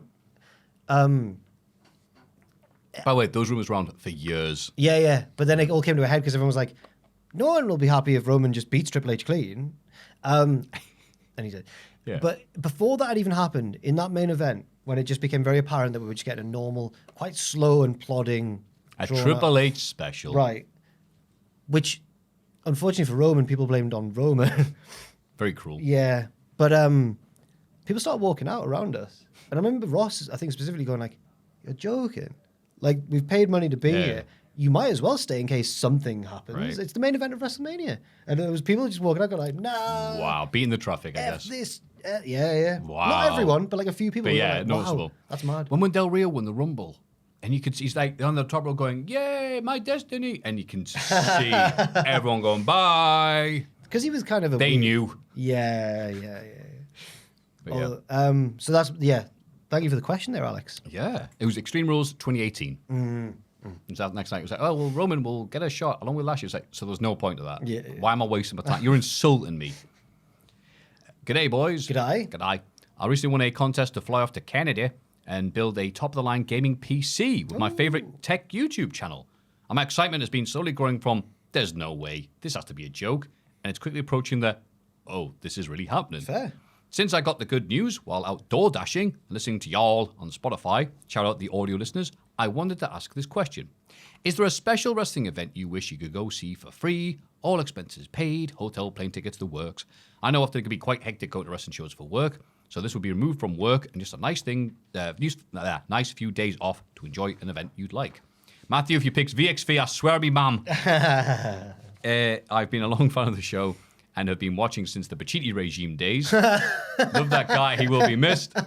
And you are the next channel I wish I could win a contest to visit. Humbly yours, Phoenix Rising midfielder Jean Emmers, a.k.a. Mummified Tony from Gilbert, Arizona. P.S. Fun fact, the high temp today, June 17th, is 109 degrees Fahrenheit. This Thursday, the 19th, is predicted to be 115 degrees Fahrenheit, 42.7 Celsius, and 46.1. Well, Arizona is the desert, I suppose. That is too hot. Yeah, so you know it's a good time to visit Canada. Hell yeah. The hottest I've ever known here was that day when it was like randomly like 38 Celsius. Oh my God. I had to stop walking home from work and just pause for a bit to get my breath. So I don't know how people live like Awful. that. Yeah. God. And it's never been that hot again. It's going to be 30 degrees tomorrow, I think. 30's pushing it for me. Yeah, that was My northern ways. Yeah. PPS, I humbly submit my services as your US consultant. Oh. If you ever have a question or need to double check something about that dumpster fire of a country called USA, feel free to reach out and ask. Oh, no. There are no dumb questions. Oh, no. Yeah. Thank you very much. Which basketball team should I support?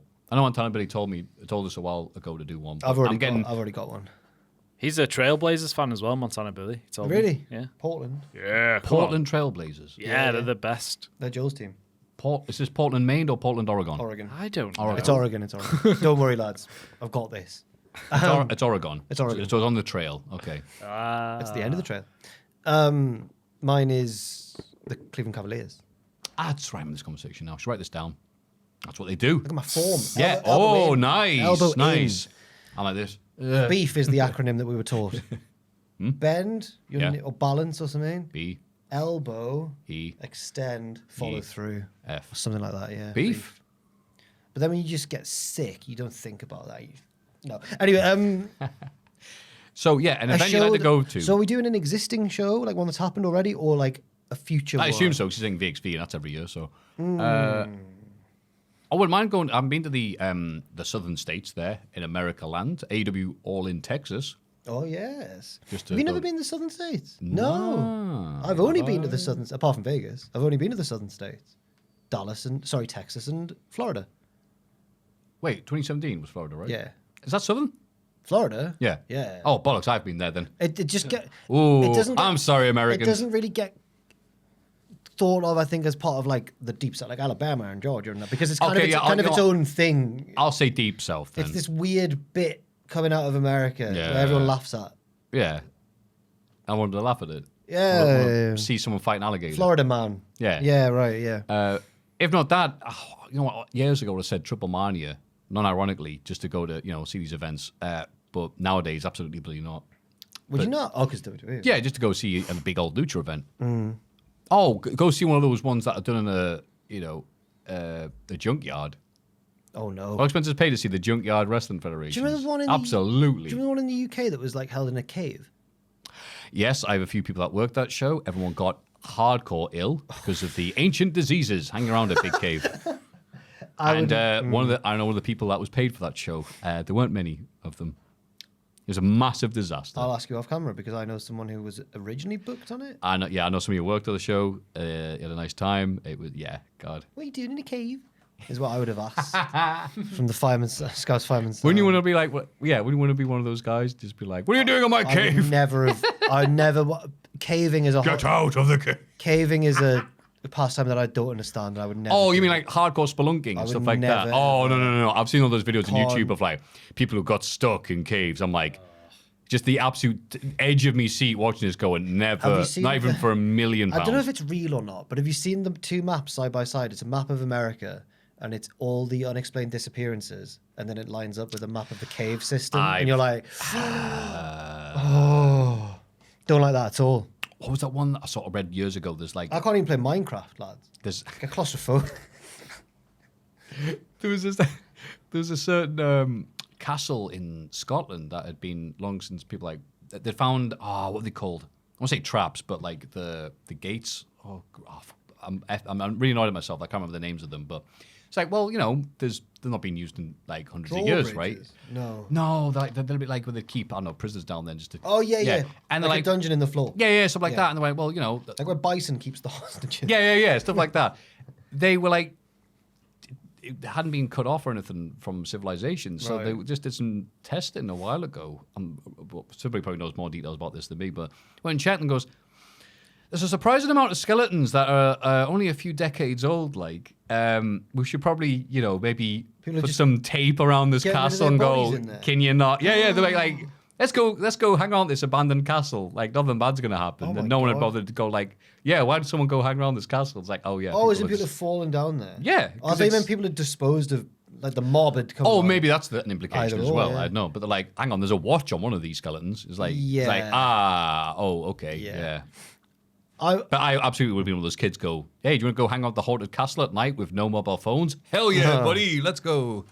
I guess mine would be, I always kind of wanted to go to a PWG show during its peak just to see how silly it gets. It was nice. When You've been? You went to LA? Oh. It was, but here's the joke. In the though. Armory? It was, that one over there. Even the joke though was it was All-Star Weekend, night 1 and 2, and went, oh boy, who are the stars?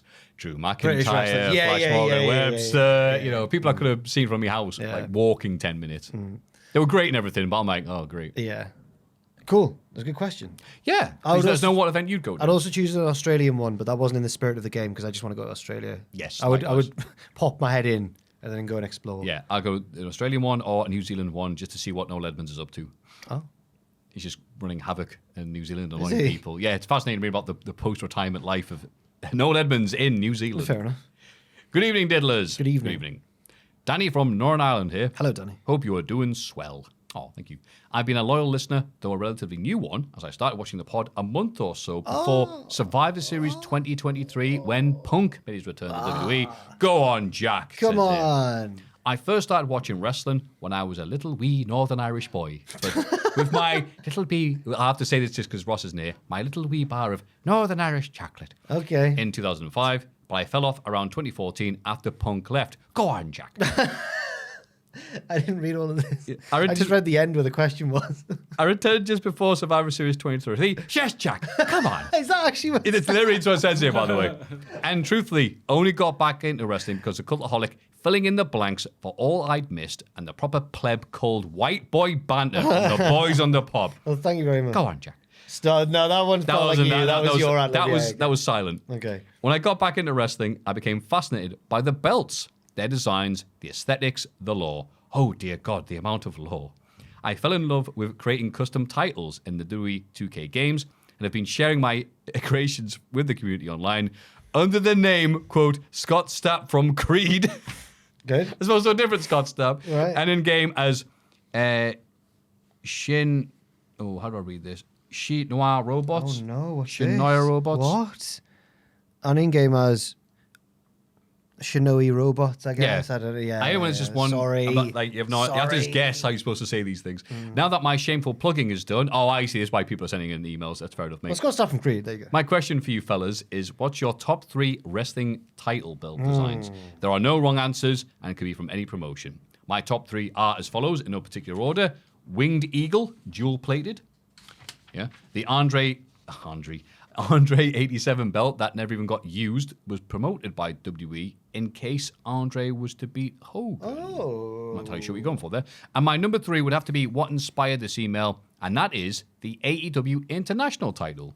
All right. Oh, yeah, it is a nice one. Which leads me to say I am so sad the design is being retired, and I would have loved to have seen more of its design incorporated into the unified belt, which just feels like a slim Continental, although still gorgeous and slaying. Yas, Queen. Anyway, thank you for reading, and thank you for all that you guys do each and every week for us loyal, smelly diddlers. And yes, us AEW fans are forever grateful for the continued coverage on the pod. P.S. I know you hate silver on championships, but all I'm saying is give peace a chance. That was to Ross. Yeah, Ross hates silver on championship. Yeah. Farewell, my little fiddle diddles. XX, Danny. Thank you, Danny. Thank you, Danny. Thank you, Danny. What a lovely little thing there. Matthew loved that one there. I can tell you buzzing off that email. I'm very happy people going and giving you encouragement. Like, yes, Jack, yes, you're not alone. You're not alone. 3 top belts. Oh, in no particular order, one off the top of my head right now is the redesigned ECW and Sci-Fi belt where they went with the platinum and black design. Okay. When Mark Henry won it, because it was just the ECW. Is ECW still in red? I think they just used the existing design, and then they just went, you know what, we should just make a nicer design. I know it's probably silver. I'm saying platinum because get away with Fair it. enough. It was in silver. And yeah, I thought it was a really lovely design. Good shout. I'll go for, just for nostalgic reasons, because it's the first one I remember, the big globe. Because it was like, when I was watching it, Triple H and The Rock were champions, and I've got such an image of The Rock doing his pose with the belt draped down his arm. So that's my first one. The 10 pounds of gold. Oh, you smarky man. Oh, I mean, you just Classic. got to, like, look at Not it. the big gold. The other NWA. Right, the big... Yeah, the 10 pounds of gold, the original one. Yeah, not the big gold belt. Wait, the big gold I'm belt? confused now. The big gold's the World Heavyweight Championship, the Ric Flair one. Yeah, that's the one I'm going for. That's the one? Yeah. Maybe that is 10 pounds of gold. Yeah. Okay, sorry. It has two names. It's big- such a big belt, it has two names. The big It's gold greedy belt. like that. Triple H's belt, as people call it. Sorry. Yeah. He tried. Yeah, he tried. Yeah, he did. I'll go. This is going to be an unpopular one because I think it is quite ugly, but I just like it. The mid 2000s Ring of Honor one with the red, just a garish red Ring of Honor across it. I know what you mean. Having There's the something about logo it. distinctly put there. Like, I was going to say the FTW title that they brought back in AEW, just Okay. because of how obnoxiously orange and personified it was Okay. for Taz and his crew, but I'm sure people go, it's ugly, and I'll tell them to shut up. That's a favourite belt. I'm trying to think, though. Well, that's not three, aren't they? I So- can't believe I've used that as one of my three. It's not even nice, No, that you're allowed to have an opinion. but it's cool though. There's something about Yeah. it. Yeah. Yeah. When they changed it, I was sad. Also, like, have you ever seen the one like Lou Tez had? Like the proper old NWA. Okay. It's barely a belt for your trousers. But it's like old boxing belts were like that Yeah, back in the yeah, day. It's yeah. just like, here's some leather, square. Yeah. Like, all right, cool, that's my square belt. I'm sure it's like, oh, I'm thankful for that because it's easy to travel with. But any favourites from you, Joe? I like the big gold as well. Yeah, I quite liked the North American Championship in NXT. The brown one. Yeah, well, like That's the, a good pick, the yeah. burgundy kind of vibe. Different. Yeah, different and really nice, really The- nice colours. Undisputed tag team belt. That was also a bit, was it bronzy or just orangey? That had like the Centurion helmets on. Oh, yeah. the penny yeah, belts. Yeah. Didn't like them. You know, oh, I thought it was like going for like an old school vibe there, and I thought it worked. Yeah. I liked the IWGP one in New Japan before they changed it. It just looked ridiculous. It was the most like opulent, like huge, heavy looking. Yeah, that was thing. great. Proper, like, yeah. Especially when it's being fought over in these epic matches between like Tanahashi and Okada and stuff. And it's like you win this massive thing. Like, yeah. Or the WCPW tag team belts, which we all agreed we were like, why are our tag belts the nicest ones by far? Because we had the main one, Yeah. the women's one, the hardcore one, which was like red, and then That's right, the yeah. white ones it was white and gold. And Yeah. we were like, why are our nicest ones? They were easily the nicest ones in WCPW ever. Lovely. That's nice. I'm trying to think of any others. The All Japan Triple Crown, just because the idea of having like, it's 3 belts from separate companies, that's the lineage. It's 3 times the idea. Yeah. And they And all it's look still- like it's old still- belts. It's still their big belt now, isn't it? The Triple Crown. It still exists to this day. I have no idea. I remember the last year I watched All Japan. Who is, was it I know, 1998? right. Yeah, I know, like fans who watch 01 or Dragon Gate, and they're very happy. New Japan fans are miserable. Are they? The hardcore fans, Oh, like Big New Japan Japan, and sorry. Freedoms, they're lovely, they're freaks. Human Arm Systems. Don't know anybody who watches All Japan. I've occasionally watched it for like Wrestlers of the Week and Matches of the Month. Oh, and really? stuff. Like modern day? It's hit. You don't and just miss. randomly It's- put in like, it's hit and- Hashimoto or whatever. It's hit and miss. it's Really?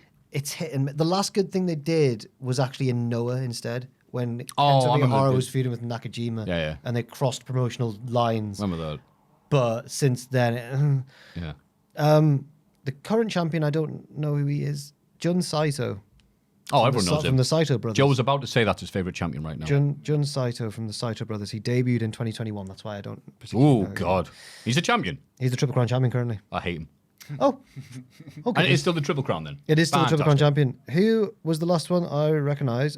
The one he won it from was Davey Boy Jr.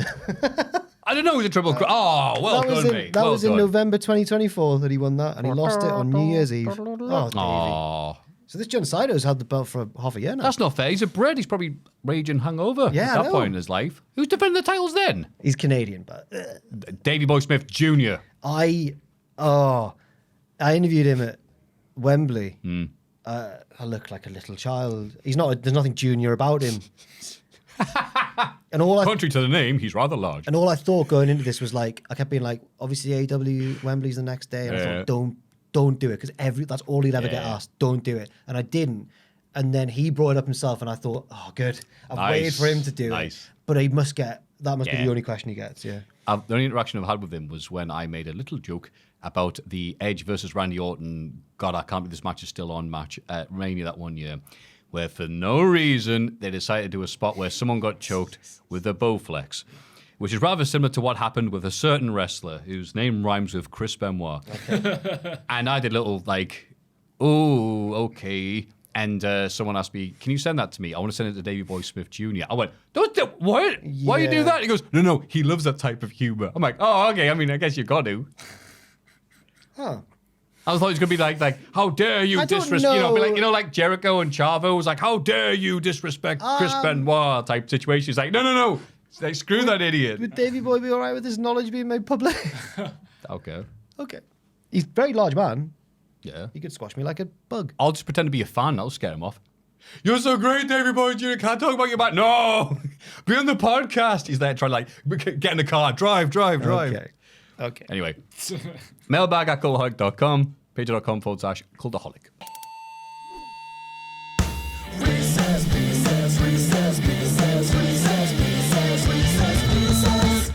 It's Reese's Pieces time. We're not allowed to see it. Like, I'm looking. I keep looking at Joel's webcam, not the actual. Yeah, well, there's a big screen in my way. I can't really see it. Joel, You're a big screen. read the email, please. Hello, P. Diddlers. I have made a quiz from jokes I found online. Just read out the setup and try to guess the punchline. Okay. Oh, okay. Good luck. Number 1. These are good, by the way. I've read them. They're pretty funny. What did John Cena say to his teacher when she gave him an average grade on his exam? You can't see me, but the grades see. Correct. Very good. And They're laugh. good, these. Okay. Next one. What did CM Punk tell Adam Copeland when he tried to kiss him? I'm sorry, but I'm straight, I'm comma, straight edge. Yeah. Oh my god. You heard these before? You were This quick. is too easy. No, that's what he said to me. This one's good. Why did the Ultimate Warrior get fired from a pet shop? Oh. Why did the Ultimate Warrior get fired from a pet shop? Because he. Oh. Something like. Joel. Something like. Is it a play on like Hellwig? Like his name? Hedwig? Owl. Because he shot an owl. No. I got good nothing. guess. No. Because he didn't sell pedigree. Oh, yes. Oh. Yeah. Okay. Well, hold yeah. that Like joke. the food. Jesus. Like the food. Yeah. Nice. Oh, yeah. You have to dust off that one. Can you even read it? That's great. That's great. Yeah. That's Okay. great. Yeah. That's great. How does Big Show order his steak? Well. Yes. Yeah. Oh. You hear yourself. I did that to celebrate. I hit my knuckle on the bottom of the desk. What did Rikishi make Chinese food with? His ass. When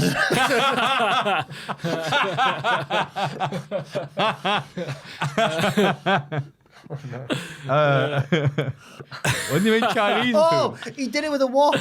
Yeah. Oh, he did it for the I wok. was thinking He about did what it his with the wok. Oh, I that's was thinking about what genuinely his all wok right. rhyme with. That's good. Wow. Yeah. He did it for the wok. He did it with He a did wok. it for the Nice. children. Of 80 of them. Or with his ass. With his ass. I was going to be like a poo-poo platter joke or something. Yeah. Both work. Ugh. What did Hulk Hogan ask his arts? His ass? What did Hulk Hogan ask in his arts and craft class? It's going to be what you're going to something, brother. Doesn't work for me. Or what you're going to do. What you gonna do That doesn't work for me. I don't know this one. You're on the right lines. Okay. Yeah. Go on. I am a real Rembrandt. Yeah, Nah, I got nothing. Go on. What you gonna glue, brother? It was there. It was right there. it's Arts and fair. crafts. But Yeah, you could yeah. have glue. What do you get when you cross Val Venus with Umaga? Oh God. Oh. Oh no. Everyone's looking at the side now, looking at the floor. Hello, Samoans. Yeah, something. I honestly have no. I don't even want to guess. Okay. A Randy Savage. Oh. Okay. I see. Yeah. Yeah. That's it. Off you go. Okay. Why did Carl Anderson hate the cake that Gallows made for him? Ooh. Why did he hate the cake? Is it to do with Sour Boy? No. You made it too. Yeah. Oh, okay. Why did he hate the cake that Gallows made him? Because It was filled with biscuits and gravy. no, that wasn't their song. Now, because Because it was a fake cake. is it something to do with fake cake. Is it something to do with Bullet Club? Yeah. Oh, because it's. I don't know. Nah, tapping out. It was too sweet. Oh, of course. Come on. How did we? People screaming at the computer. Missed right an absolute sitter there. Why does Vince McMahon want to go to heaven? Oh, Christ. Oh, because there's no chance. Because he's got no chance in hell. Yeah. Correct. Well, that's where he's going. alleged. No. This is the last one. Okay. It's a bit cheeky. With his ass. How many AEW fans does it take to put up a light bulb? Oh no! I don't want to provoke one side or the other here. This is going to be really snarky. Is it gonna be so like- I'm not going to say it. You can say it. Two. Joe. One to screw in the light bulb, and another one to talk about how Tony Khan's great or something. Oh, it's really like that. Want to complain online. Both of them. Hurrah! That is cheeky. That's good stuff. Is there any more? Who was it from? Thank you for everything you do, boys. From former Fabes legend, Versatile Liam. Versatile Liam. Oh! AKA Don't Alex, originally from Ipswich, now living in Newcastle. Thank you, Alex from Ipswich or Newcastle. Thank you, Verse. Versatile Liam. He's a player that me and Owen had on our Football Manager game. What Oh, team? that type of verse. We were I trying see. to nickname all our players so we could remember them. And we were like, what do we call this lad? He can play Yes. like 3 different positions with Versatile Liam. Oh, was he in Cultaholic FC? Yeah, he was one of like £5 Ken's teammates. yeah, Yeah, nice. £5 Ken was the biggest club legend of all time. Greedy Gav was our number 10 because he in his contract he insisted on an assists bonus. We were like, that's really greedy of you, Gav. But kind of not because it wasn't a goal bonus; it was assists. Ah, So okay. it was like Yeah. yeah. Anyway, All right. it was a good question. I Good. don't think good any of the this- wrestling jokes. They were good. Could be- They were good. could be They were pretty good. awful, aren't they? I really enjoyed the well one, the steak one. I Yeah. liked. I liked. Are you all right? I like I- that joke. I do not win liked the the Ultimate Warrior Pet Shop one. Oh yeah. I like the Ultimate Warrior. Set myself on I will fire. kick out of the pedigree. Kane, I'm so glad I was too young to remember Kane at that point because I would have been so scared of him. Yeah. He was a scary man. I don't know why I enjoyed doing the, like, this is my voice. Oh, scary. It's just making stupid noises. then he I made realize I really like doing and hearing. But then DX brought Says a out lot the about me. shell, you know, and he said, "Suck it." Suck it! No, he didn't use it for that one. He didn't. Because he's a use- man. He graduated. He had the confidence to... Yeah. Suck it. And now he just gives political speeches and that. Have you seen RJ Boring. City on Soraya Night's podcast? And she's like, well, you know, Kane was so great before he became a Soraya Knight, politician. what, as in the Yeah. man? Or Oh, as in, bollocks. as in Paige? Paige. Oh, right, yeah, right, Did I okay, get the name? Soraya, sorry. I Yeah. apologize. I was just Like, surprised you used her full name. I was like, Oh, right, yeah.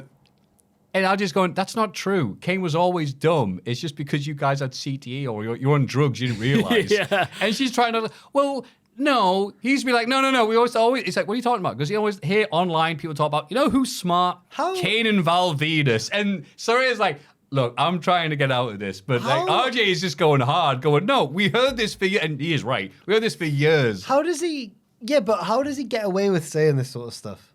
RJ, he's got balls, unlike most wrestlers. Oh, Just saying. Hey, CM Punk, have a nice time in Saudi Arabia. Oh, sorry. Don't cry.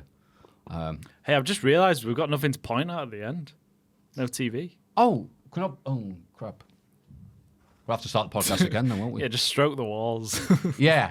I think someone, I can't remember if it's Ross or Adam or Sam. Someone can't do that. And if it's Ross, we won't be able to do that. Yeah. Oh, it's Geeks and can't- Goosebumps or yeah, something. you can't do it, Oh, well, since it's me and you, we'll do it one time. We'll stroke the phone. Stroke- We'll walls, stroke that's the nice. foam, and then Ross will just go, nope, and then leave. If it is Ross, I can't remember. Yeah, we'll find out next week. Anyway. Because that's the end of the podcast. I'm now going to ask Jack what he's got on until next week. Jack, where have you gone until next week? Not a lot, really. Obviously, the weekly Wednesday streams with Owen, where we take charge of the faves. We are on a bit of a run of form this week. We did well last done. night. Twitch.tv/Cultaholic every Wednesday from 6 p.m. UK time. We're still in charge of Fulham. We got offered the Borussia Dortmund job and the Real Sociedad job last week, Ooh. and they both turned us down. Oh. And Owen was, I've never seen him more upset. He really wants, he's sick of Fulham now. And in the game, Tony Khan is your boss when you Oh, of manage Fulham. course, yes. So he keeps popping up like, have you thought about signing this player? We're like, Tony, get out. It's great. Does Roy Keane pop up and call him a clown?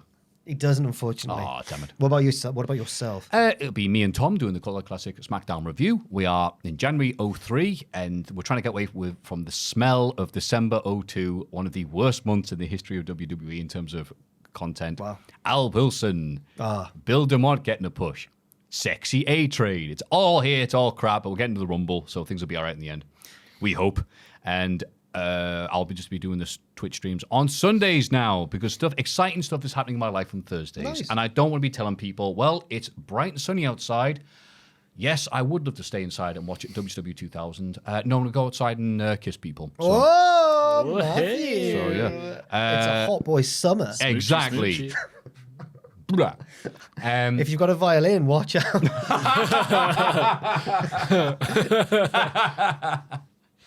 I hope he doesn't hear this. Yeah. I'm now doubting myself going, nah, I can take him. Who? Joel, anything? Oh, your friend, the son of... Yeah, exactly. Joe, anything to plug? No, just check out the news videos. That's what I do. Yeah. Listen to Is This It, the First Strokes album. And check out Hold and Give, Ross's football channel. Yes, please check out Ross holding and giving at the same time. How about that? Well, do it at the right time, is the lyric. You've got to hold and give, but do it at the right time. Oh, it's a song. It's from... Look That's why he at called the it that. world It's in called that from World in motion. Motion. Oh, Have you never... you know when something just becomes like a default thing, you don't even think about it, You've right? got Yeah, to of course. hold then and give, but do it at the right time. It's because he's not singing it. Right, okay, yeah. That's what I'm blaming on. This ain't a football song. 3 lines on my chest. You know we can't. Singing for England. Is that the best one? Yeah. Yeah, it is, Think isn't it? about I think it is. What, more than... 3 lines. Vindaloo. Vindaloo's good. I think Vindaloo World in above Motion might be the best song. I think it is. Yeah. If you put on Vindaloo at any time at night, I'll be singing along to it. Vindaloo's That get me hyped. only good because it's ironic. If that was a real song written and designed to sound like that, I think there'd be issues. It's way too like boorish and laddie. Yeah. Why? Where are you from? Do you put the kettle on? One. Anyway. Thank you everyone. very much. Love Mailbag everyone. at cultaholic.com, Love. patreon.com/cultaholic. This has been Jack. This has been Joel. This has been Papa Jack. Now we're going to stroke the foam. God. Well, that was good. Oh, that was great. What end? What's going on? Stop. Now we got to stroke. All the dust flying off that. Bloody hell.